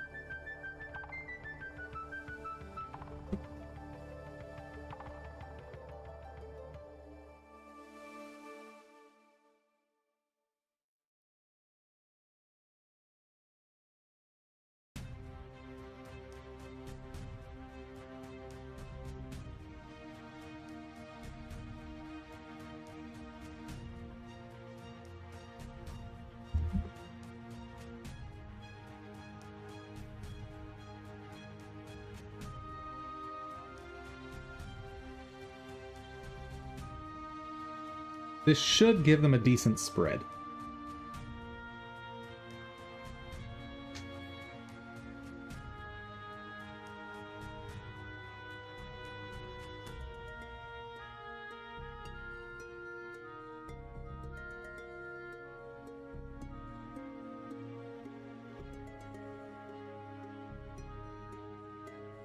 Oh, so I just got really unlucky with that one spawn. Okay.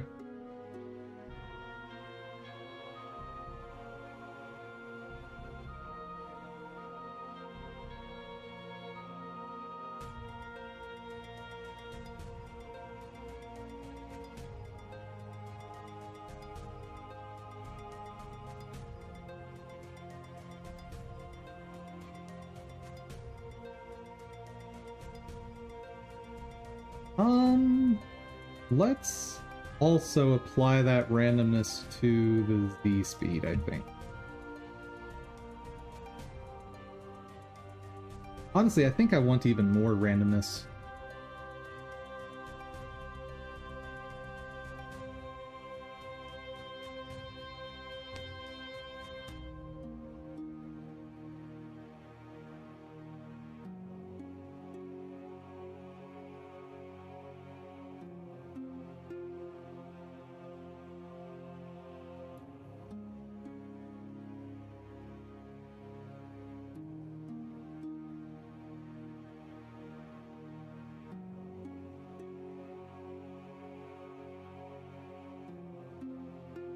Okay, so there is some variance in how long it takes them to hit the ground, but not a lot.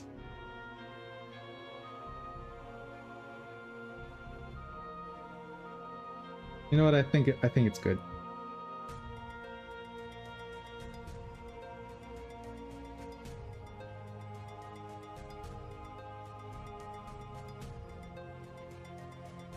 Yeah, any more and this is going to become a very long-range attack.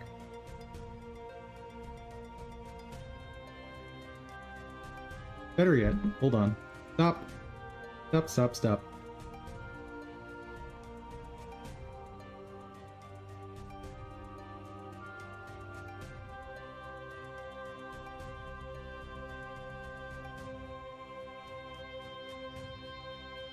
Let's just see.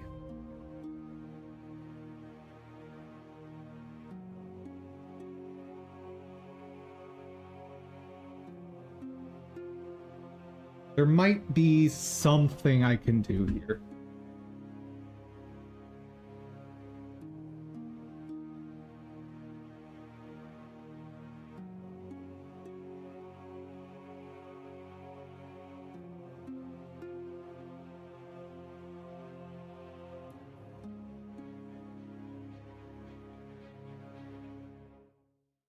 What if they have the same flight speed, but have different initial velocities?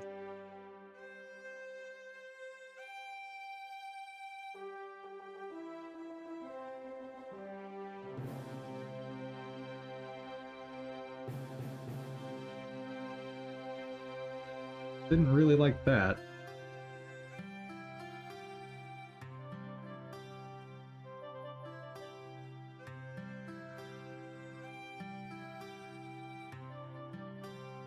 What if I just do this?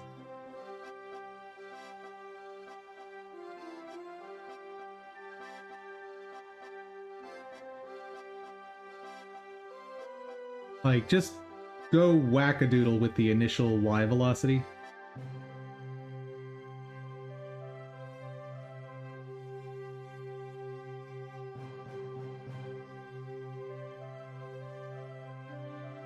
That's closer to what I want, but not quite.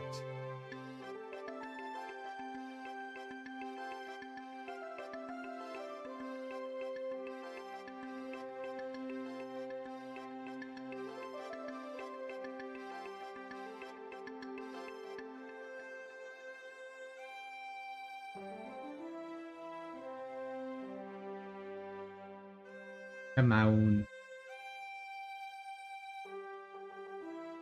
That's more like it.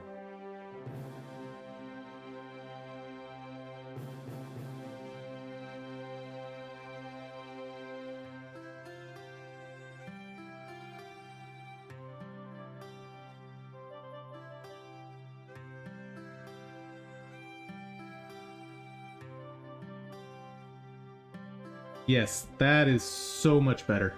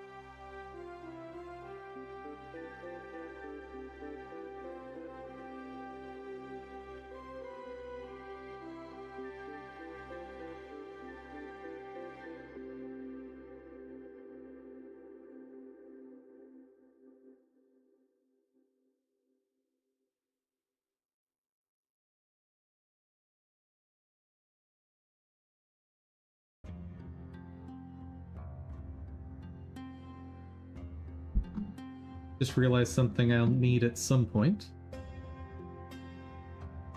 Climb projectile. We're not ready for death state yet. And I'm not planning on doing that today. But add enemy count protection to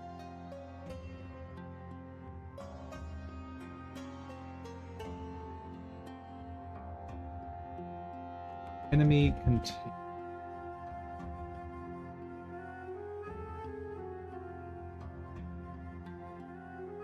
I don't know when that needs to happen, but it does need to happen.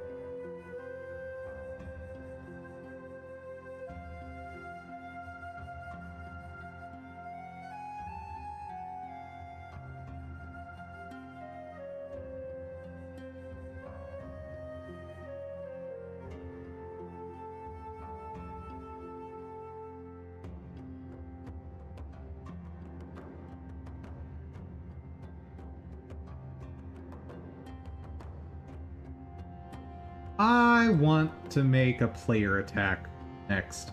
I think that'll be next top priority. Because I haven't made an attack for a player in a while.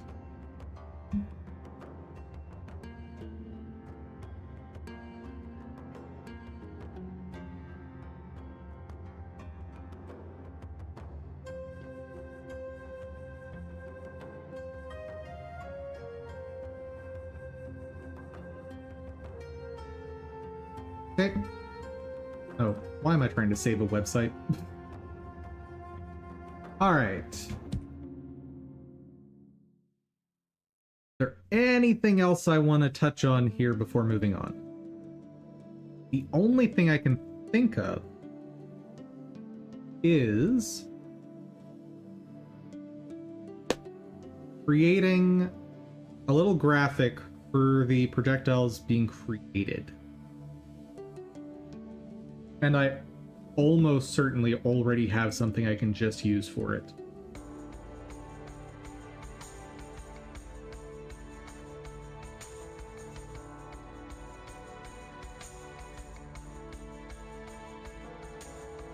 Not in here, but...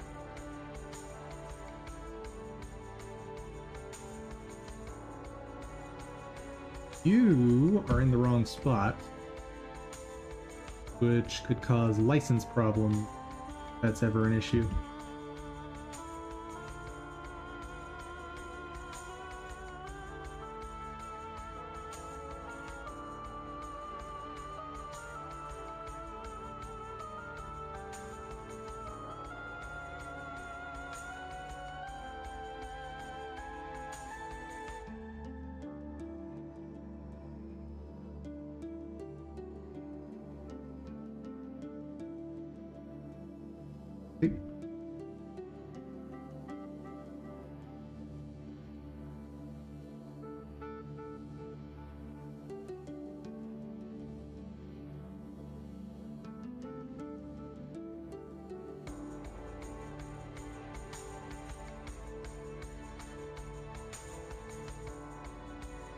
Not gonna be there.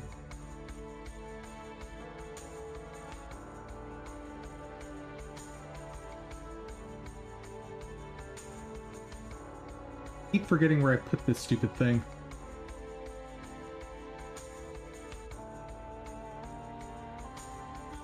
There. That's it.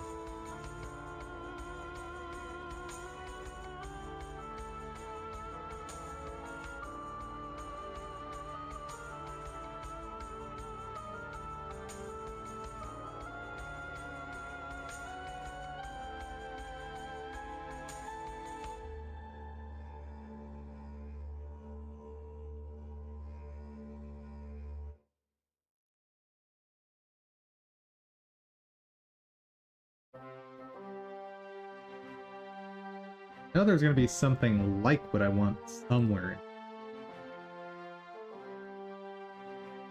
Maybe part of the explosions?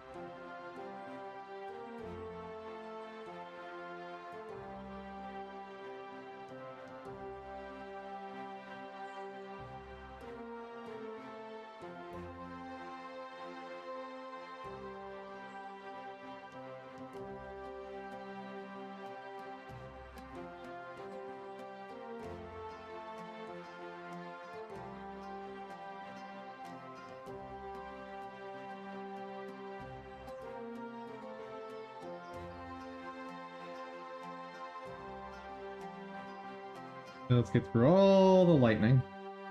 Oh, the end. Oop!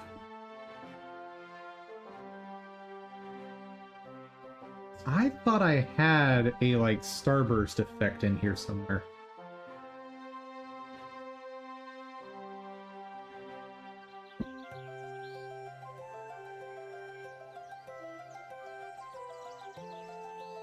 Welcome back. Missile shuriken. Oh, I guess I don't have one in there.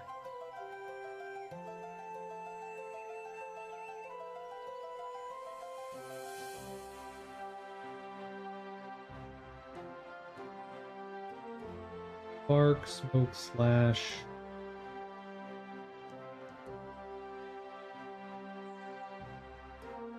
Nope.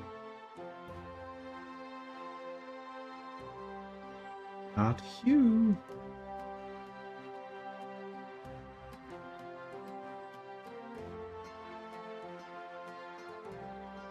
Hit impact. That sounds about right.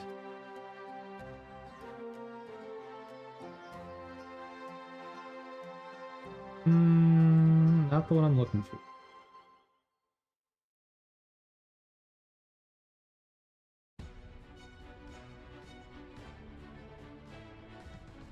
Nope.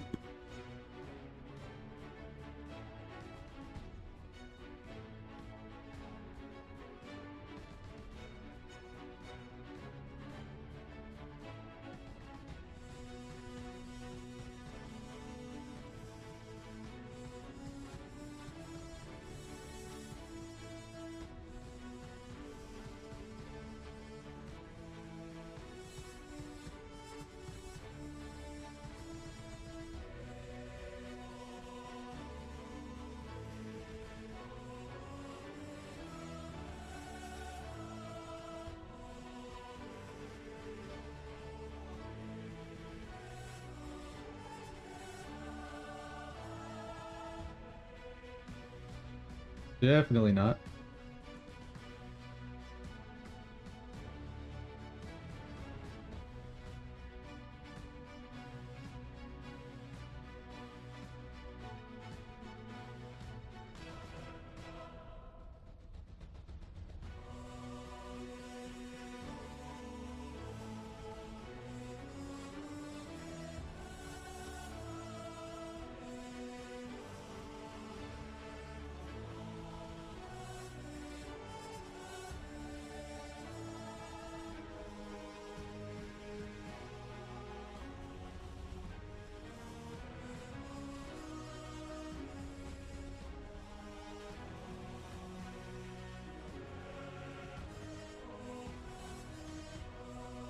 Not the one I'm looking for.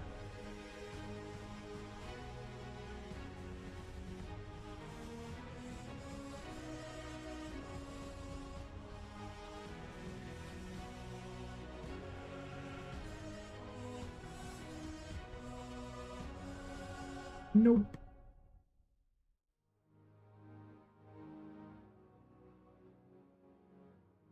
Maybe.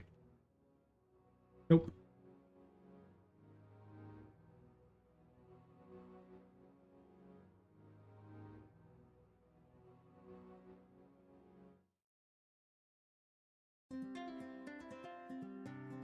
Could have sworn I had something like this.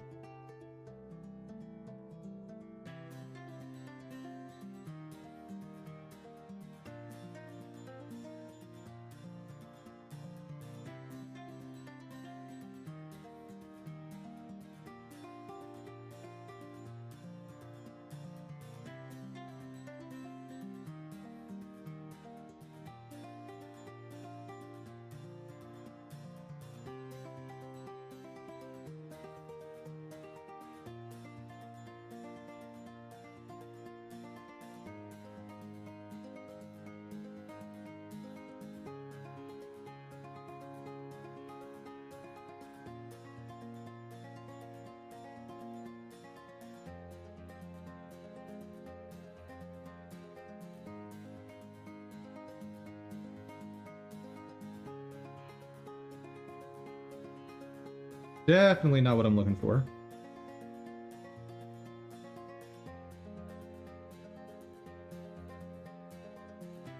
Don't think there was anything in these sprite sheets I wanted for.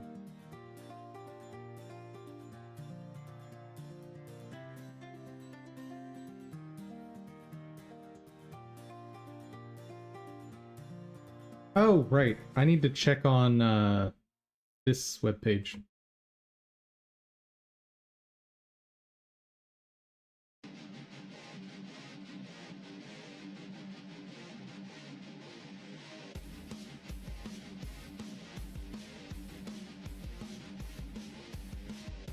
In the next 8 hours. Oh, 3 hours ago.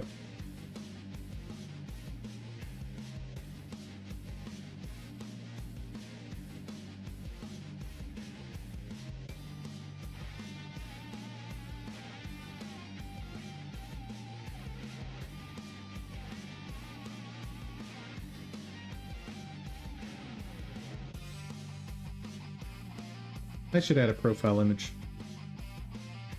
Now that I'm actually doing stuff on this website. Yeah.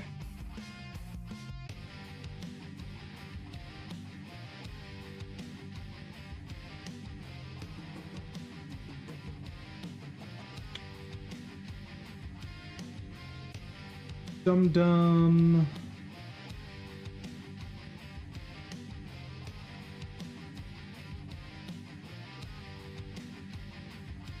Official channel art? Nope. Final.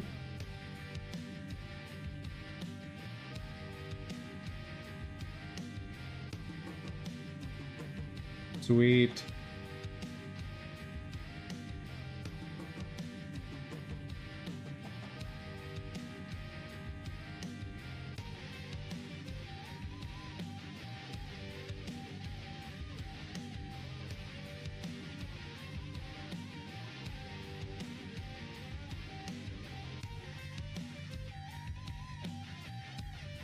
Yay! Now my face is on there.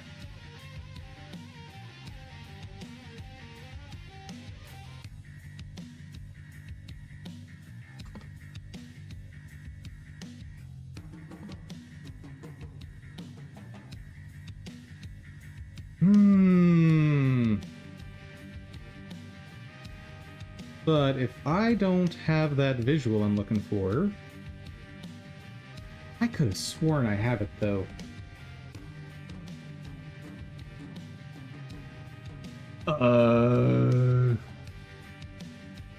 Oh no! No! That's no bueno. One of these artists had something like what I'm trying to do. This person had a ton of stuff, but it's not what I'm looking for at this second.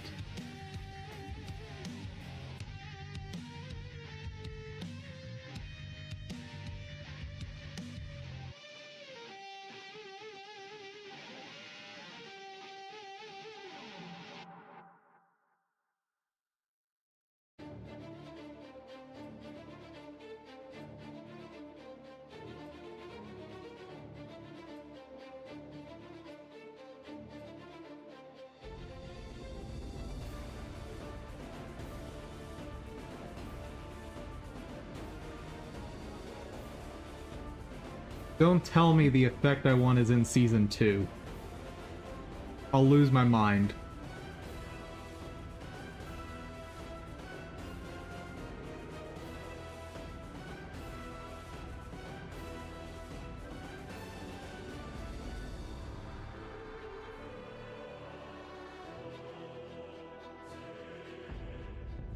No.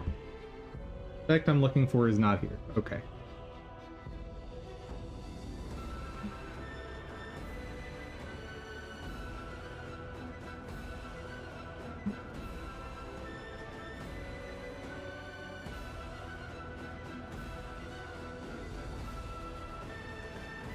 Okay, so it's not in there.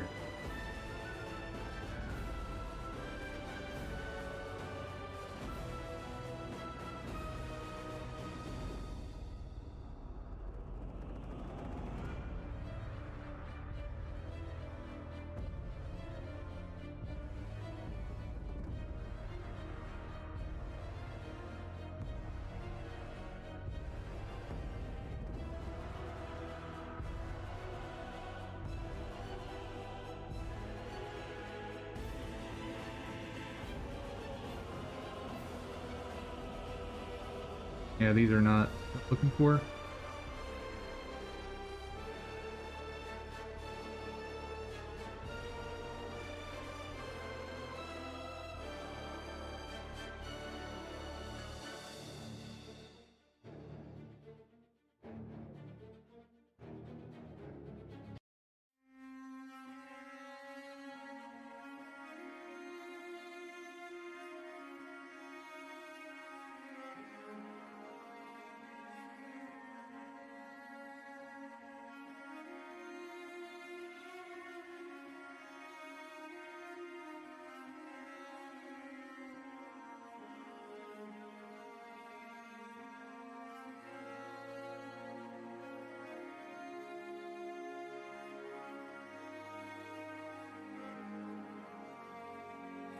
The heck is this?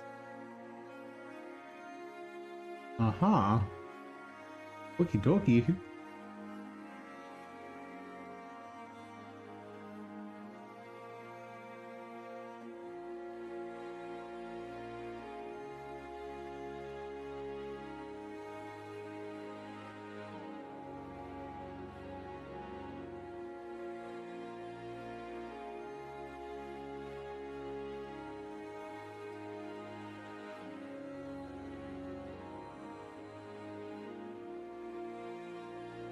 Hey, where's...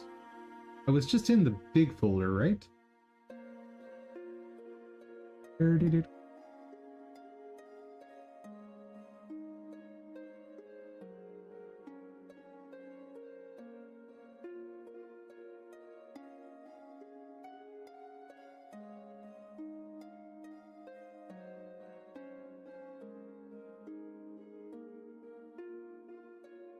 Ah, here we are. Would any of the blood effects work for what I'm trying to make?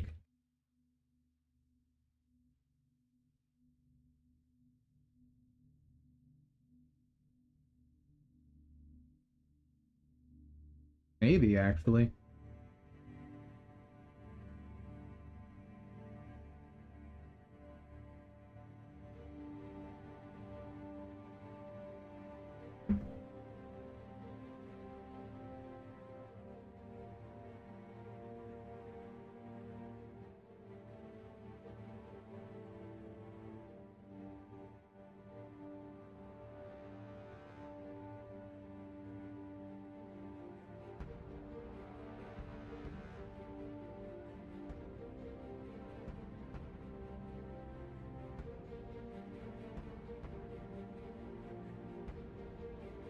Nope. The heck?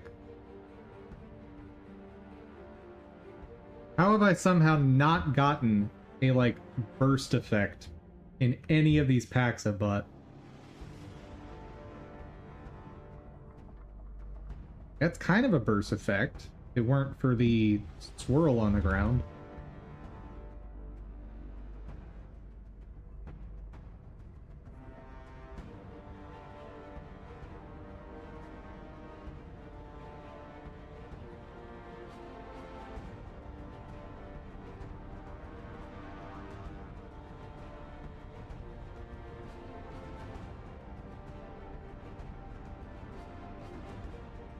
Need to also consider any of these. If I like just take a section of the image, it might give me the visual I want. So let's take another look through these.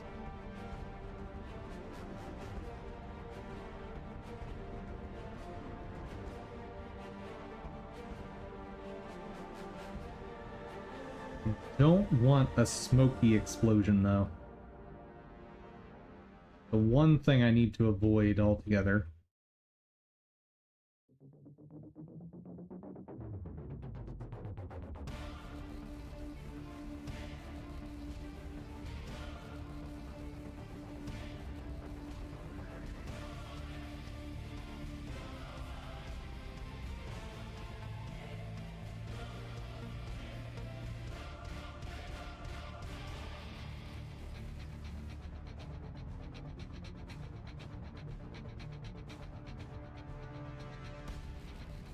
Not what I'm looking for. Oh well.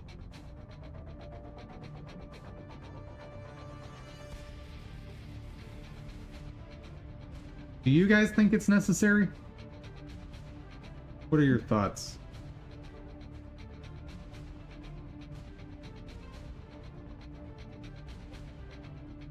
Having some sort of flash around the hands as they clap? That's something I need? Or do you think it's good as is?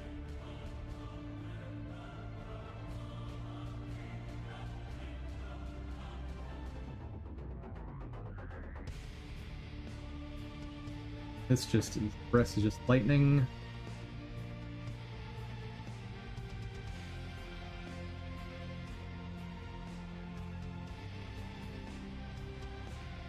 Oh wait, not just lightning all the way through.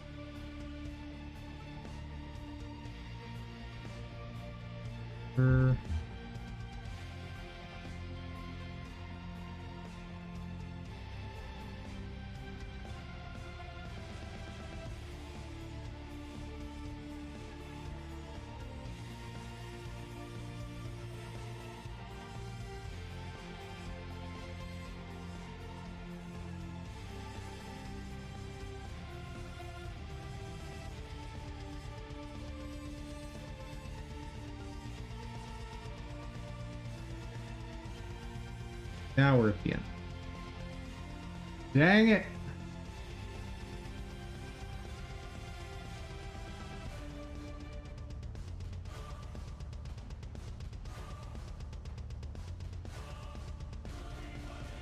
None of the projectiles are going to work for this.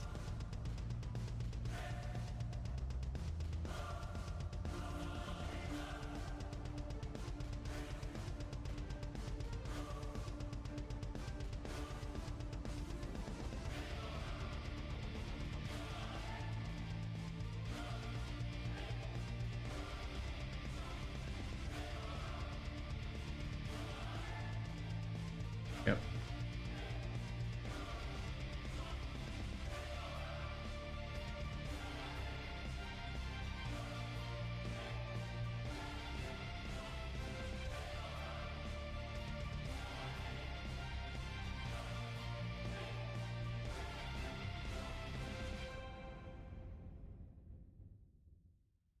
So sad. Itch.io game assets.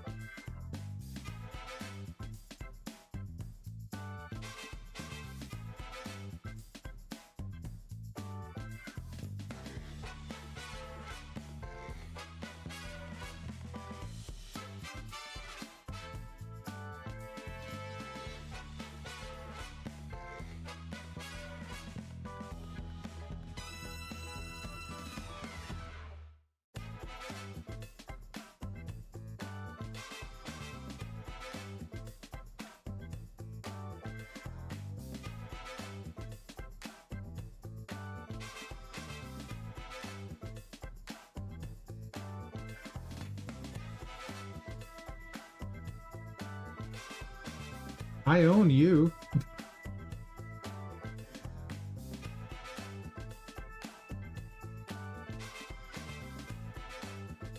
Such a jazzy song? No, not jazzy at all. I don't know what you're talking about. You crazy, chat.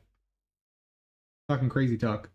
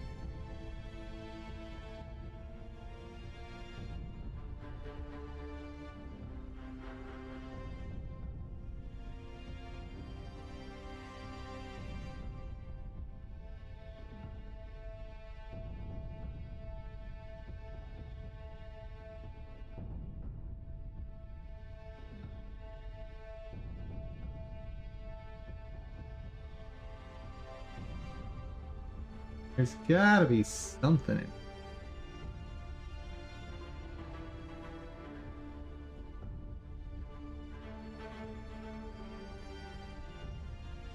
If I own that pack, I might. Left check.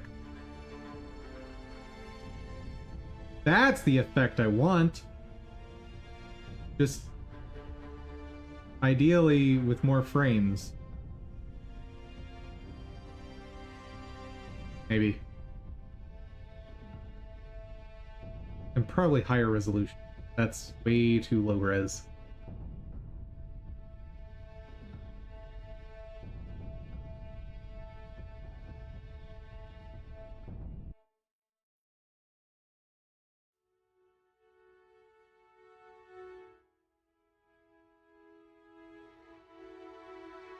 What's in here? There's this. Kinda sorta what I want.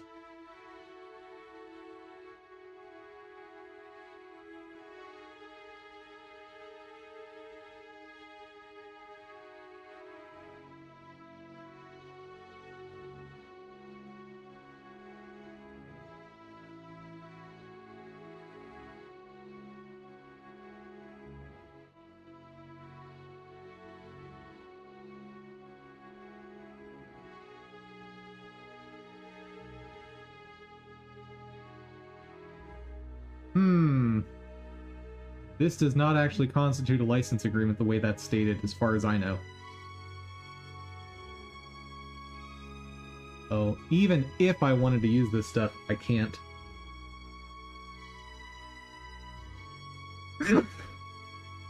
Excuse me.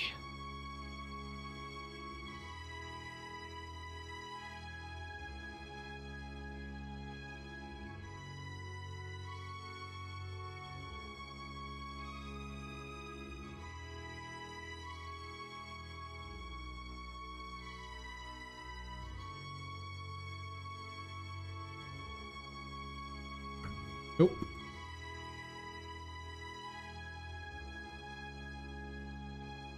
Ooh, there might be stuff in the Essentials pack.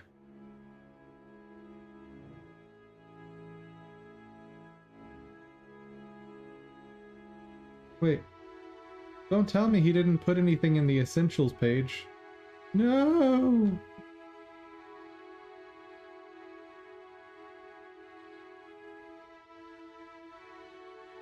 License? License?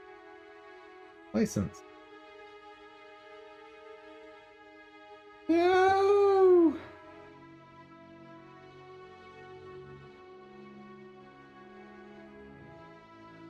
Oh, that's tragic. Like, really tragic. Let's see if there's even anything in there I want. because if there is, I'm gonna need to contact him again and say, hey, could you please add info to this page? Pretty please.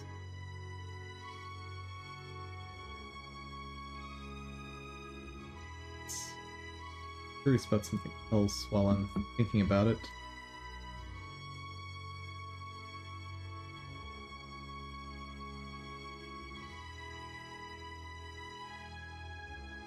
Oh wait, how did he say he included it?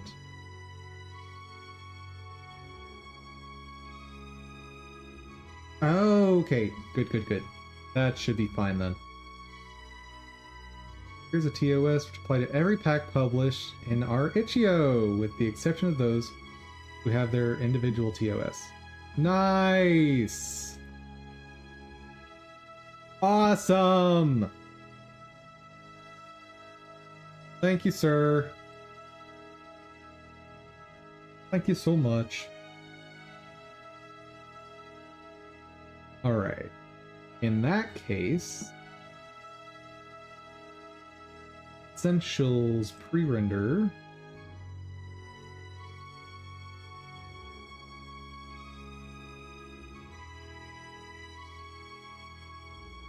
Yeah, I need to extract this so I can look faster.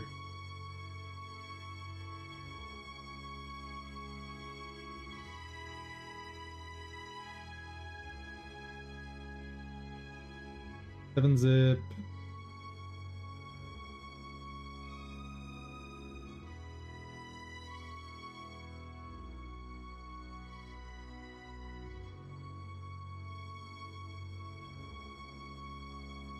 Wait, what? There we go.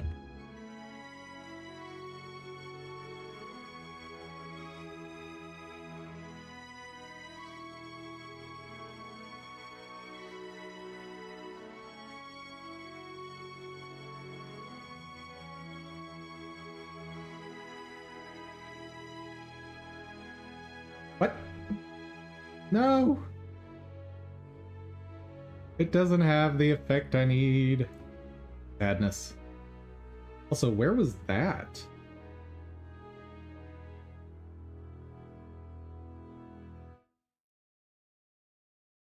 I just blank through it? Maybe it's this one?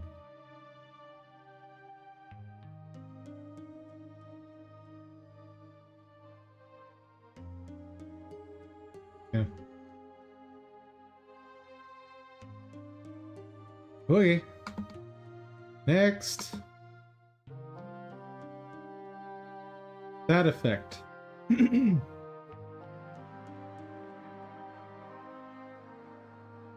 That's what I want. Sort of.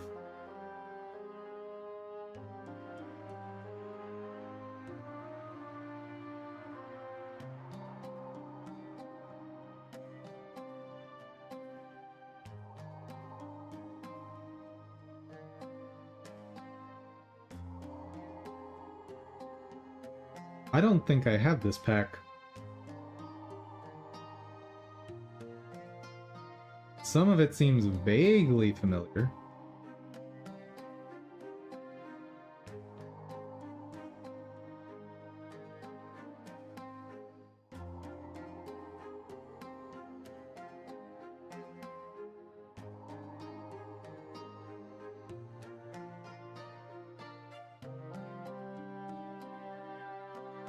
Here's a place I can check, though.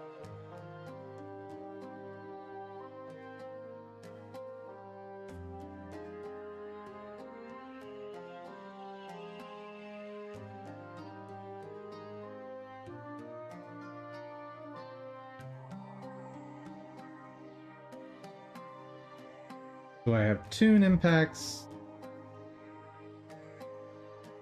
FX3 impacts,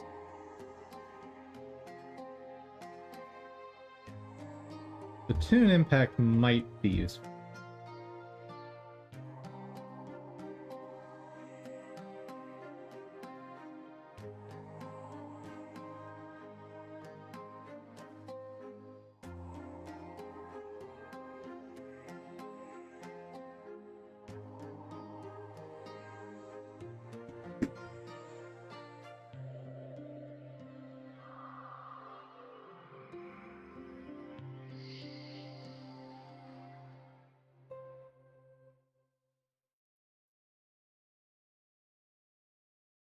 Yeah, I can try it.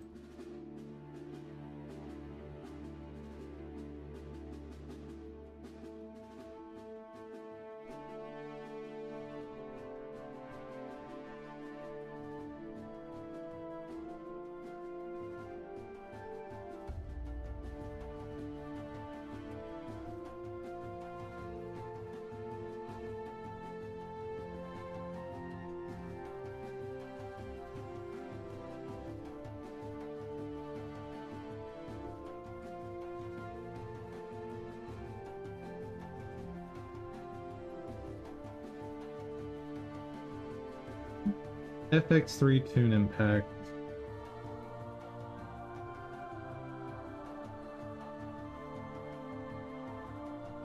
Tune Impact large.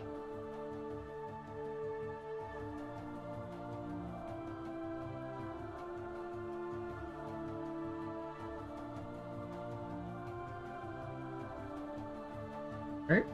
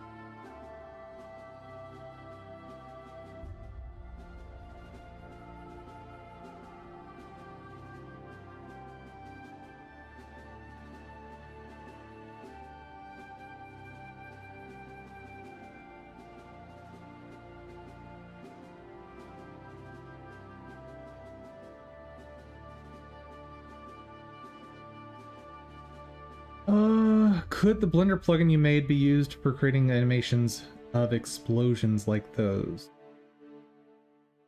Theoretically. But you'd have to have an explosion. So if you had an explosion asset in 3D that's animated, 100% you could use it for that. But I don't know anyone that makes 3D model explosions. Instead, people use things like simulation engines for explosion effects, typically. Because you want to have some randomness to it.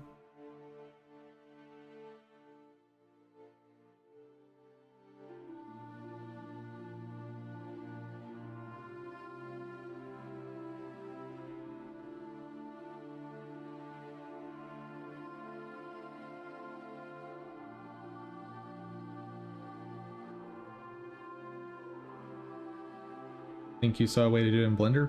I don't doubt that there might be a way to do simulations in Blender, like what we're talking about, but I'm not about to spend the time and effort on that.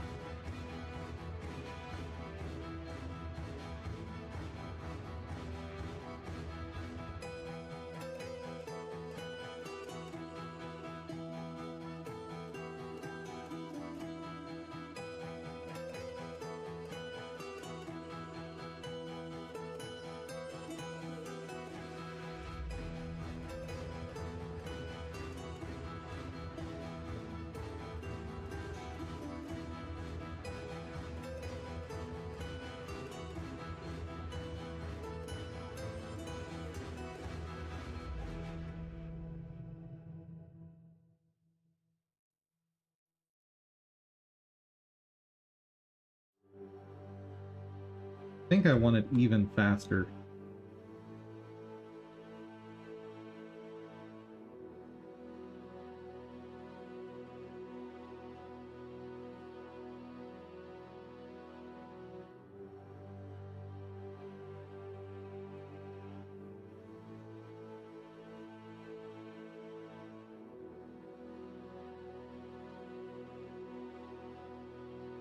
Eight, one per.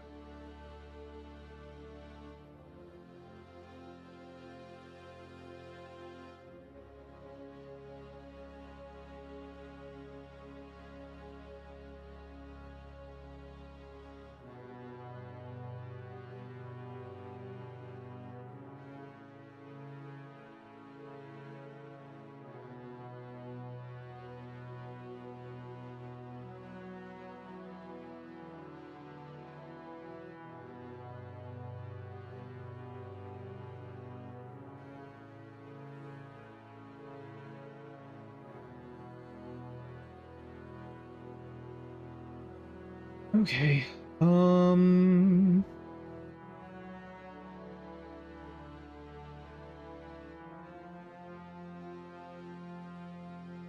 Position.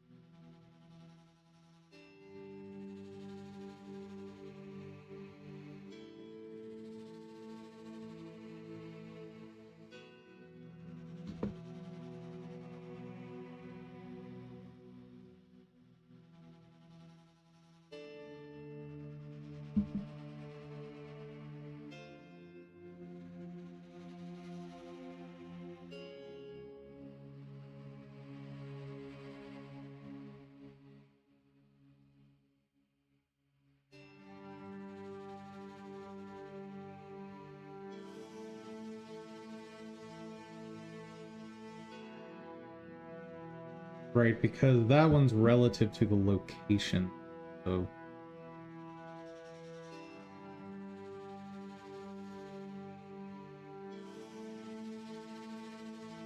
there we go.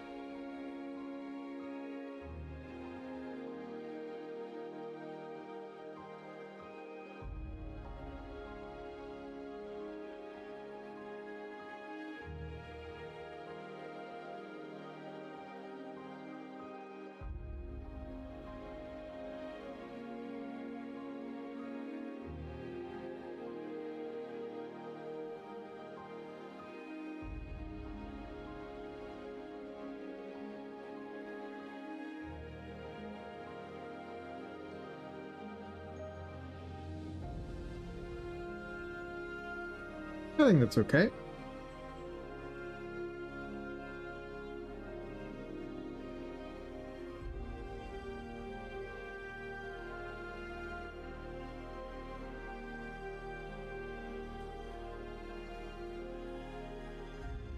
Now I just need to get the position.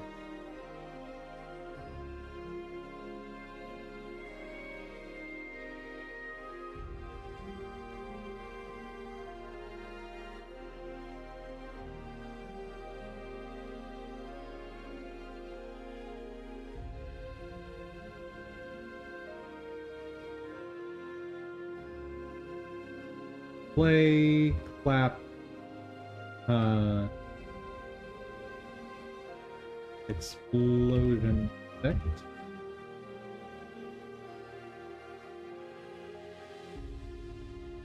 Player.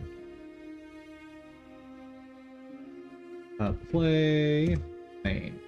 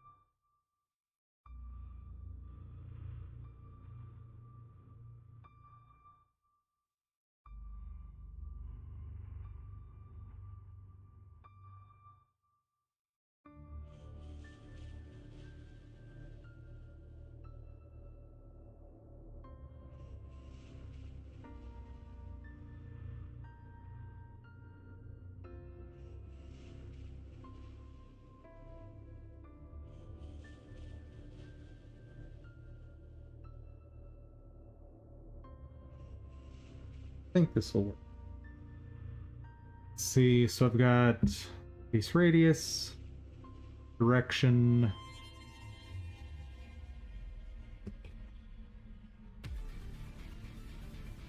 direction, I.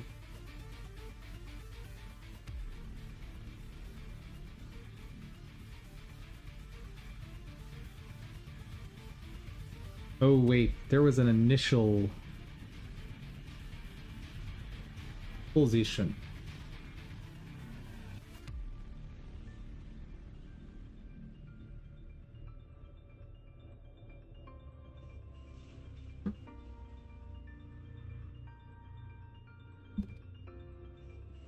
So I need to add 1 to the y after I do whatever I'm about to do.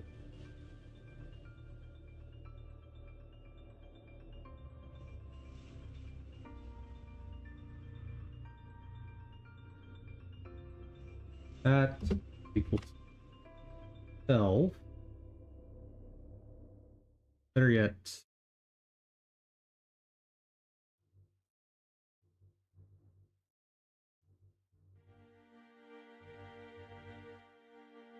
don't forget to add in the 1 offset for y sorting.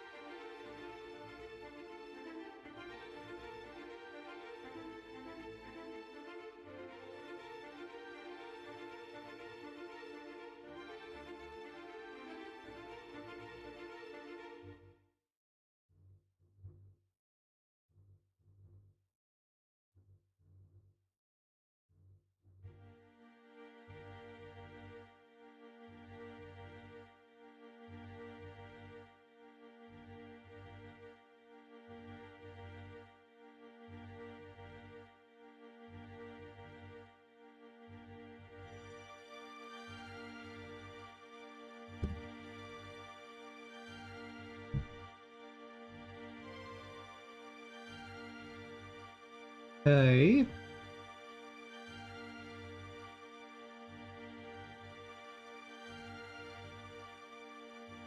Let's see if it works. If it does, I think we're done for the day.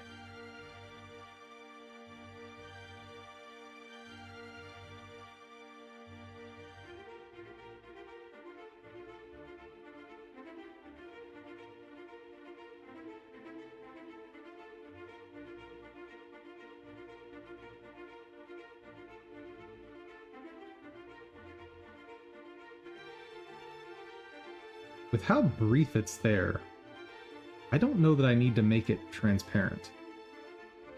Maybe a little bit, but not as much as I was doing.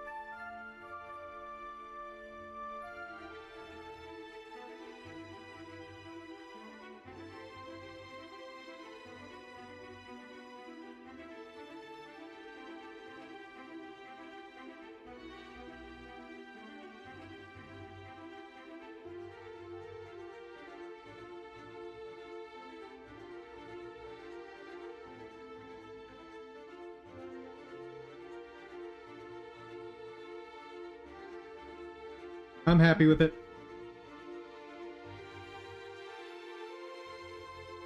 I am very happy with that. All right.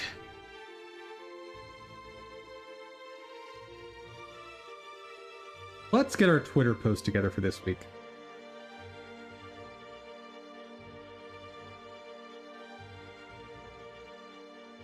Oh, I should get things committed. Definitely do that first.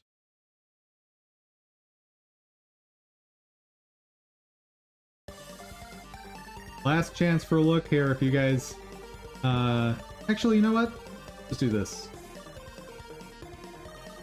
Select.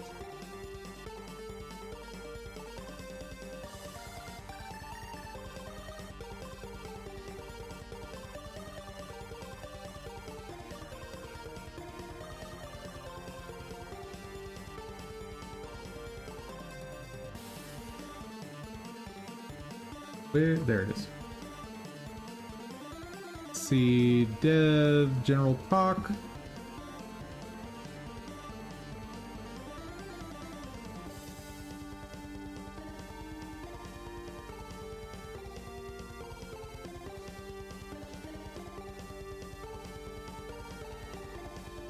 Two possible implementations for having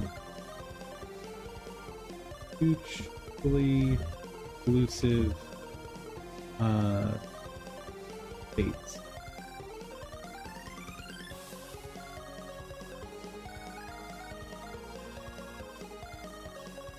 Right. Use.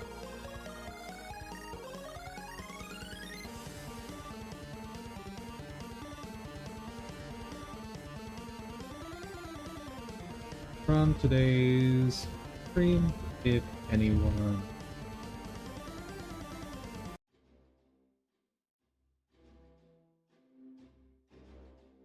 Based on the discussion, I would favor a state change.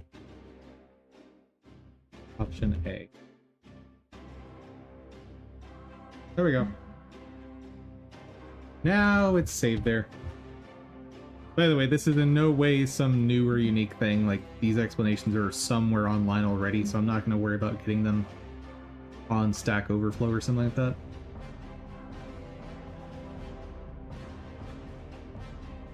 Let me see one last thing before we commit, push, and all that fun stuff.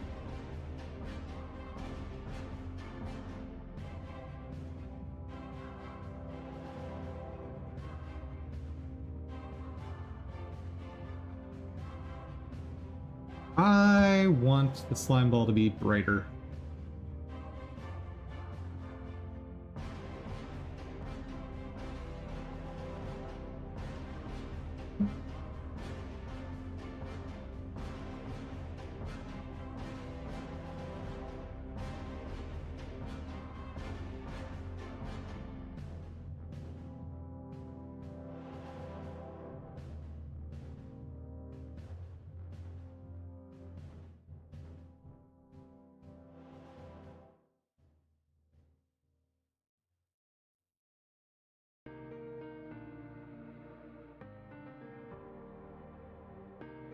Better.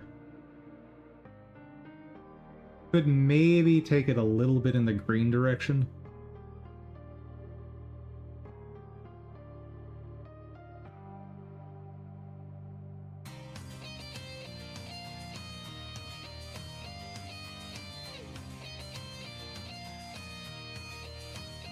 Oh.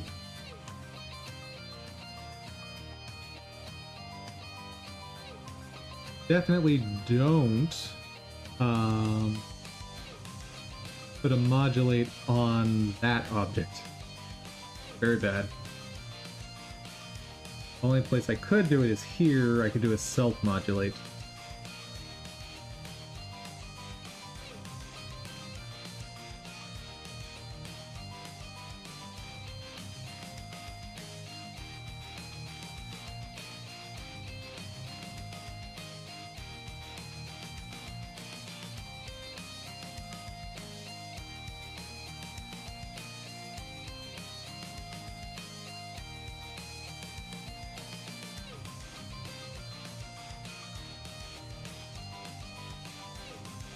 Introducing the faintest bit of green.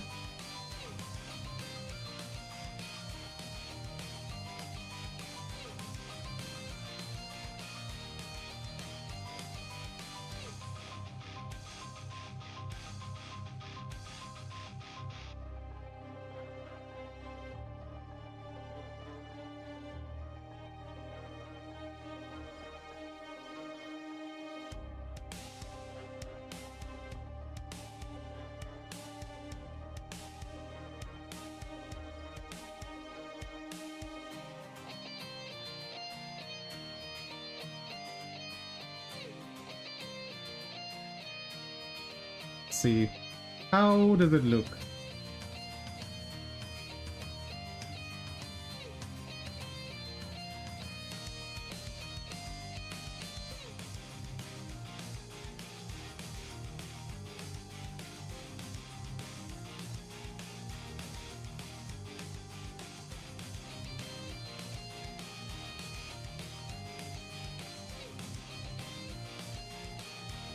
I can't really tell.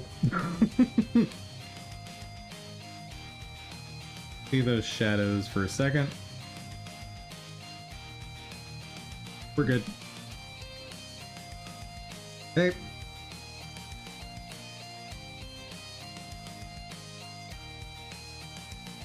It's correct.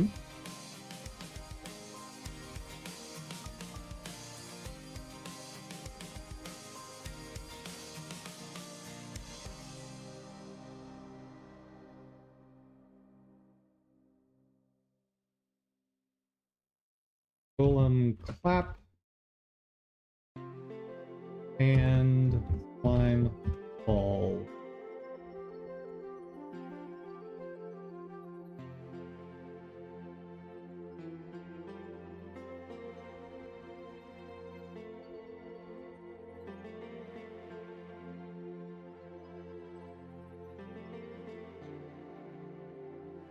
White space change.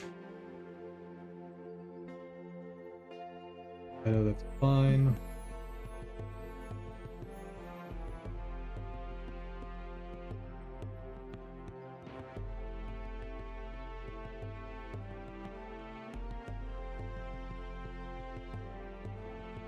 Right. Why are you showing me notifications? Go away.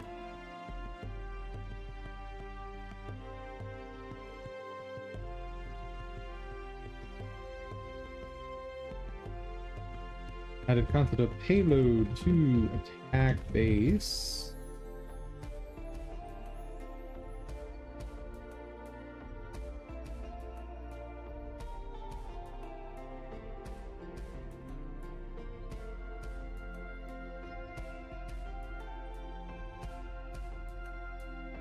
Payload is always sent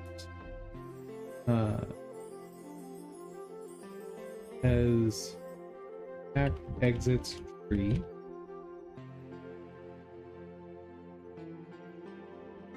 And send animations via, or can send payloads by animation while keeping or thing up the payload.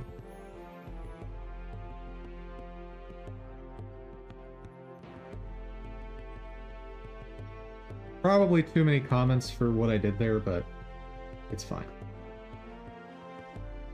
Blast base.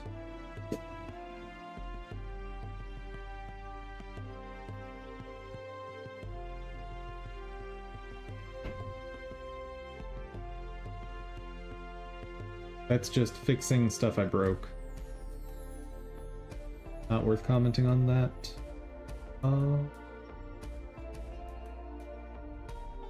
Same thing. Naming issue. Pain. Clap.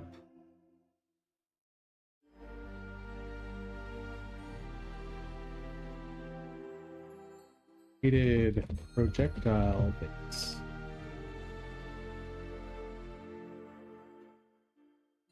To attack.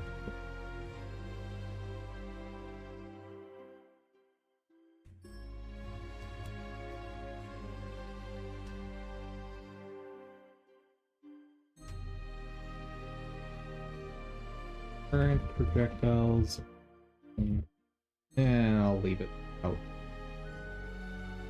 I'll need to add some sort of handling for if there isn't a sync shadow, because like I talked about before, something like an energy ball, it's going to produce light, not cast a shadow, and the light produced is not going to have the like offset that the shadows have. Instead, they're just going to project light directly downward.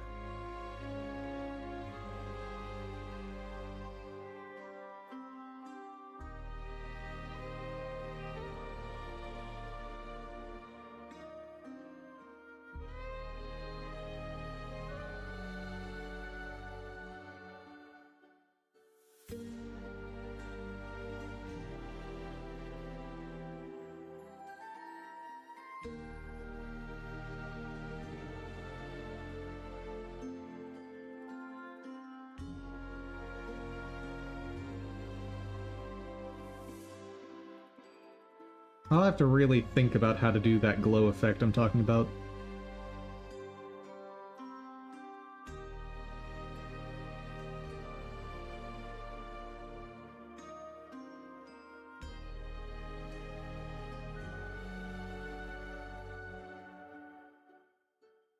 Projectiles handle motion, basic movement, and projectile, or not projectile, ballistic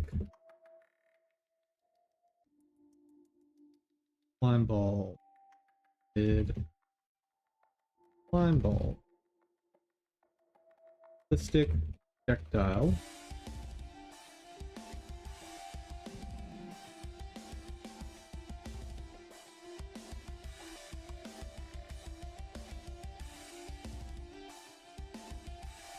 That spawns slime.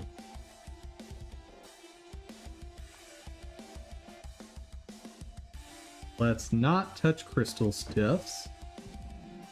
The base not changed apparently.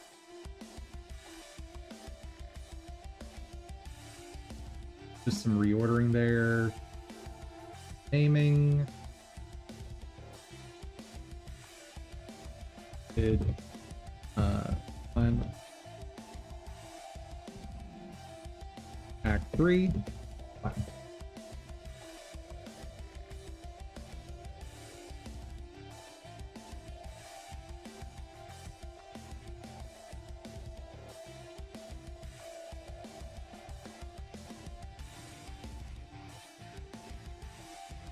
Slime, what did we do?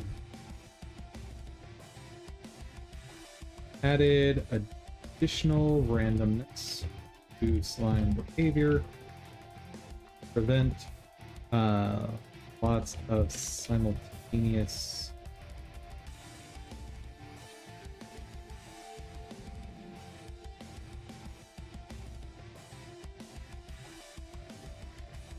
a lot of unchanged files here that you're telling me to stage. What's going on, buddy?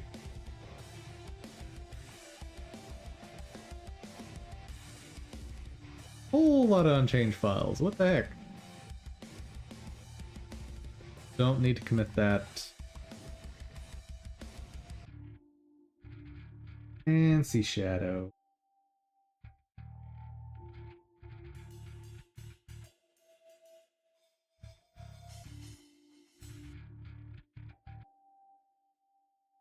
Fine. No changes apparently. None.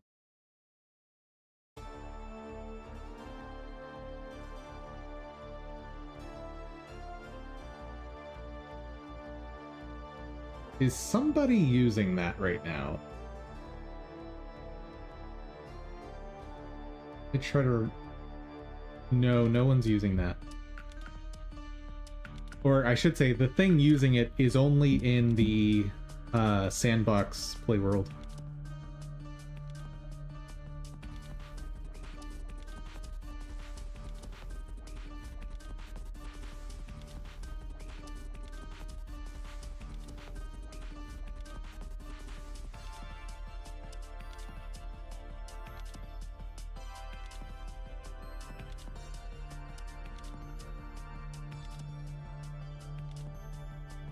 Cubed alpha in water distortion shader to compensate for lack of pre-multiplied alpha in the viewports. I need to find a better solution.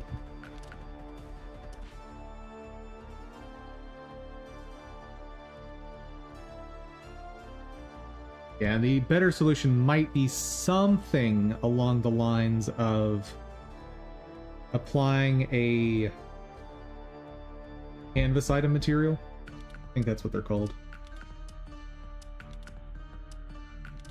Yes.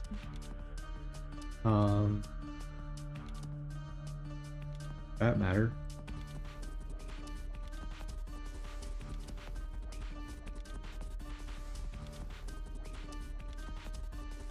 Oh. Oops. Well, that's...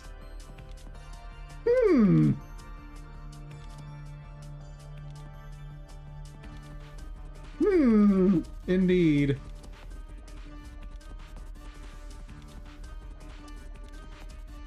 Hold, please.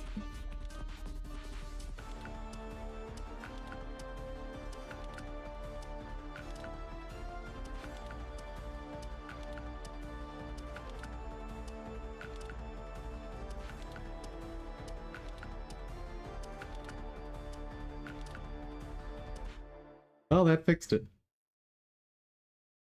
And if I want any outline border, I can do that on the sprite itself. I shouldn't be doing that in here.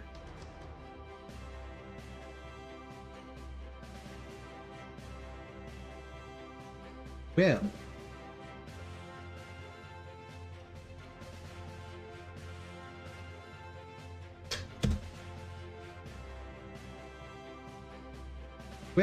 Well. And that means I should do the same thing in the spawn puddle.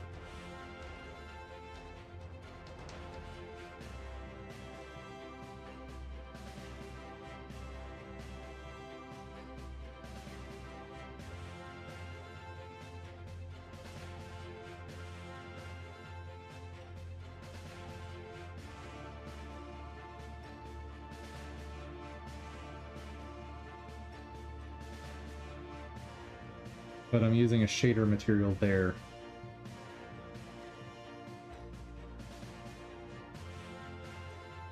Then again, I'm putting a black shadow or purple shadow around this anyway.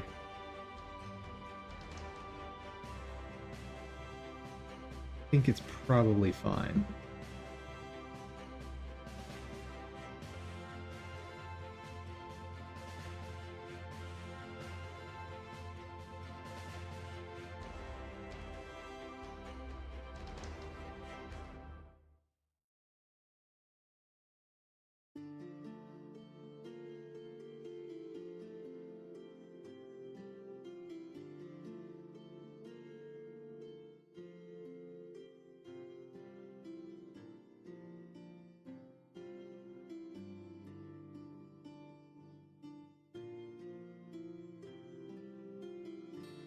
Oh, yeah.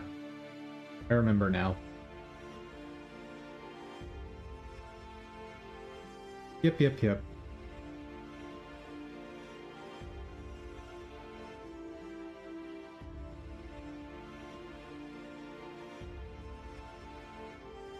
And the pre-multiplication of the alpha is probably being handled fine there.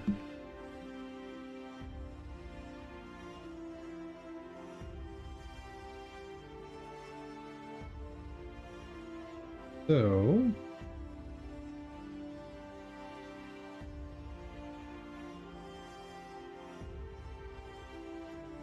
there.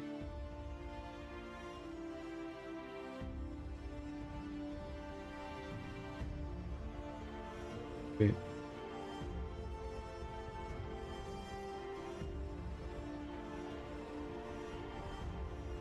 Where is...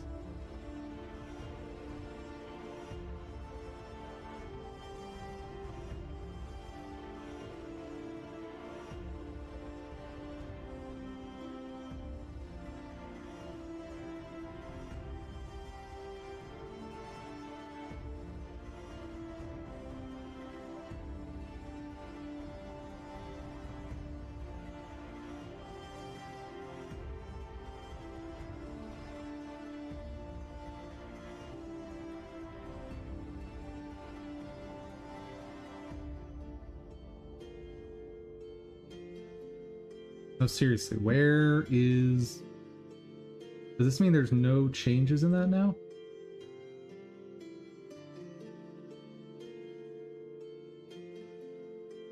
I put a space in there just so I can try to miss something.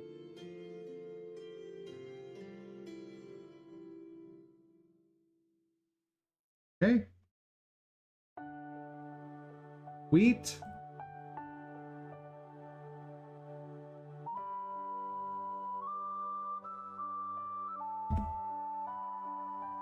Anything else I want to commit? No.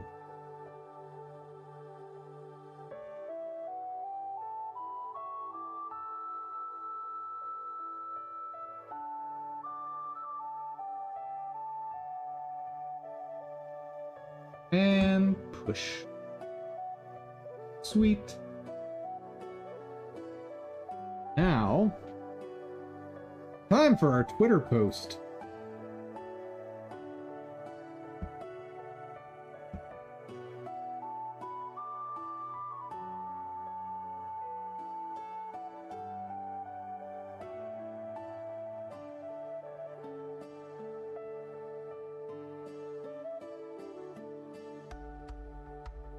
Actually, remove the slime from the play world.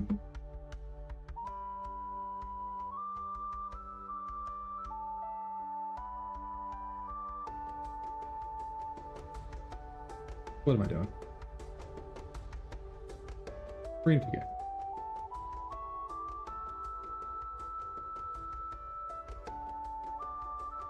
Do not need 60 FPS, thank you.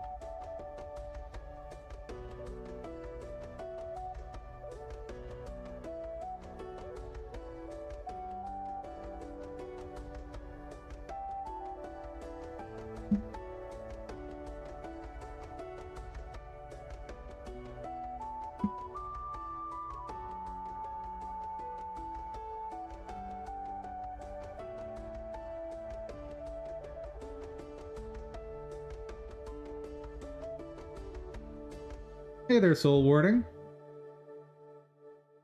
Check out Golem's new behavior.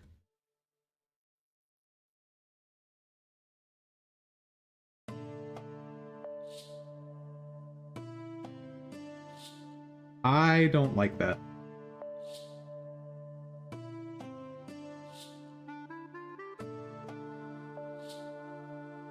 Stop it. Play world, let's get rid of the trees, get rid of the terrain.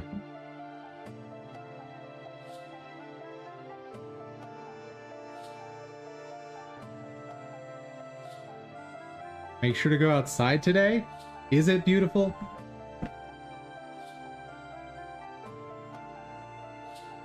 What is outside?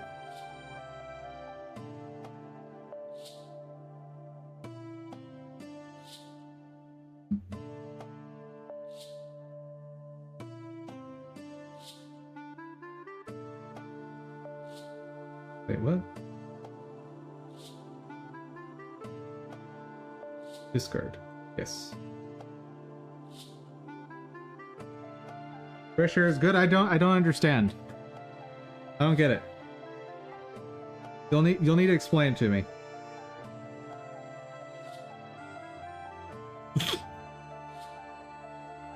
Yous guys.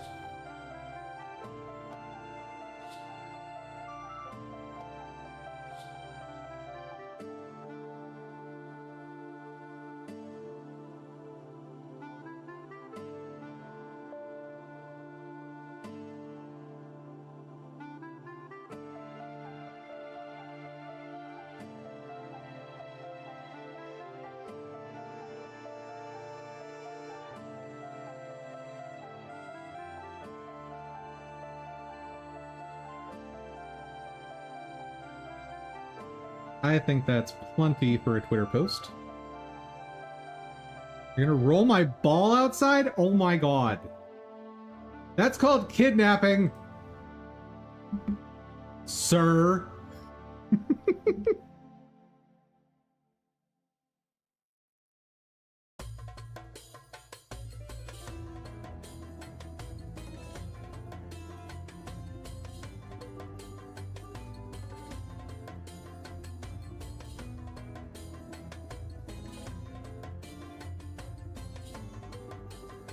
Oh wait, that's not what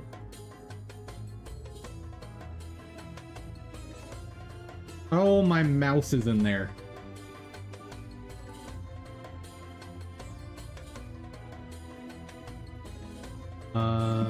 Discard project. Garbage. Also, let's...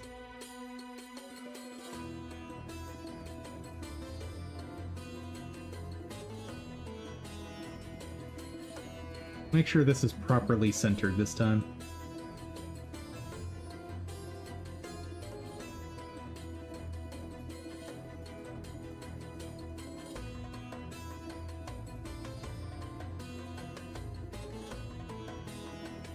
Now, that would have been a really good one if I'd recorded it.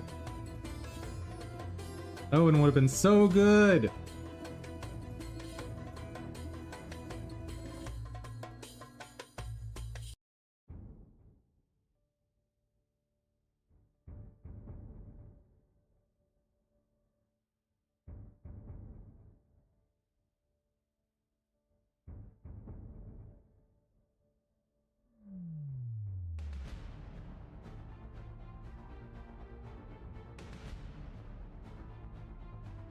That's plenty. Nope. I am so proud of the progress on this. I think it looks fantastic.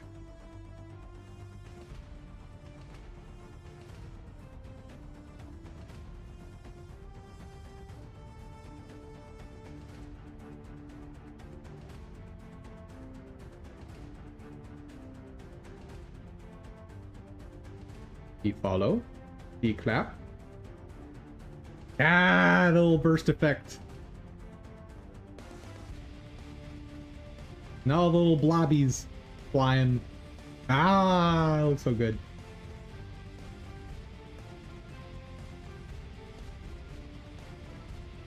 Do the blobs seem to be a little too flat in their shadows?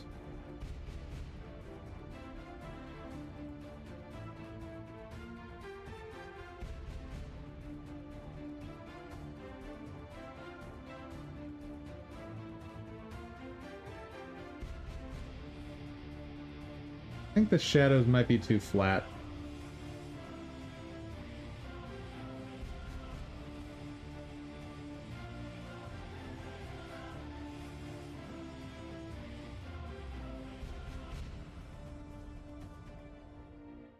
I'm not fixing it today, but I'll add a task for it.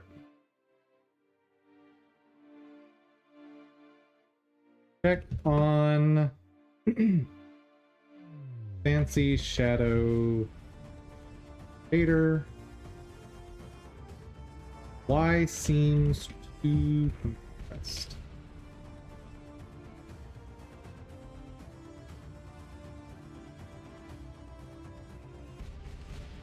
Right, those are done. And I'm just waving at them.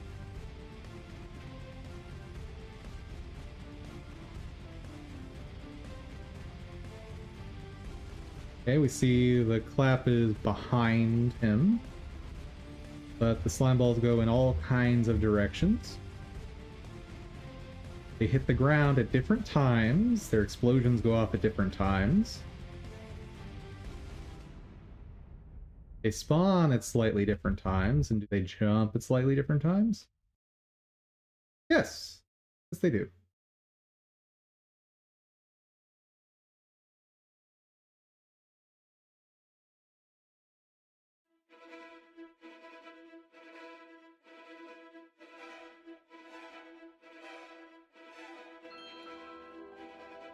I think I like that.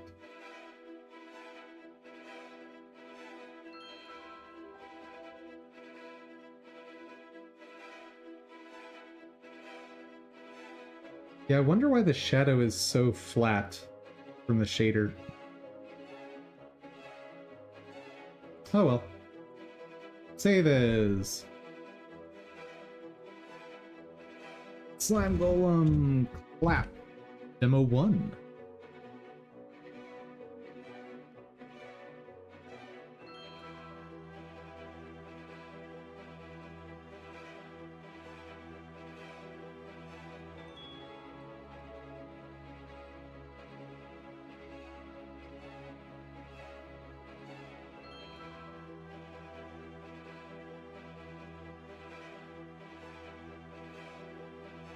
I'll save it, but I'm not going to trust it yet, because MP4s tend to be silly.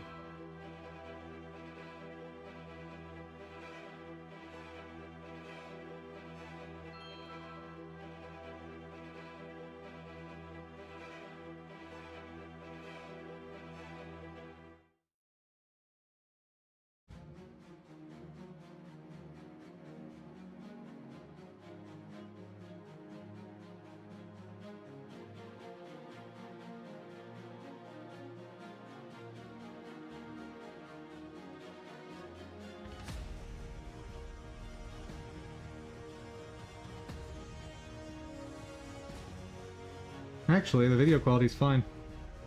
Picks up all the detail I wanted it to.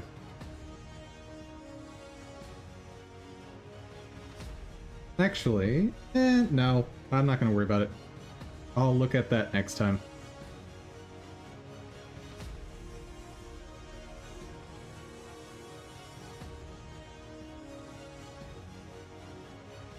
Check tile map noise. Consider using.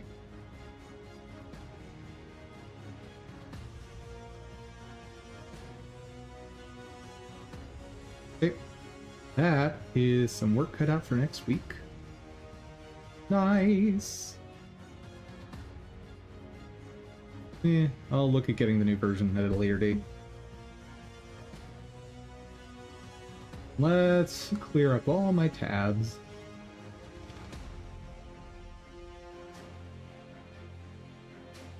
Oh, wait.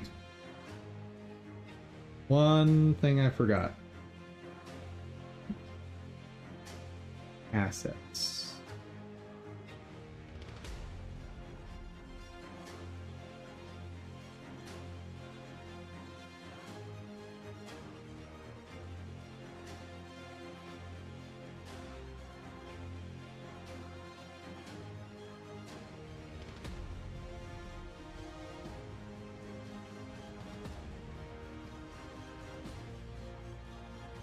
New backup of this.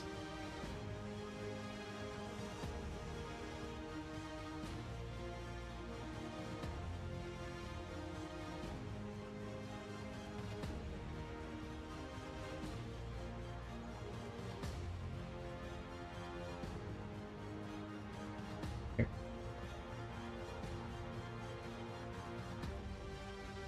Ooh, that's not right. Yes.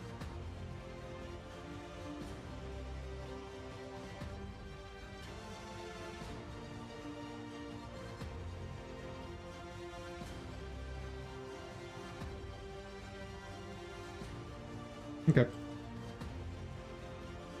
Guitar.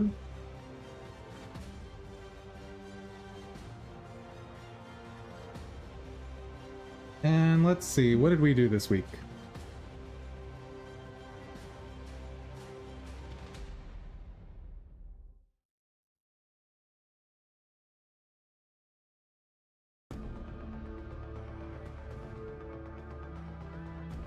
Kinda took it easy on the first workday.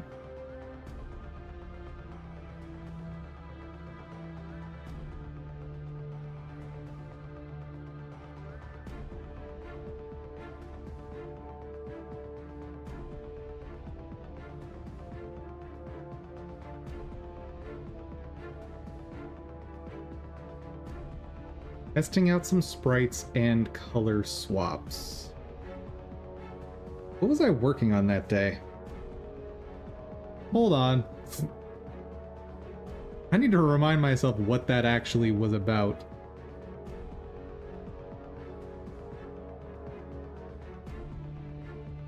Okay, let's watch our own content for a second.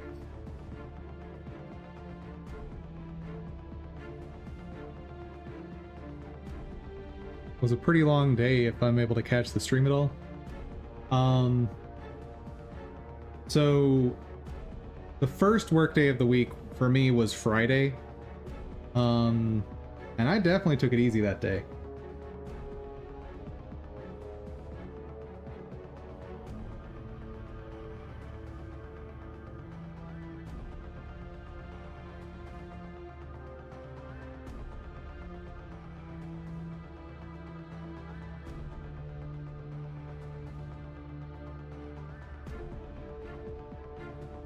Okay. I remember what that day was now. Don't really need to mention specifically this day in my Twitter post. Bought and tested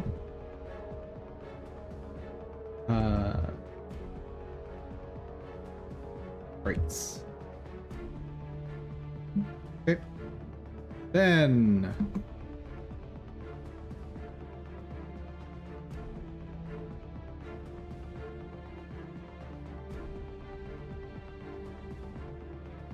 combining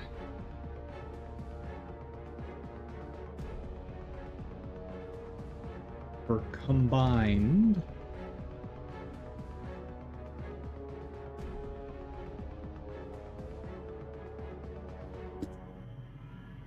What all did I combine?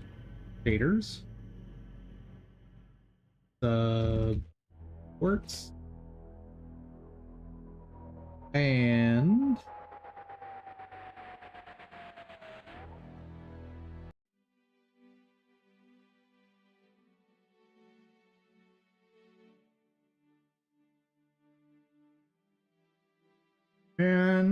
particle emitters.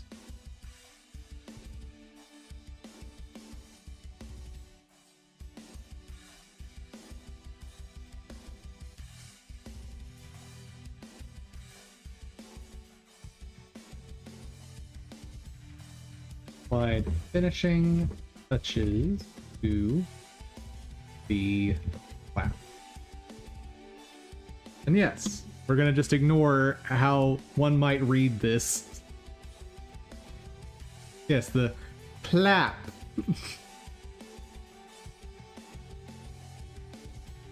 Perfectly innocent. I have no idea what you guys are talking about.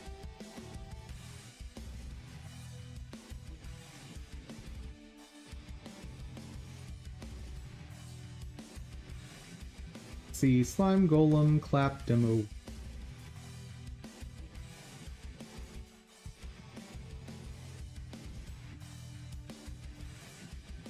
That looks so good.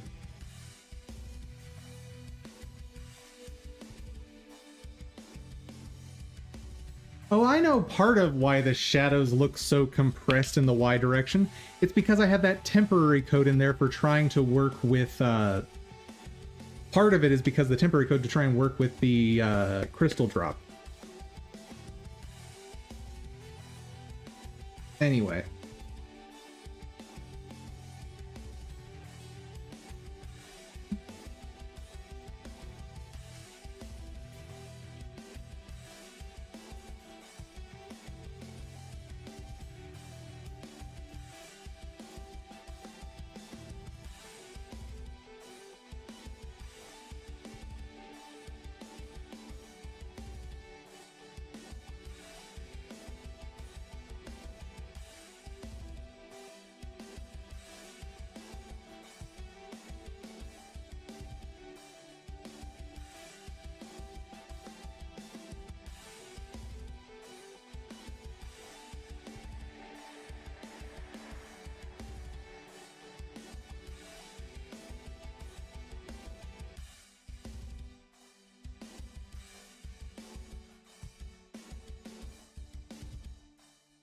Post.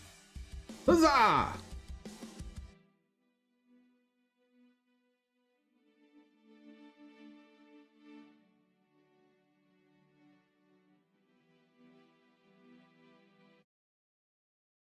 And next steps is also going to include orchestrating all of this into like actual logic for the slime golem. Let's see, send this over here.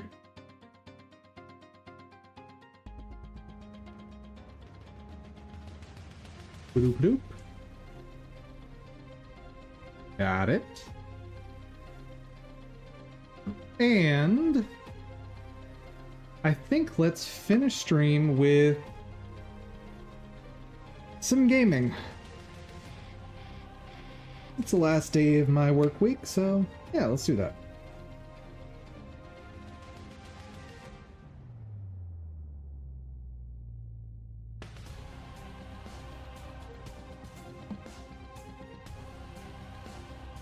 Replace, please.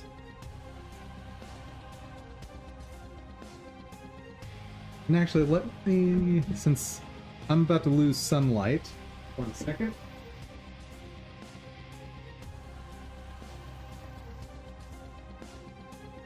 There we go. Now. Why are you having trouble? What's wrong? What's happening, baby? Well, I'm gonna let that run and we're gonna game. Let's see.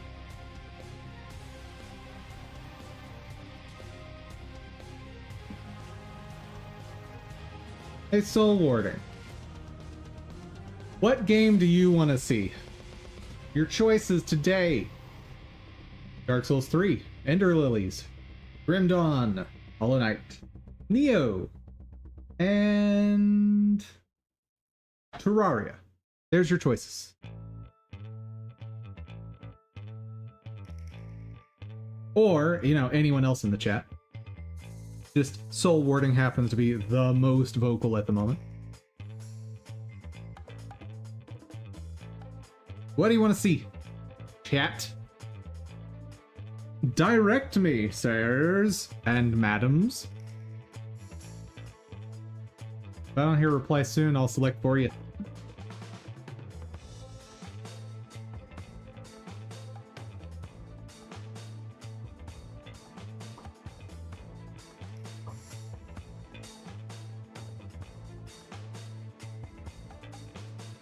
And sorry guys, took too long. Oh, never mind. Still needs work.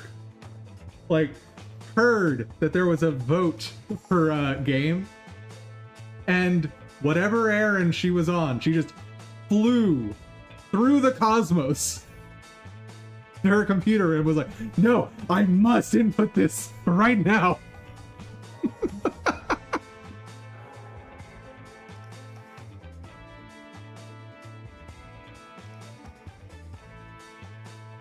That's pretty intense.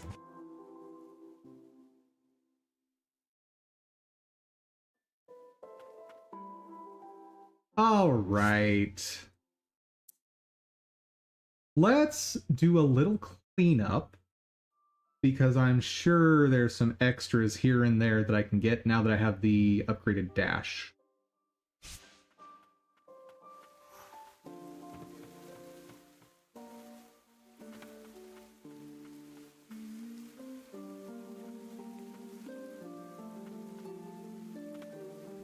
This is a fantastic game, though.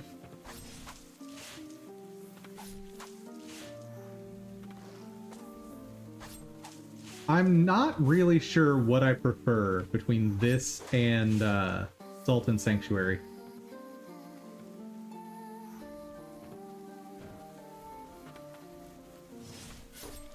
Because Sultan Sanctuary is basically this with more RPG elements, but not as ridiculously nice of an art style. Not a... Okay, so I need grappling hook for that.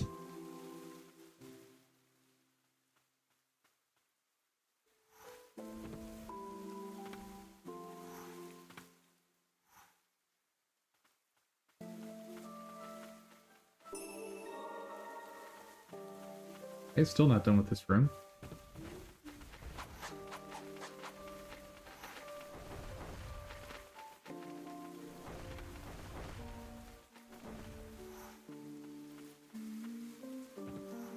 What? Great. Oh, I know what I've missed.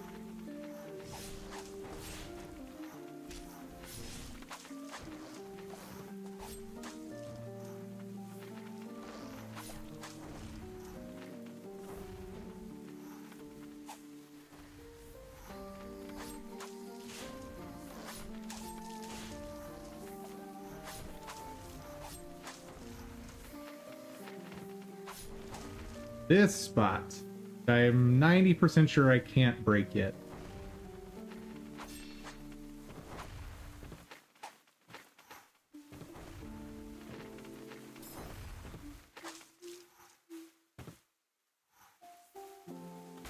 Yeah.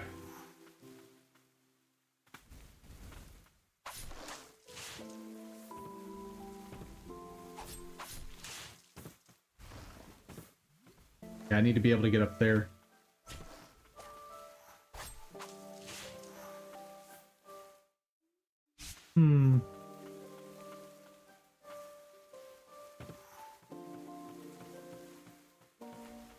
I think I can get the chest that's up here, though. Pretty sure there's only one item left in this room, and I should be able to get it now.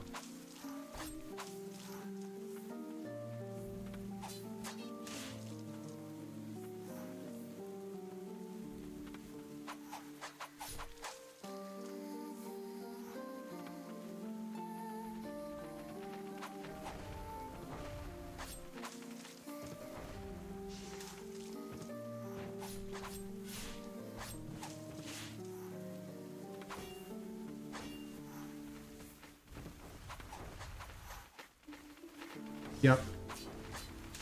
I can get it.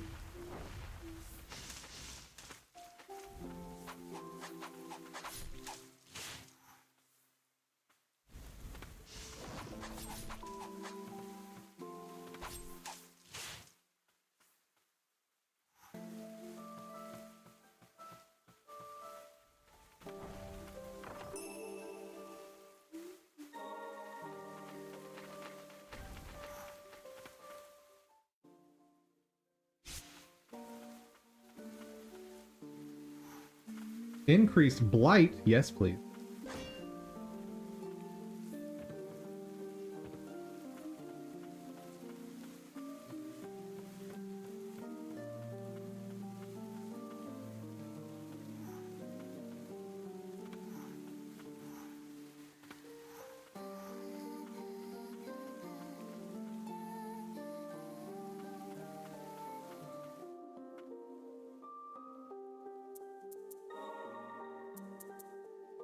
Oh, excellent.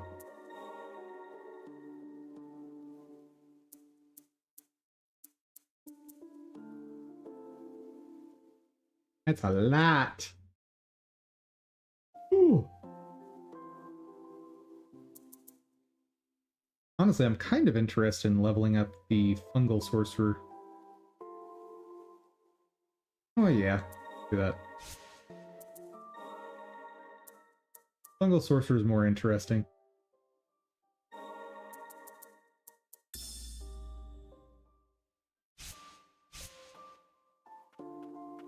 I don't know how useful it's going to be for various encounters, but it's at least more interesting than the other stuff I normally use.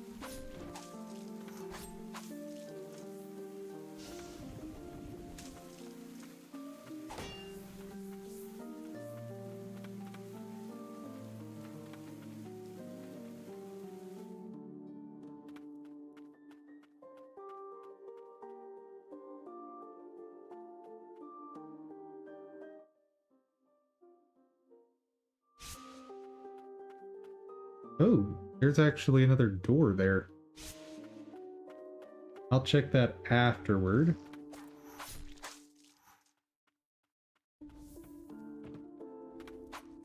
Ah, yes.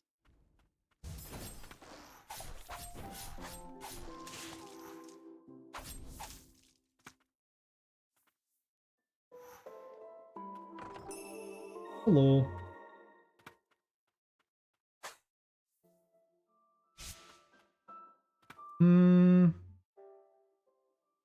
Yeah, I can teleport over there.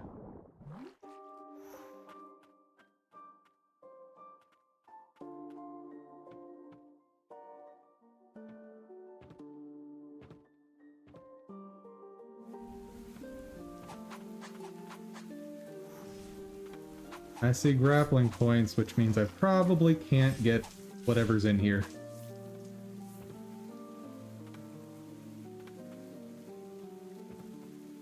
Oh yeah, that's not happening.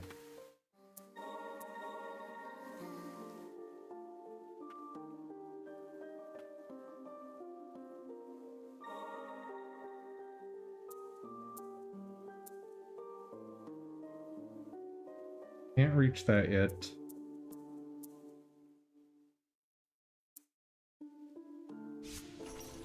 We can check these 2 rooms.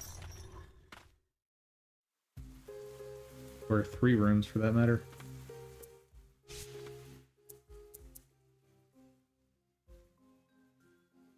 Quite a few rooms to check around here. Alright. Get to work, dum-dum.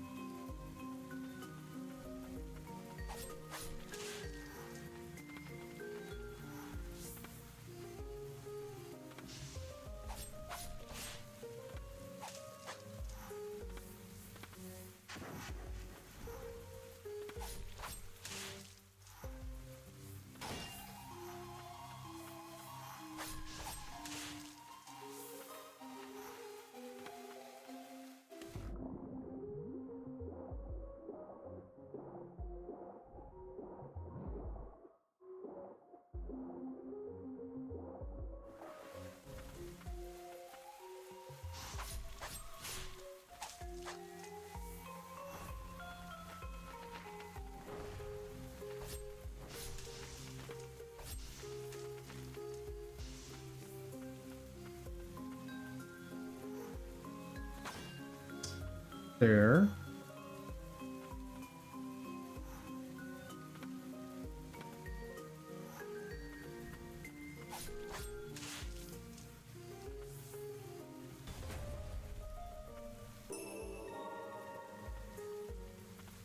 Still not done.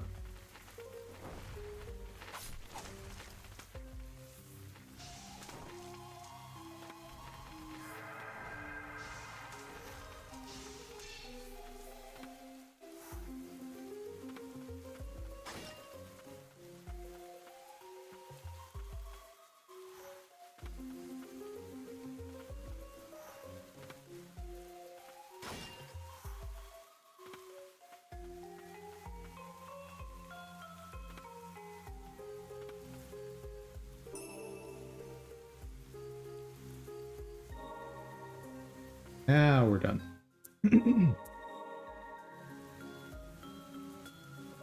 I should equip relics. Haven't touched that in a while. Or blight. Yes, please. Additional prayer.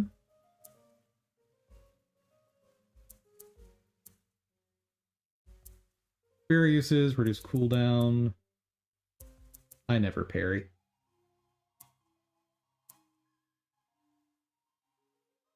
Attacks on the ground.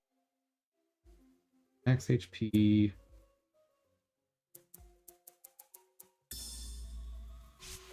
As much as I'd like that extra heal, not worth it compared to these others.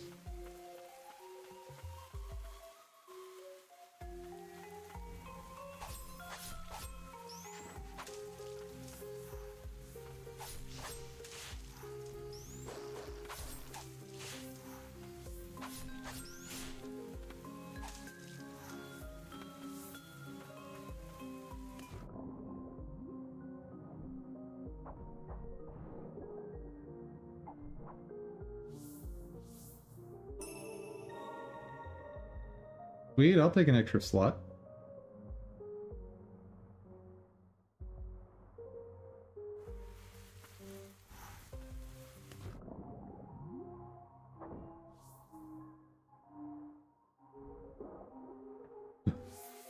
All right, buddy, calm down.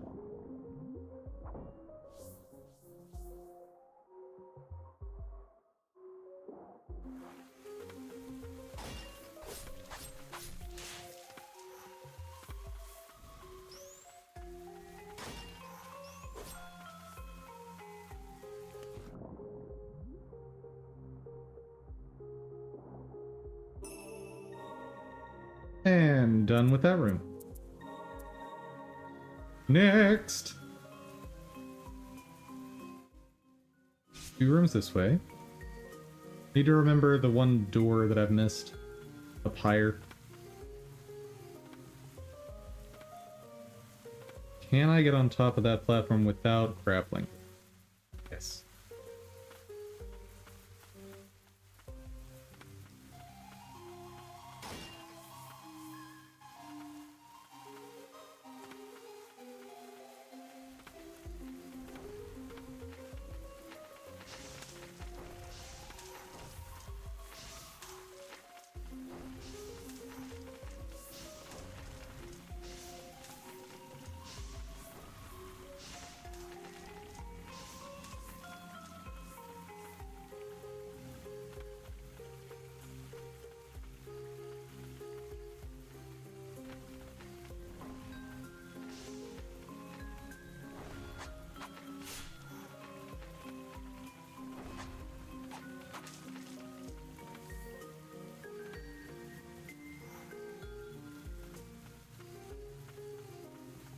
I've definitely gone this way.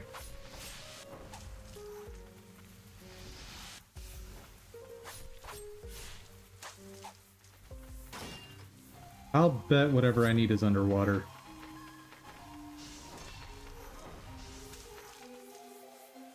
Oh, wait, there's up there.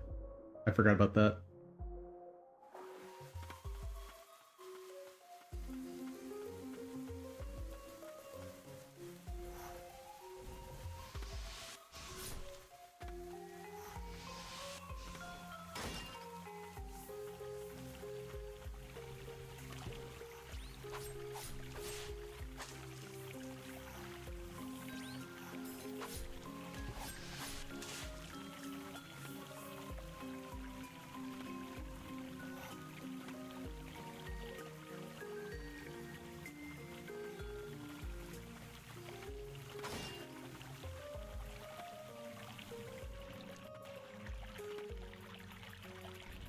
Oh.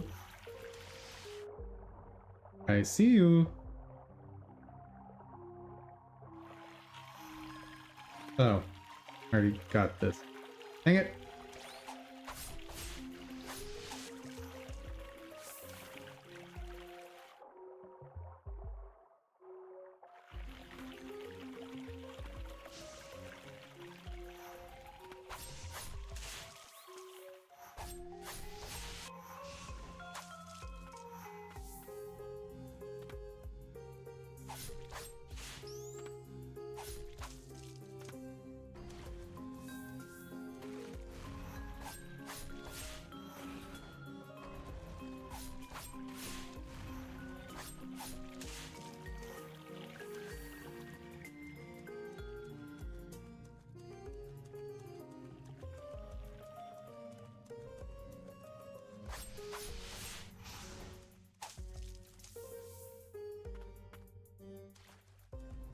Okay, where's the thing I missed?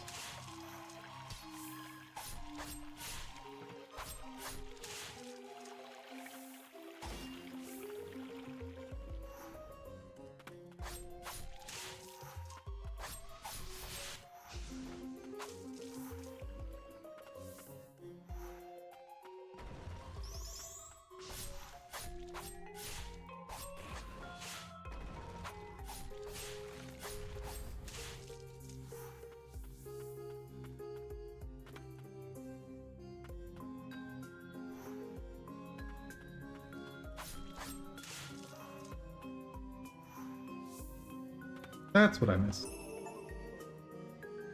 Reduces damage received from enemies. Ooh.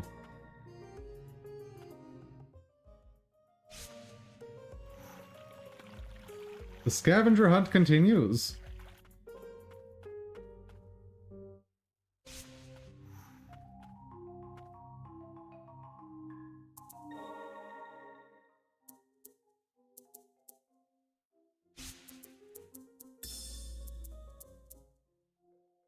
Let's ditch that and get more defense.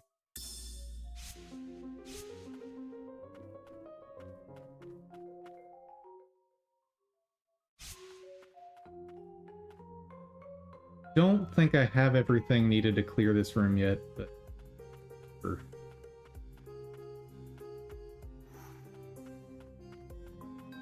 This is the room I think it is. The thing I can't get yet is over here.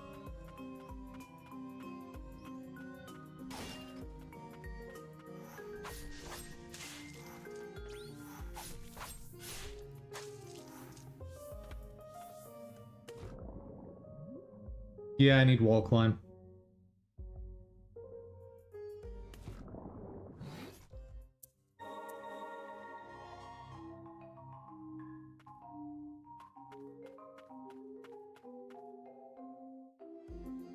Shenanigans!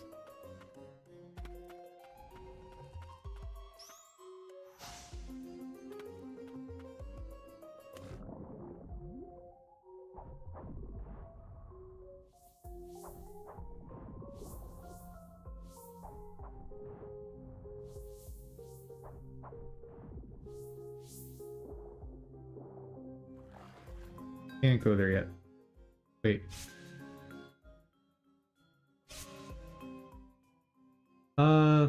Wait. What? Can someone explain that to me? This door is not open, and yet I have... Oh, I know. I know.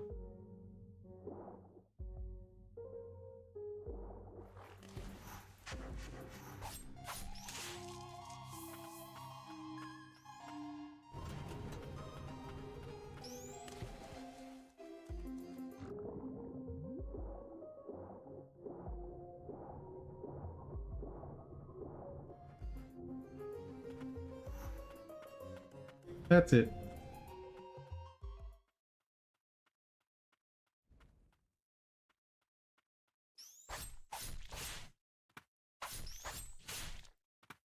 Ooh, these are way stronger.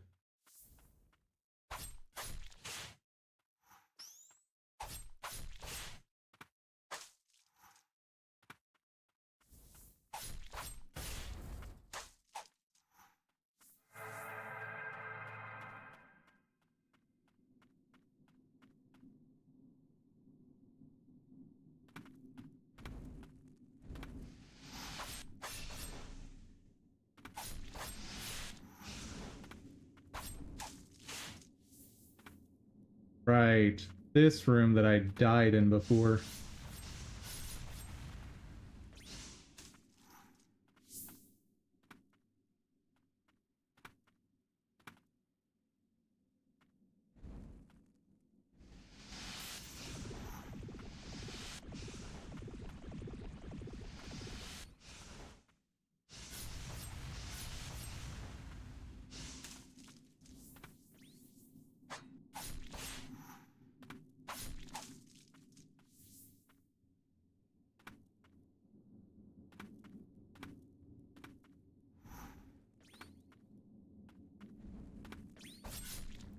Yeah.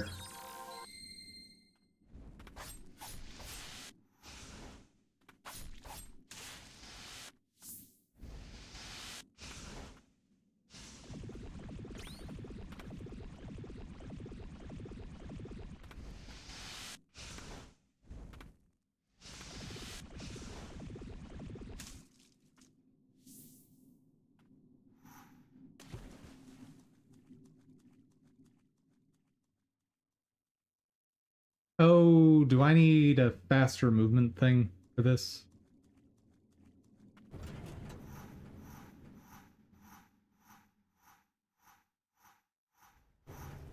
Oh. Oh.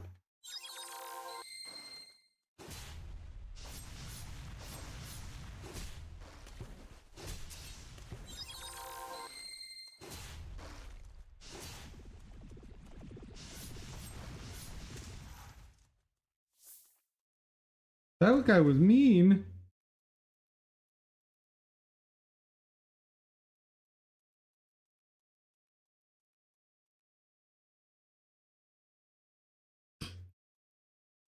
Piano lesson, so no more voting? Fair enough. Yeah, I don't think I've got too much longer in me anyway for streaming today. A lot of good work was done, and I am exhausted.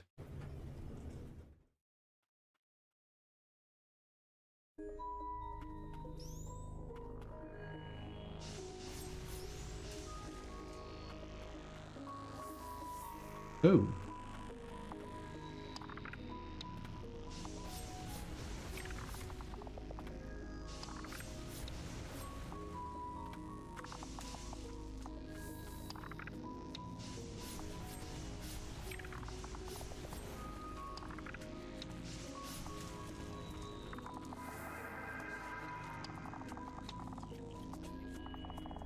Well, this is a horrible sound.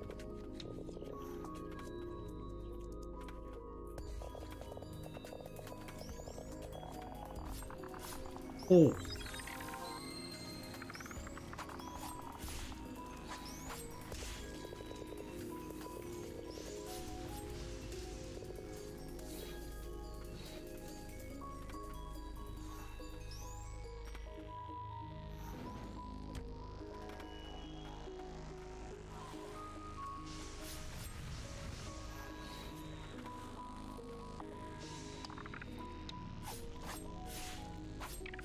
I'll take it.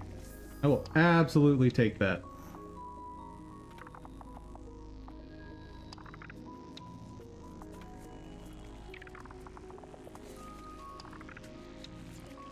You know what? Let's do it.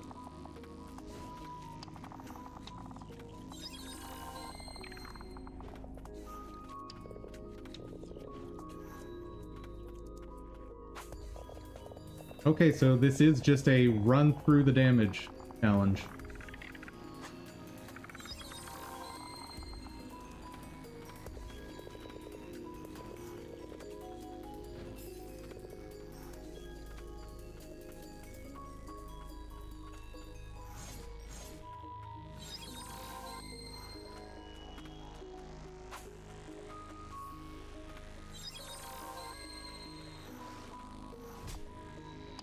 Son of a gun.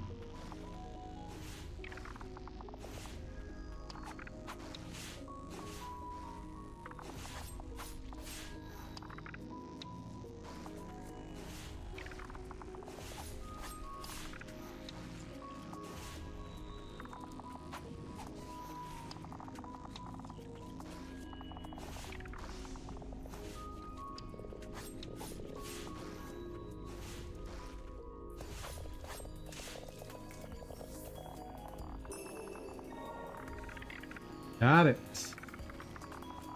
Now I have no help for getting through the rest of this poison.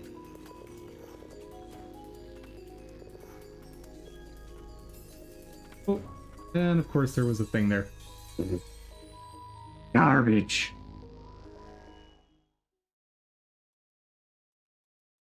I'll make a few runs for the poison though. Where's... Ah, there it is. It took some negotiating, but we've finally been cleared to investigate the Verboten domain. And yes, I must say Verboten with that accent, always. We've settled on calling ourselves the King's Mage Brigade. Though I must admit, I find the name a bit silly. My assistant Muriel is with me, though she doesn't seem to like the shape of the mask I made for her. I may be gifted in manners of the arcane, but I must admit, I lack a proper aesthetic sense. Well, at least you recognize it. That's something.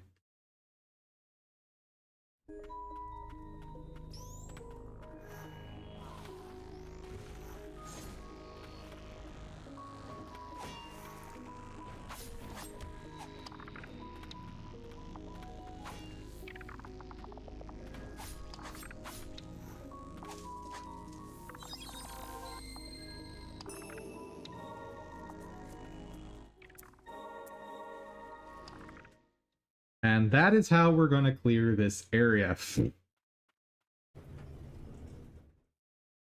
Run through the poison, wasting tons of resources.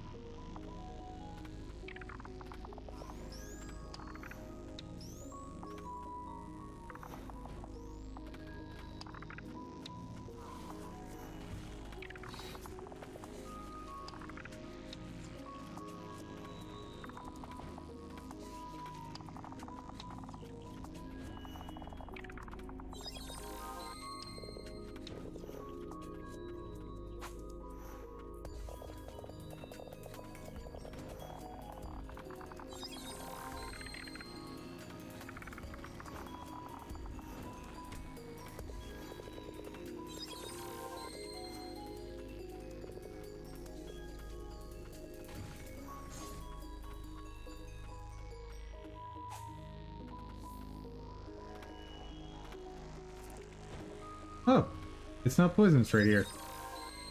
Very brief respite.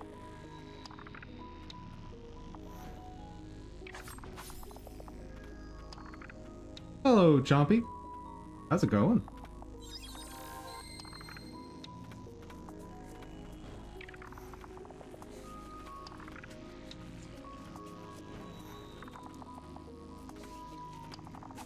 No.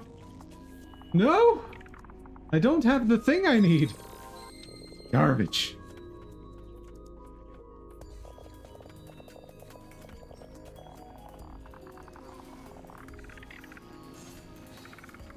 Will I get out of the poison, or will I die?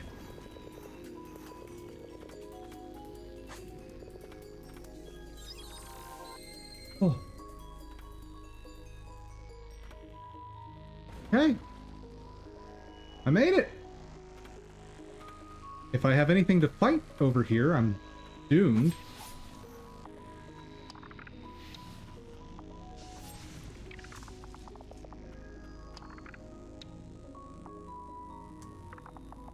I'm doing pretty good. Finished up the third and final attack for the slime golem today. So very excited about that being done.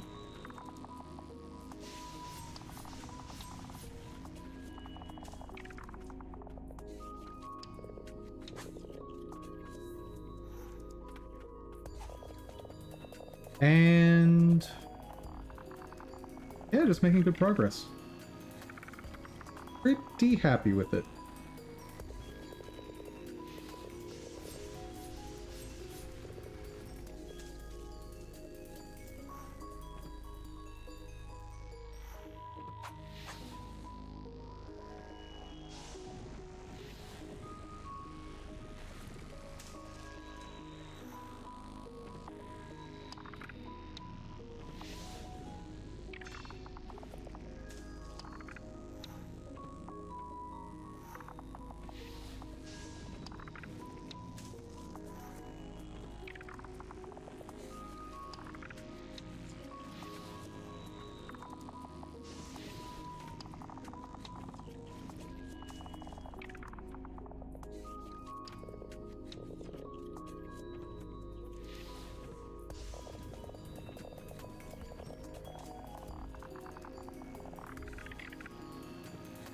Are we almost done with this horrible place?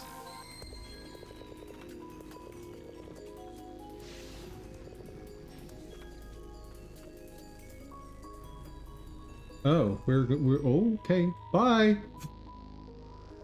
Bye then. Yeah, I don't want to do that yet. Not yet.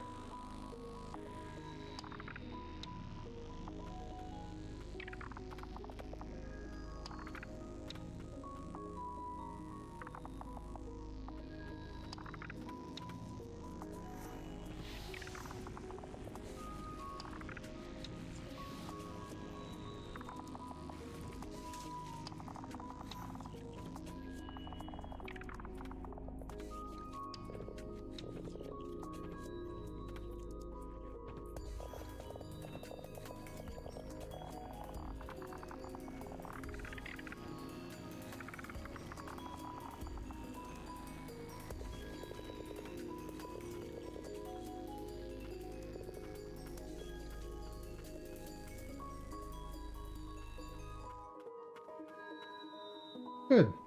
Respite. I like that.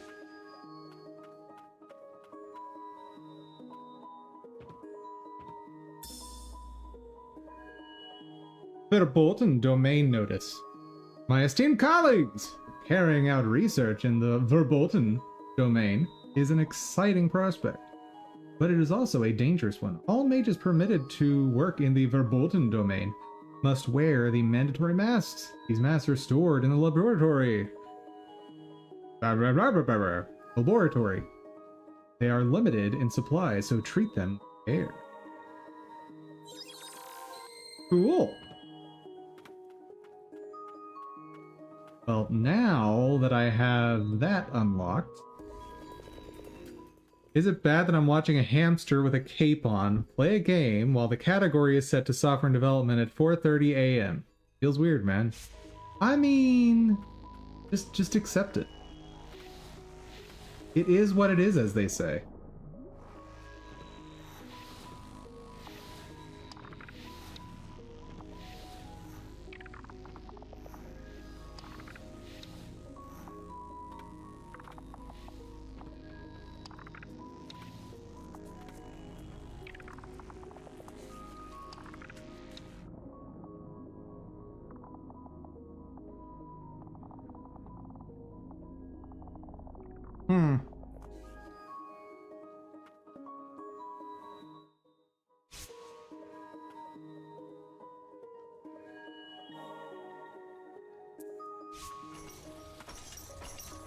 Skill issue?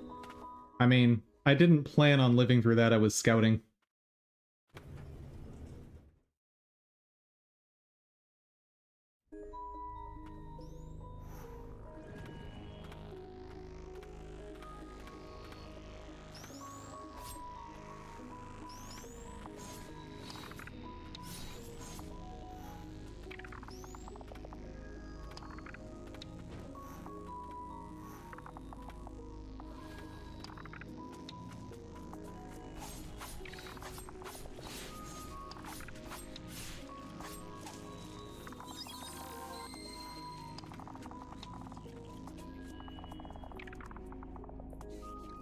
Okay, I guess we're exploring this side path.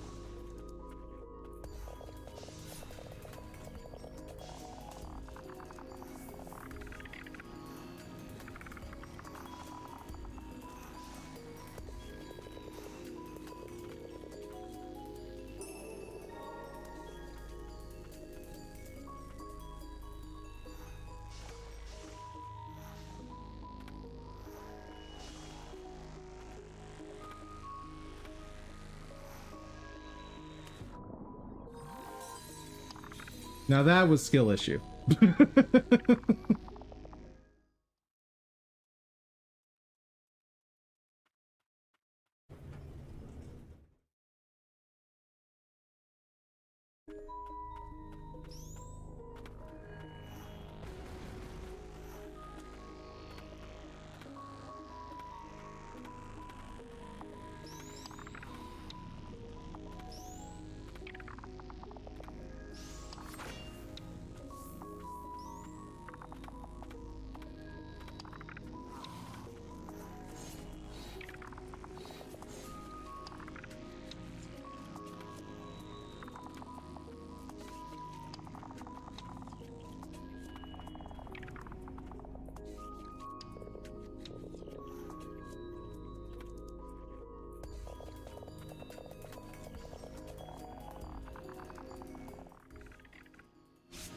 For real, bro? Lame room. But at least I know now that I need to unlock it from the bottom.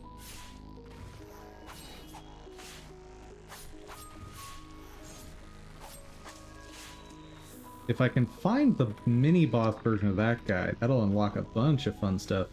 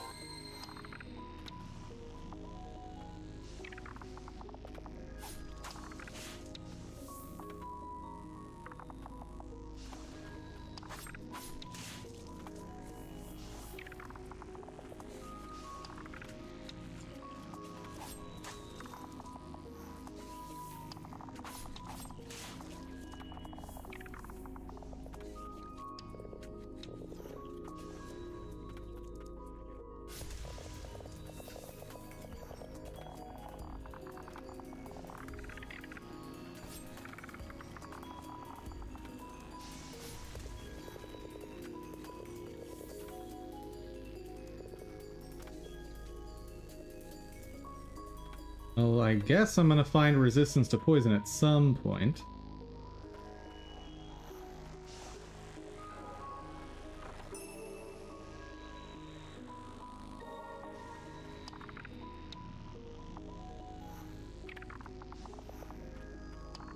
So I guess it depends on how much that costs. Oh, and I've cleared the room.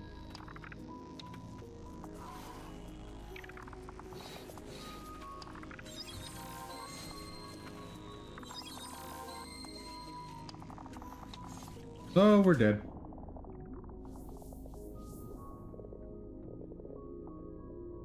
Where the heck is the door?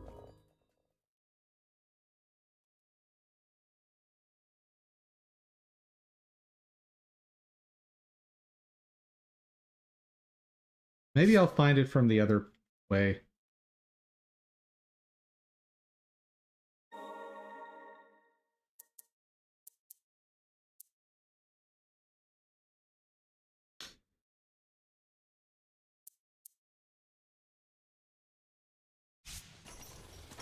I know I'm not supposed to be going to this area yet, but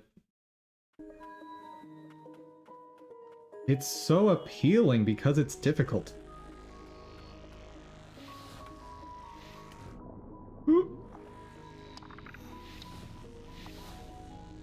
Oh wait, I can't go this way.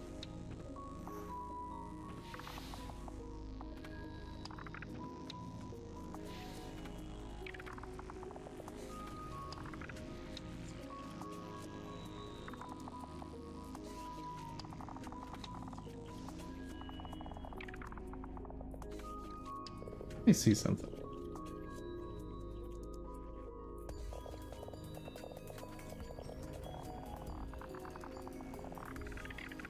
Nope, nope, just died.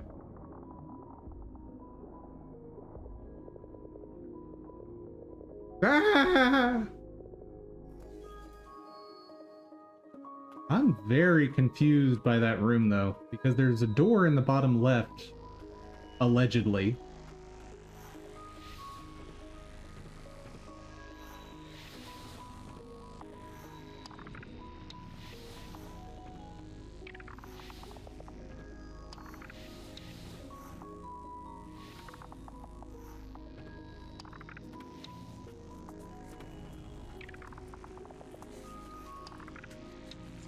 Oh, Okay, so there's an invisible wall there as well.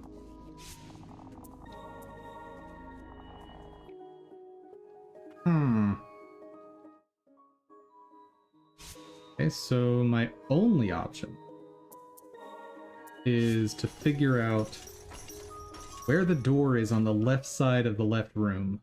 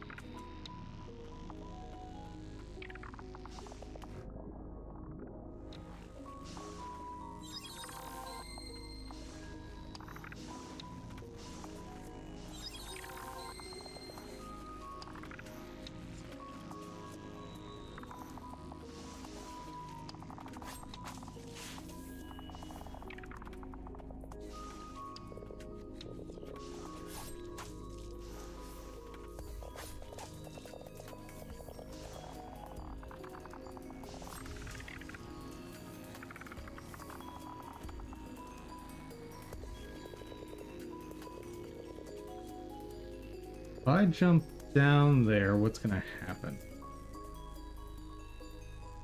Oh!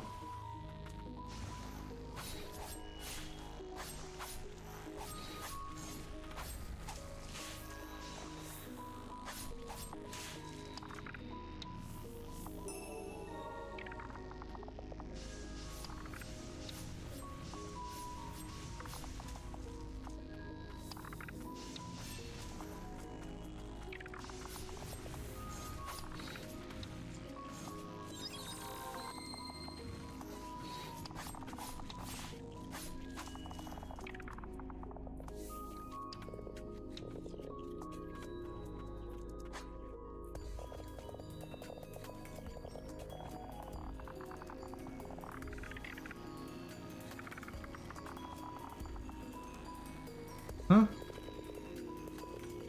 It?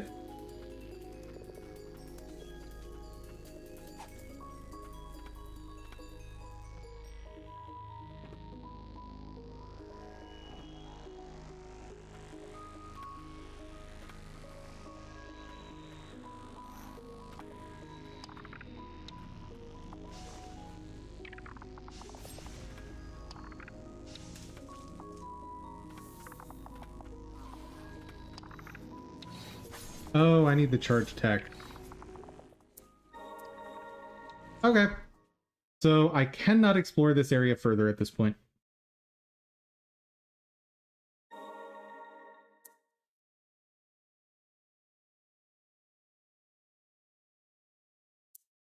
So here and to the left is the place that I said I was going to go back to like an hour ago.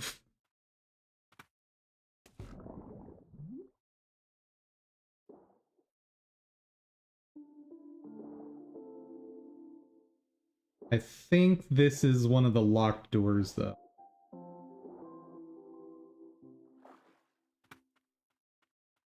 Pretty sure. Oh, nope, charge attack.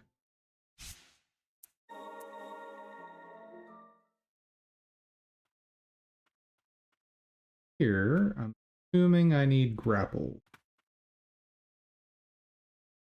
Oh no, this is the one where you got to do the crazy combo to get super distance. I might be able to see it if I use my full jump distance.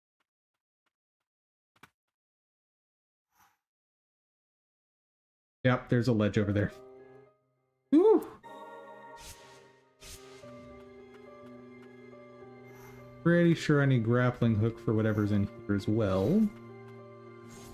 Well, I see the grapple points, but... yeah, grapple points are necessary there. Yeah.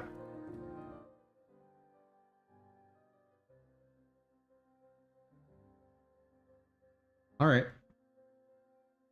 In that case... we will check out the way to the right and then call it.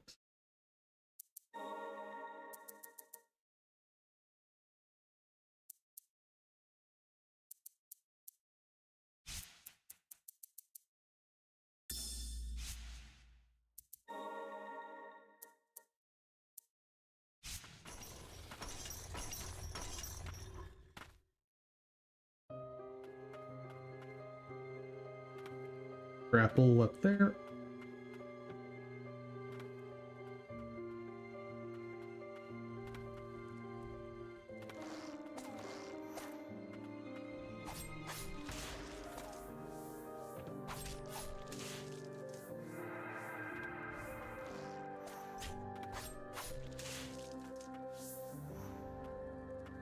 I think I should be able to clear this room.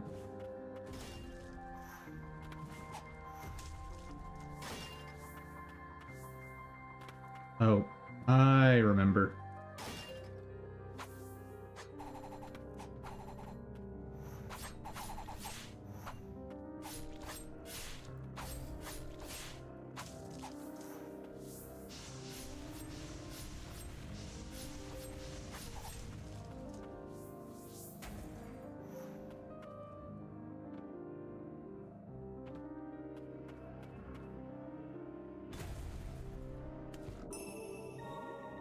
There we go.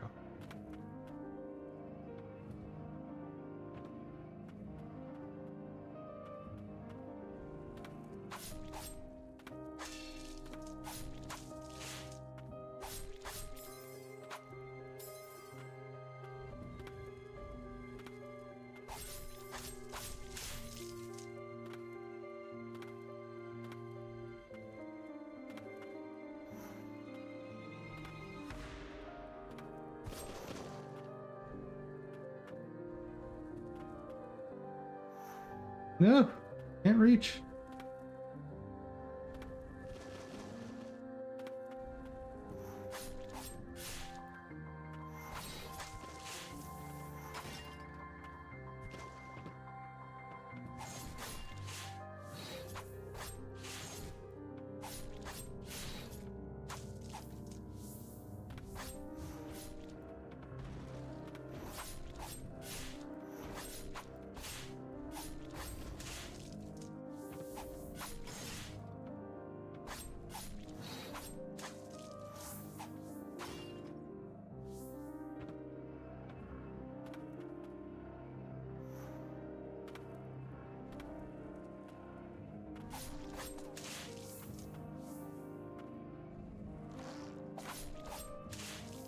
Ah.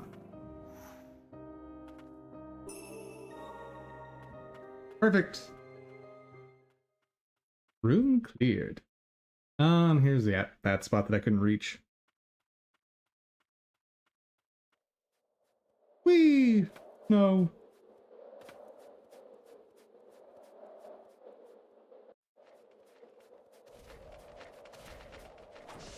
Ooh.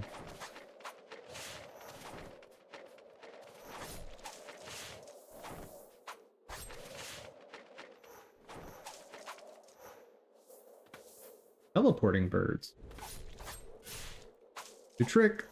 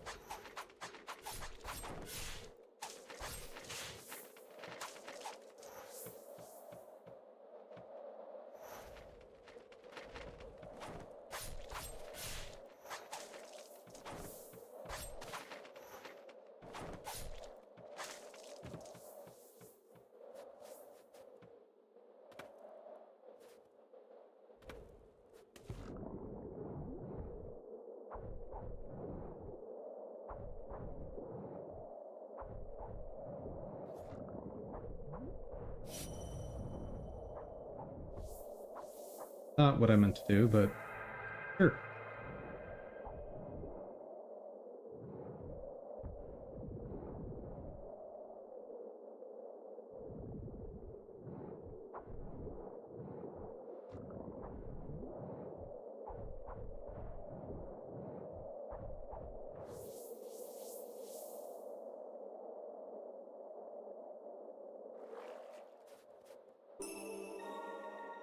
Yellow.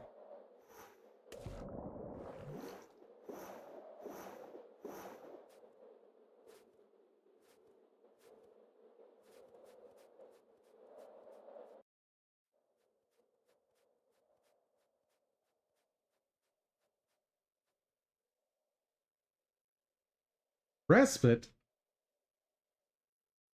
Are you not cold, milady? We did well to come across that amulet. Seems to help. It helps weather the bitter frost.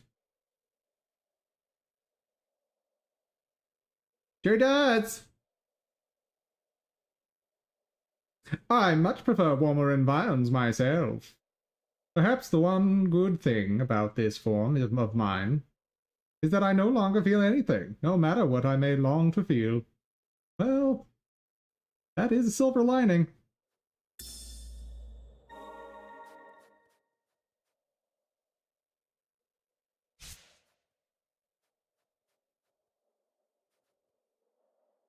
Of sorts.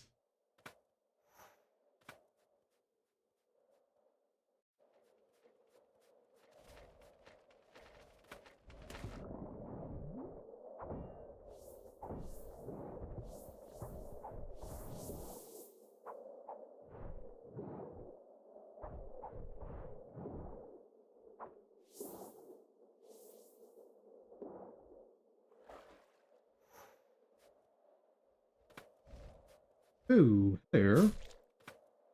You just come down here, please. That'd be great. Right down here, buddy. No? Okay.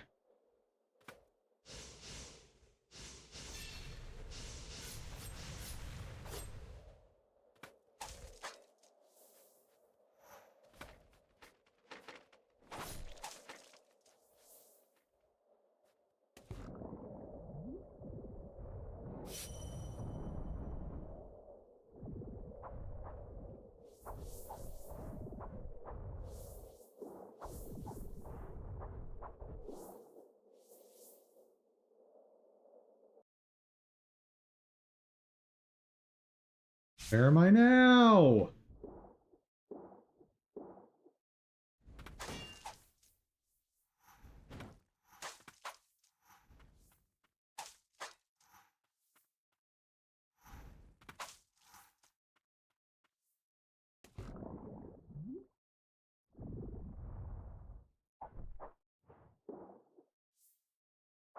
Oh, don't tell me I just messed things up. Maybe? No? I can get back.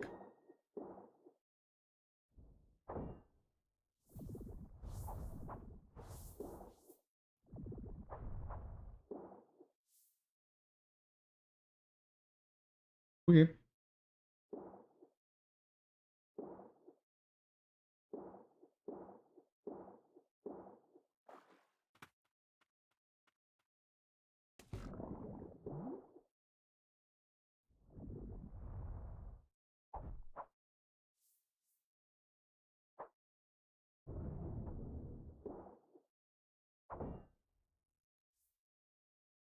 What have I missed?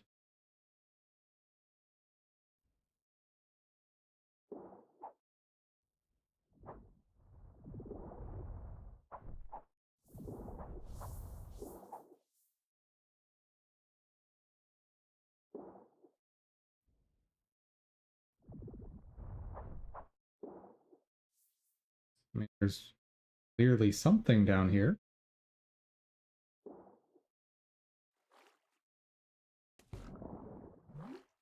Oh, oh, I see a path.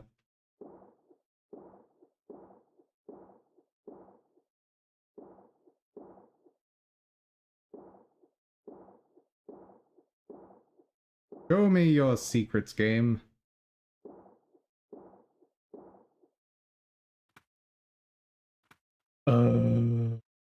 Right? Huh. There's no grapple point either. That looks like a spot that I need an upgrade from the second game.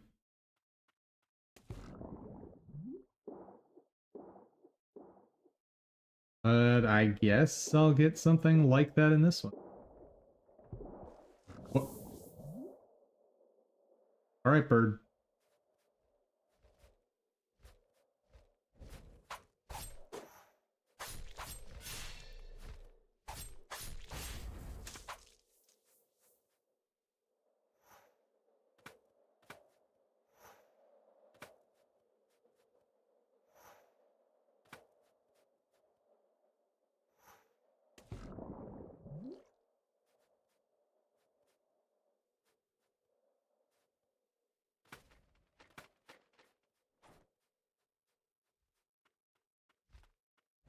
Oh.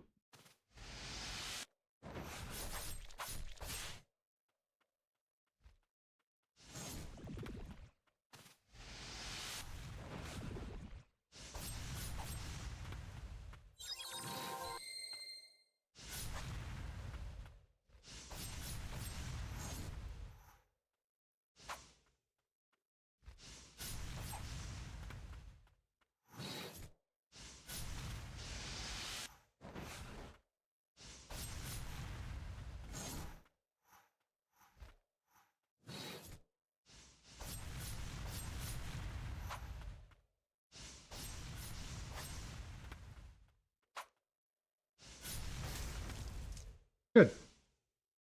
I think this is the other one that might give movement. Like, I think there's two consumable spirits. Flies for piercing enemies in their path. Yes, yes, yes. This is one of the spirits you need for accessing hard to reach places for secrets. They're not required for story progression, but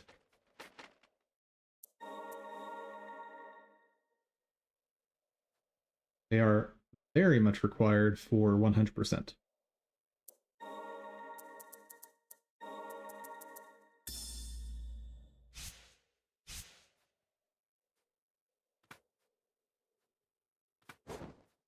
Oh, not this one. I like it. A good attack, good range. Just not what I thought it did. I must be thinking of something from a later area then.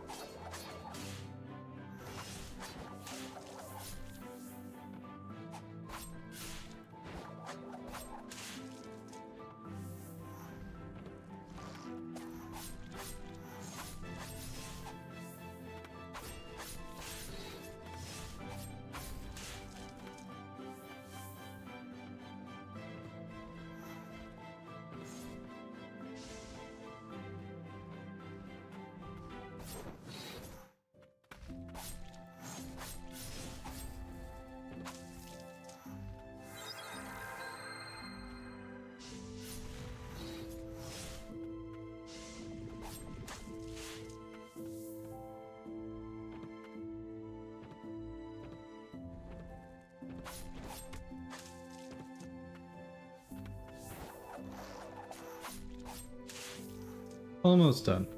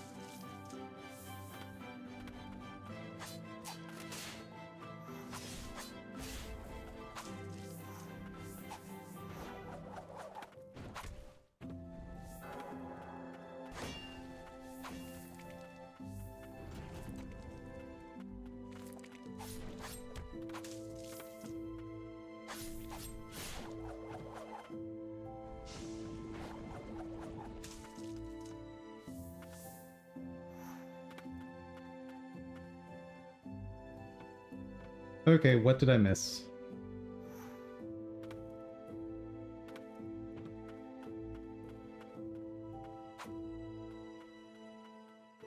Oh, I need the charge attack.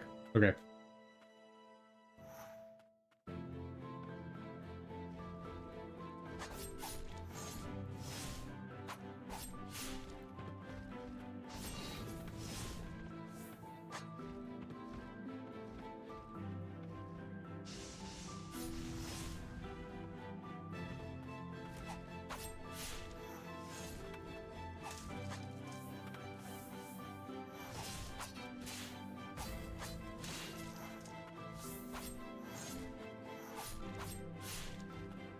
Get over here, dragon.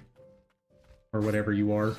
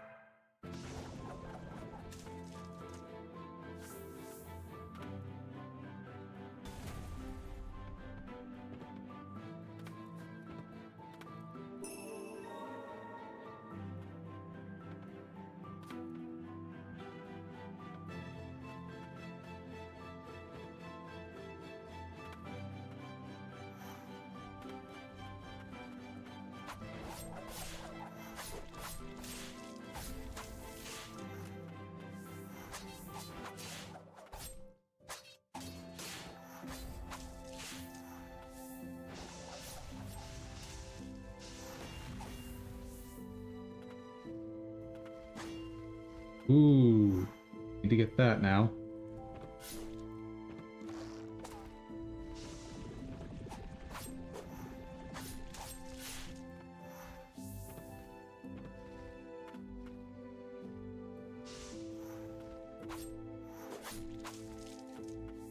What?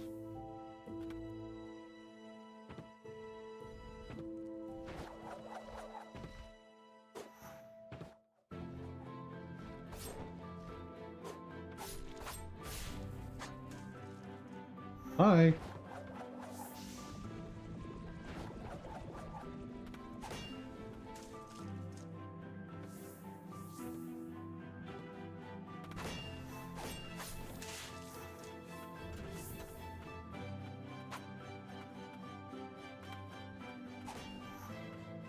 Okay, this will be the last room. I don't see me getting to a respite anytime soon.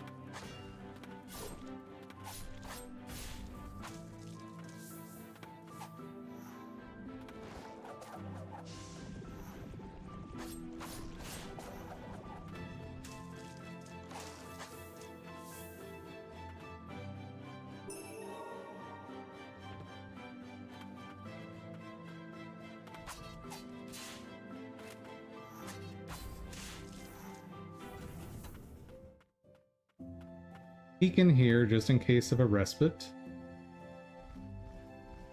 What is that? Well, I gotta try to fight that, whatever it is. But it's literally just a dragon.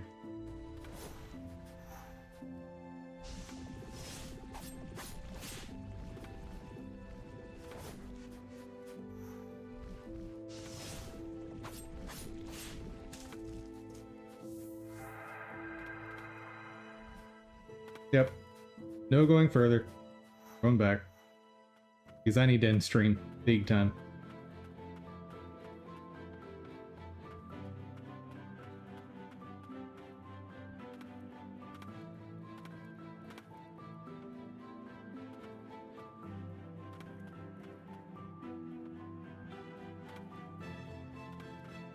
Grappling hook for that. And wall climb for that.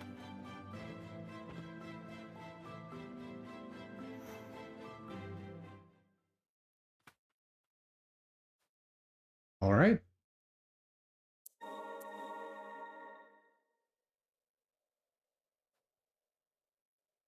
And save.